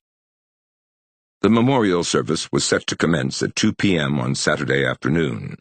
Mary and I arrived early and quickly reconnoitered the auditorium and the stage. As arranged by Ethel Winters, her niece, Midge Christopher, who served as the vocalist, and I took our seats behind the podium and waited as the guests filled the auditorium. 10 minutes before the service was scheduled to begin, 4 of the 5 speakers had arrived, but Eric Gendrison was missing. Dick and Ethel had personally selected Gendrison to serve as the initial speaker since he had written the Bible for the HBO miniseries. Where was Gendrison? Fortunately, an usher arrived and informed me he was backstage. I hurried behind the curtain, and there was Gendrison talking to Tom Hanks. Hanks had taken a day off from filming Extremely Loud and Incredibly Close, a movie set in New York City at the time of 9/11, based on a 2005 novel by Jonathan Safran Foer, to pay his respects to Winters and the Winters family. As he extended his hand following a brief introduction, I said, "Well, Tom, I'm glad to meet you, but I'm particularly glad to meet Mr. Gendrison." Tom Hanks enjoyed a long history with the Major. On his initial meeting, Hanks discovered that Dick Winters enjoyed ice cream, so every Christmas afterward, 2 gallons of vanilla ice cream arrived at the Winters home. Now he remained backstage to preclude becoming the center of attention. No sooner did he enter the auditorium by a side door than the veterans of Easy Company stood to greet him. Babe Heffron was first to see him and yelled, "Hey, Tom, great to see you. How the hell are you doing?" It was now time for the service to begin, and with military precision, the program commenced with an organ prelude that featured Requiem for a Soldier, the theme from Band of Brothers, followed in sequence by The White Cliffs of Dover, We'll Meet Again, theme from MASH, Wind Beneath My Wings, and Unforgettable. I next rose to address the crowd. My remarks were recorded as follows. Good afternoon, ladies and gentlemen. On behalf of the Winters family, welcome to this memorial service celebrating the life of a truly remarkable man, Major Dick Winters. I am Colonel Cole Kingseed, and I was privileged to be Dick's co-author of his wartime memoirs, Beyond Band of Brothers. We have a beautiful service this afternoon, and I know that you will enjoy it. Before we begin the service, I want to do something that Dick always treasured. Will every veteran in the audience please stand? Thank you for your distinguished service to our great country, and a special thanks to the members of Easy Company who are here to honor their wartime commander. Most of us remember Dick from his wartime exploits as the commander of Easy Company, 506th PIR. But today is not a remembrance of the war. You can watch Band of Brothers or read his memoirs beyond Band of Brothers for that. Today we celebrate what occurred after the war, one man's lifelong quest for the quiet and the peace for which every soldier yearns. At times like this, it is easy to slip into melancholy, reflecting upon a life well lived, the public acclaim associated with an award-winning book and miniseries about one's life, both the notoriety and adulation of a grateful public in search of heroes and heroines. Dick Winters was more than that. He was my friend and my brother. Next to my father, he was the greatest man I ever met. I would have gladly laid down my life for him. I did not choose to be his friend. He chose me and permitted me entrance into his inner circle. My life is enriched 100-fold because he did.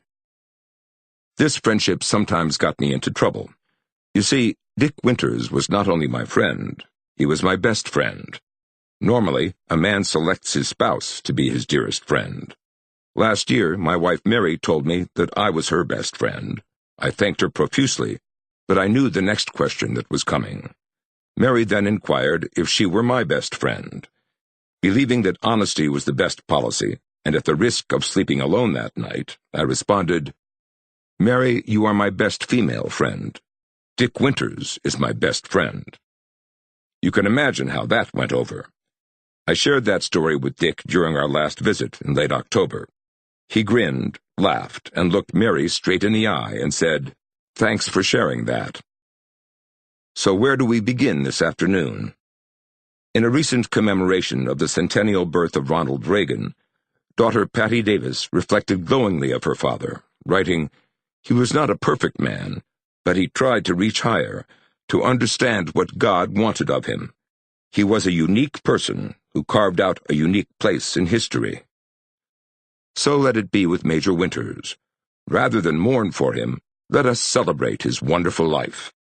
So please join me for an hour and a half of unabashed nostalgia as we remember Dick Winters.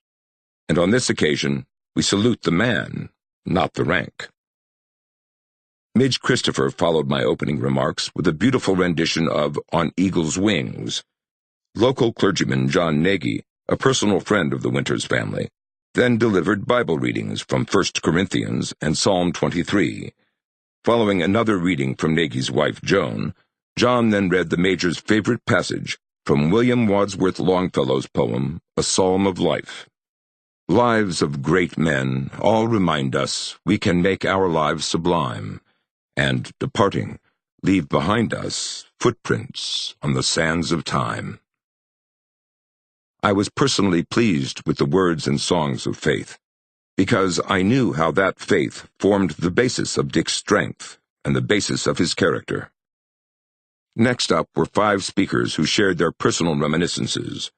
First was Gendrison, who related that his friendship with Major Winters began with a phone call in 1998. Enthusiastically, he had explained that his name was Eric Gendrison and that he was working with Tom Hanks to write and produce Band of Brothers.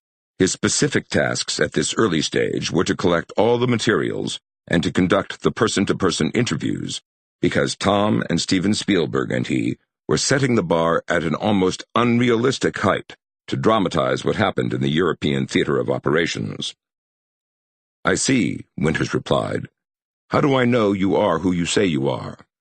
And so, Gendrison continued, from the first moment of our meeting, with his first words after hello, he had me thinking on my feet. Gendrison recounted a number of anecdotes that provided him the measure of Major Winters. In his words, "I did go to Hershey. I passed a gauntlet of tests from both Ethel and Major Winters. For the length, breadth, and scope of our relationship, which would evolve into one of the closest and most profound friendships of my experience, I could never find the wherewithal to call him Dick, and he never once called me Eric. From that first day in his general headquarters, his office at the top of the stairs, it was always Gendrison and Winters." Gendrison recalled that the Major's first order of business, after Gendrison had taken a seat in a comfortable chair in the corner, behind which Winters had stashed the Corcoran jump boots that he had worn from Toccoa, Georgia, to Hitler's Eagle's Nest, his first order of business was to slide across his desk a letter from Shifty Powers' daughter, regarding one of the few mistakes that Stephen Ambrose had made in his book, but which had caused Shifty a lot of grief and some amount of anguish. Winters's first order of business, in discussing what would become a 10-hour miniseries about the men he commanded, was to make sure that an accidental wrong was righted. "I think it was another test," Jenderson said. He watched me closely as I read that letter, and later that afternoon, Winters gifted me, with 5 carefully bound binders containing all of his notes, thoughts, personal papers, and memories of his experience in World War II. As Jenderson remembered, the publication of Ambrose's band of brothers had acted as a catalyst and inspired the men of Easy Company, 506th Parachute Infantry Regiment, to reconnect, remember, and share even more of their memories with one another, and Winters became the nexus for much of that correspondence. For the next 6 months, and literally 100 hours on the phone, Winters and Jenderson worked 7 days a week to get the full truth on paper.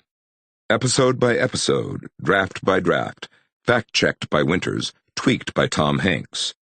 And so the 275-page opus became their collaboration, and, for Winters and Jenderson, a mutual 6-month intensive therapy session. The net result was that Jenderson came to understand what it was about this man that helped win the war. He learned that Winters had had a simple yet profound insight at age 24, that the most efficient and common-sense way to get through all that war was, from brutal training to Mickey Mouse bureaucratic nonsense, and through harm's way, and all that one could not train for, was to pursue excellence in everything he did. Dick Winters made it his personal quest to excel, said Jenderson. Whether it was in executing the perfect push-up, or training himself to run the 3 miles up and down Currahee Mountain, this pursuit was his private tool, his solution. And it was that solo effort, that obsessive clarity and pure, determined, self-contained purpose that his men observed and that caused them to follow when he said simply, "Follow me," not just through that hedgerow in Normandy and across that field in Holland under enemy fire, but follow my example, follow my commitment, and we'll get through this, and we will succeed. Following their initial 6-month association, Jenderson came to understand how Winters had achieved the quality that Jenderson had identified in him but had not yet named. That night, Jenderson told his wife that Dick Winters was the most balanced man he had ever met. Balanced. He had to be, joked Jenderson. This conservative Republican had married an FDR Democrat. Balanced. After the coalition of the willing invaded Iraq and the conservative voices of the United States were bemoaning France's resistance to joining the coalition forces, Winters was interviewed by the Wall Street Journal, and he pointed out that when the Americans and Allied forces liberated France in 1944, it was so that they would have the freedom to disagree with us. Jenderson concluded his remarks with a simple tribute to the man who had redirected his life. Dick Winters changed my life. What we shared over the course of 3 intensive years that it took for Band of Brothers to evolve from Bible to script to screen was simply extraordinary.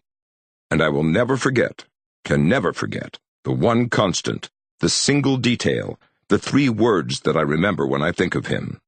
It was something that he said every time we spoke, every time we said goodbye, his way of signing off. After every phone call, every fact-checking, soul-searching, put-the-men-first session that we had. "I'll talk to you in the morning," I'd say. "Call you around noon. I'll give you a ring and read to you what I've got. Talk to you tomorrow." His reply was always the same. "I'll be here." Coming from Dick Winters, they were the most reassuring and comforting words any American, any man, could want to hear. I'll be here. And he will be. He'll be here. He'll be here. You could have heard a pin drop when Jenderson finished his remarks, but the best was yet to come. 3 other speakers, all personal friends of Dick and Ethel Winters, added their memories, including Bill Jackson, the former editor of the Hummelstown Sun, and Dick's friend for a quarter of a century, as well as a veteran of the U.S. Army's 1st Infantry Division, retired Air Force Sergeant Major Herm Clemens, a decades-long friend who frequently accompanied the Major around local military installations, and Dick Hawksworth, a familiar face in Pennsylvania's Susquehanna Valley, and a News 8 and WGAL anchor for 40 years. Each shared his story, and each received warm applause from the seated assembly. Jackson recounted that after fame found Dick Winters, he realized that Dick had never signed his copy of Band of Brothers. When Jackson took it to Dick's home and asked him to sign it, Dick jokingly advised him that it was a first edition, probably very valuable. So Dick initially kept it, handing Jackson back a paperback copy instead. Clemens called Dick the epitome of everything good and decent in this world. He continued, "Heroes are remembered from time to time, but legends are remembered forever. Today, we salute a legend." Seeking to put Dick's place in history into proper perspective, Hawksworth stated emphatically, "In a day when people who are tall enough to dunk a basketball or athletic enough to score a touchdown and follow it up with a silly dance are elevated to hero status, it's essential to remember there are true heroes among us." At the risk of alienating these engaging speakers, I unabashedly confess that the most touching tribute to Major Winters was given by his close personal friend, Bob Hoffman. In the 13 years that I stood at the Major's side, I can safely say that there was no individual, outside his immediate family, whose friendship he valued more than Hoffman's. Dick had told me a decade ago that he had a special friend whom he wanted me to meet. That man is now my close friend, fellow veteran Bob Hoffman. In my humble opinion, Hoffman's eulogy deserves to be quoted in full. "It was an abiding interest in the legacy of our World War II veterans, like my father, that brought Dick Winters into my life 17 years ago, a time well before his Band of Brothers fame." A note to him went unanswered for several weeks. Then one evening the phone rang, and I heard his ever-so-familiar voice for the first time. "Hoffman," he said, "I knew who you were, but I didn't know what kind of guy you were, so I checked you out. Let's get together." From that time on, I was Hoffman to him, he Winters to me.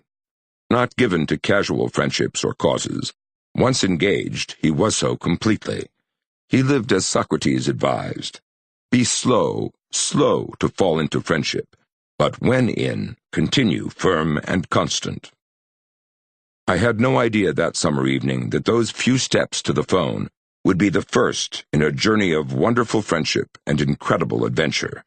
The next decades were filled with trips to the Emmys, world premieres, visits with our president and Steve Ambrose, lectures to the FBI, military groups, and countless schools. And, of course, there was the front row seat in the making of Band of Brothers, the HBO series.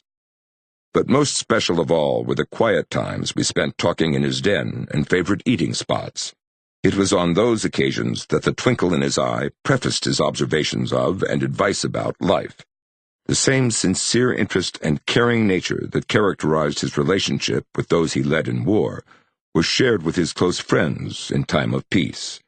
Although, as I often chided him, his game-faced stare could sear a breach in the armor of a tank. That was not the gaze his friends ever saw. I will never forget the lunch when he said to me, "Hoffman, I see you are chairing the United Way campaign again. I'd like to do something for you. Valor Studios would like me to autograph military prints. If you negotiate the arrangements, United Way will get the proceeds." That year, a check in the name of Ethel and Dick Winters for $50,000 put the campaign over the $2 million mark. To this day, it is the most collected. In this, as in all things, he followed his instincts to do the right thing, without regard to personal gain. Dick Winters's military leadership skills and tactical genius have been studied and praised by men far more experienced than this old captain of air intelligence could ever muster. But I can tell you today that his commitment and devotion to friends was every bit as impressive. And then there was the trip to the Emmys. Concern about his health nearly prevented his attendance. With others, I worked to make his involvement possible. He reached out to me to join Ethel and him on the journey for support. Arriving at the Philadelphia airport, he looked at me with that twinkle in his eye and said, "Hoffman, if anyone in Hollywood calls you doctor, just go along with it." As I raised my eyebrow, he was quick to add, Now, I didn't mislead anybody, but if they assume, well, it gets you to be with us.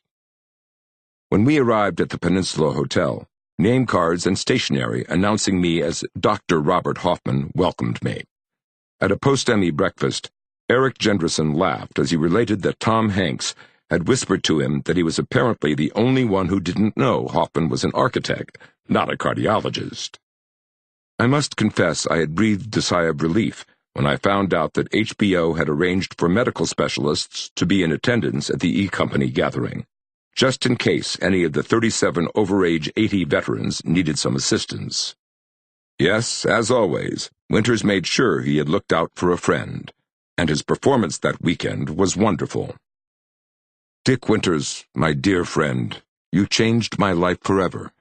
Your strength of character, physical prowess, and leadership skills have endeared you to the world as the quintessential citizen soldier. Like the Roman Cincinnatus, you saw your duty, met the challenge, and returned home to find peace. And, as I shared with you often, I tell you now again, your mission to share the story of the American fighting man with generations younger than your own has changed forever the legacy of your beloved Easy Company and all the veterans of every unit and every war they represent. In closing, I recount a conversation we had several years ago. At war's end, while hunting in the Alps, Winters plucked an Edelweiss flower from an Austrian mountain meadow. It was the beginning of a lifelong affection for this little white flower. He carried that Edelweiss home and was proud to show it to me. My mother had also loved Edelweiss flowers. I had designed a cemetery memorial for her, crowned by a beautifully engraved Edelweiss. I shared this design with him, and it made a deep impression. Last year, Winters informed me this special flower would also grace his marker. And so it is. Before yielding the podium, Hoffman shared an excerpt from a poem that World War II veteran Harold Mohn had written to assist Bob to prepare his eulogy.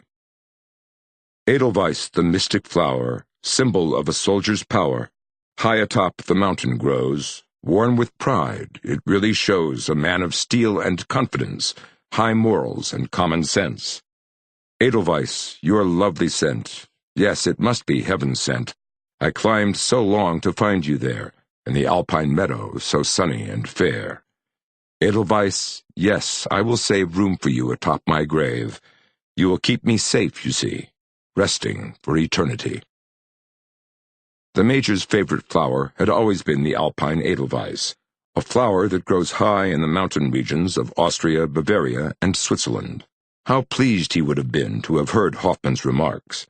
And then, on cue, the Hershey Theater played the recorded version of Edelweiss from The Sound of Music. There was not a dry eye in the house as I returned to the podium to conclude the ceremony. I could not leave the stage without sharing a few favorite memories of my own. In our many discussions in the upstairs office, Dick frequently said, "I'm thinking of the time when—" Now it was my turn. So as if Dick were sitting next to me, I said, "I'm thinking of the time when you, Ethel, and I first had dinner in Hershey, during the summer of 1999. After I turned left on Route 39 to return to West Point, Ethel turned to you and remarked, 'He's okay.' Dick then informed me that his files now included a folder labeled Kingseed, Cole C., Colonel, U.S. Army, and it was up to me to make sure it was not a dead file. I'm thinking of the time when on a visit in August 2006, I informed you that my only regret was not being able to join you in Europe on one of your visits to Brecourt Manor, where you led Easy Company on D-Day. You said, 'Is that right?' I then replied, 'But we have other memories.' And you responded, 'Yes, we do.' I'm thinking of the time when I told you that my fondest memory will always be that you have shared your memories with me, Dick. You and Ethel have opened your home to me and to my family on so many occasions. I hope in some small way I have repaid your many kindnesses. It has been my honor and the source of my greatest happiness that we have shared a decade of friendship and brotherhood. You truly are my dearest friend." And, finally, I'm thinking of the time when I reminisced in a letter in 2005 that our paths certainly could have crossed in 1978, when I first visited Hershey, and how we might have passed within several yards of each other as I drove down Chocolate Avenue. In the same letter, I mentioned that not a day goes by that I don't think of you. I don't know what the future holds for either of us, but I do know that when this old infantryman goes over the final hill, I expect to meet Dick Winters on the other side. And if I go first, I'll be waiting for you. It seemed only fitting that Ethel Winters should have the final word, and she had spent a great deal of thought on exactly what she intended to say, to express her gratitude to the thousands of people from all walks of life who had traveled so far to pay homage to her husband. Ethel had asked me to convey her sincere gratitude, and I stood at the podium for the last time to say, Dick's wife Ethel asked me to say a few words for her today. Dick always loved this theater so much that it seemed a perfect place to remember him. Ethel finds it impossible to respond to all those who sent mass cards and condolences. She wants you to know that they were greatly appreciated. She thanks you all so much for coming, and she apologizes for not being able to speak to each one of you today. Many thanks are also due for your continued friendship over the past several years, and for respecting the family's privacy at such a difficult time. Finally, she wonders if those of you who have spoken to Dick on the phone ever noticed that he never said goodbye at the end of the conversation. If Dick were here today, he would say, Thanks for coming. I appreciate your support. Don't forget to hang tough. See ya. Postscript. The memorial service left me emotionally drained. It took more than an hour for the theater to empty. The local television stations had covered the event extensively. Not surprisingly, the Easy Company veterans, particularly Wild Bill Guarnere, Babe Heffron, Buck Compton, and Sergeant Buck Taylor, attracted a lot of attention and requests for autographs. So did Hanks, who remembered Dick this way. He was a great guy, a magnificent man, but very complicated. It's life-changing to meet a man like that. We had a lot of tests to pass, and if that meant being taken to the woodshed here in Hershey, we visited the woodshed at times. Hanks continued, That visage, that look could pierce a tank. I could not help but think that Dick would have been embarrassed with the flashing cameras and all the commotion surrounding the service.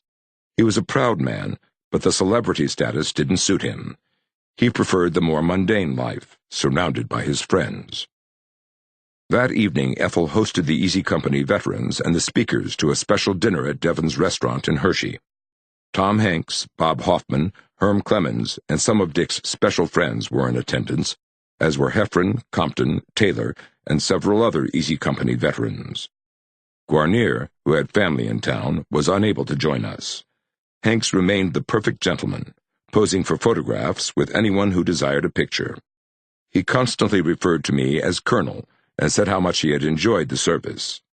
I have done this type of program before. It's never easy. You did a great job. Hanks then related an interesting story about a conversation that he had had with Dick shortly after the premiere of the HBO miniseries. When asked by Hanks what he thought of Band of Brothers, the Major informed him, I wished that it would have been more authentic. I was hoping for an 80% solution. Hanks responded, Look, Major, this is Hollywood. At the end of the day, we will be hailed as geniuses if we get this 12% right.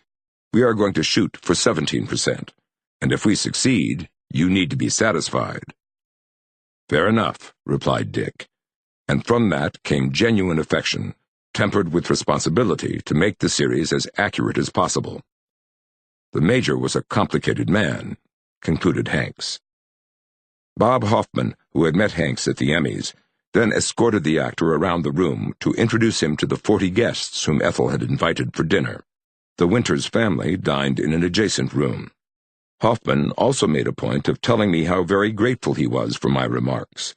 I, in turn, informed him that his eulogy was the most touching, and how much Dick would have enjoyed listening to his remarks. What a splendid evening it was. And then, no sooner than it had begun, the evening was over. As I returned to the hotel, I thought about the person I was when I had first met Dick. Professionally, I was a highly successful Army officer completing his terminal assignment, a dream assignment preparing young women and men to serve as guardians of the nation. Personally, my life was a shambles. Being a single parent, my world consisted of my 2 children and the close-knit community of West Point, New York. As disciplined as I was after a military career, I had trouble balancing the challenges of fatherhood and my pending retirement from the U.S. Army. Dick Winters helped me overcome those challenges. As my first marriage dissolved, Dick was always there, telling me to hang tough. You'll get through it, he would say. Just hang tough. Now that he was gone, I wished that I could tell him one more time, thanks for your friendship. Thanks for sharing your twilight years with me. It has been an amazing journey, dear friend. You are, and always will be, my brother. That evening, I wondered if I had done a credible job with the memorial service. I thought about it the next morning as I returned to the cemetery at Ephrata. En route, I played my compact disc from the miniseries. Although never identified in the program, the theme from Band of Brothers is Requiem for a Soldier.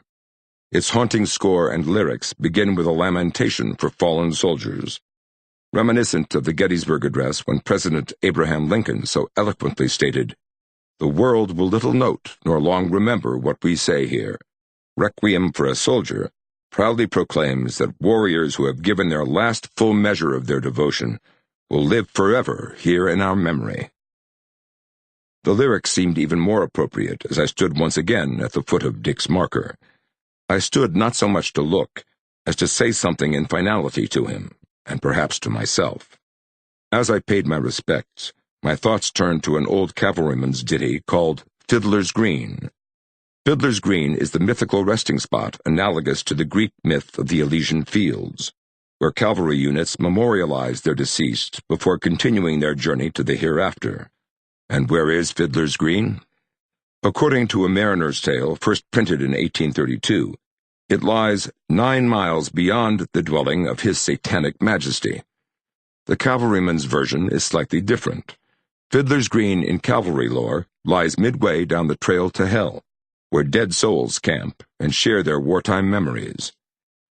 I again envisioned those veterans of Easy Company lifting a toast to their commander, who had finally made his last jump and had just arrived on the drop zone. First Sergeant Talbert was there, as were Captain Nixon, Colonel Sink, and that trooper whose name Dick had forgotten. So was Lieutenant Meehan, Easy Company's commanding officer on D-Day before Dick assumed command. Salve Matheson, who besides Dick had been the last surviving officer from Easy Company's initial contingent of paratroopers, was present as well. General Matheson had died on January 8, 2005, and also present were the faces of those paratroopers whose names history has long forgotten. In recalling Dick's words when I informed him that the publisher had accepted his memoirs and Beyond Band of Brothers would be released in February 2006, I whispered, "It is finished." Well, not quite. I still planned to fulfill my promise to record his conversations with his friends. Then, and only then, would it truly be finished. That day has finally arrived. Conversations with Major Dick Winters was Dick's idea. So was telling his story by seasons, since that is how he viewed his life. I was privileged to join him in the autumn of his life, the time when most men and women are more introspective, as they reflect upon the people and the events that made major impacts on their own lives. Dick urged me to record our conversations that went beyond those that appeared in Beyond Band of Brothers. He wanted to amplify the insights he gained when he reread his personal letters to Dieta Allman and his wartime journals. Most importantly, Dick Winters wanted the world to know about his friends. He was not concerned if he would someday be forgotten. He didn't want his friends to be forgotten. "I won't live long enough to see the book published, but I want to tell you this story," he said. "It's that important to me. I know that you won't let me down." For better or worse, I tried to keep his essential points honest, freed from the emendations and penumbras of fallible memory. I trust that I have measured up to his expectations. This concludes the reading of Conversations with Major Dick Winters, Life Lessons from the Commander of the Band of Brothers by Colonel Cole C. Kingseed. Copyright 2014 by Colonel Cole C. Kingseed. This book was read by Tom Weiner. This unabridged audiobook was recorded by arrangement with the Berkeley Publishing Group, a member of Penguin Group, USA, LLC, a Penguin Random House company, and was produced in 2014 by Blackstone Audio Inc., which holds the copyright. Neither this recording nor any portion of it may be reproduced or used for any purpose without prior written authorization from Blackstone Audio Inc. If you would like to obtain a monthly update telling you about new releases, call 1-800-SAY-BOOK. That's 1-800-729-2665. For a complete listing of our titles, visit our website at www.downpour.com. Thank you.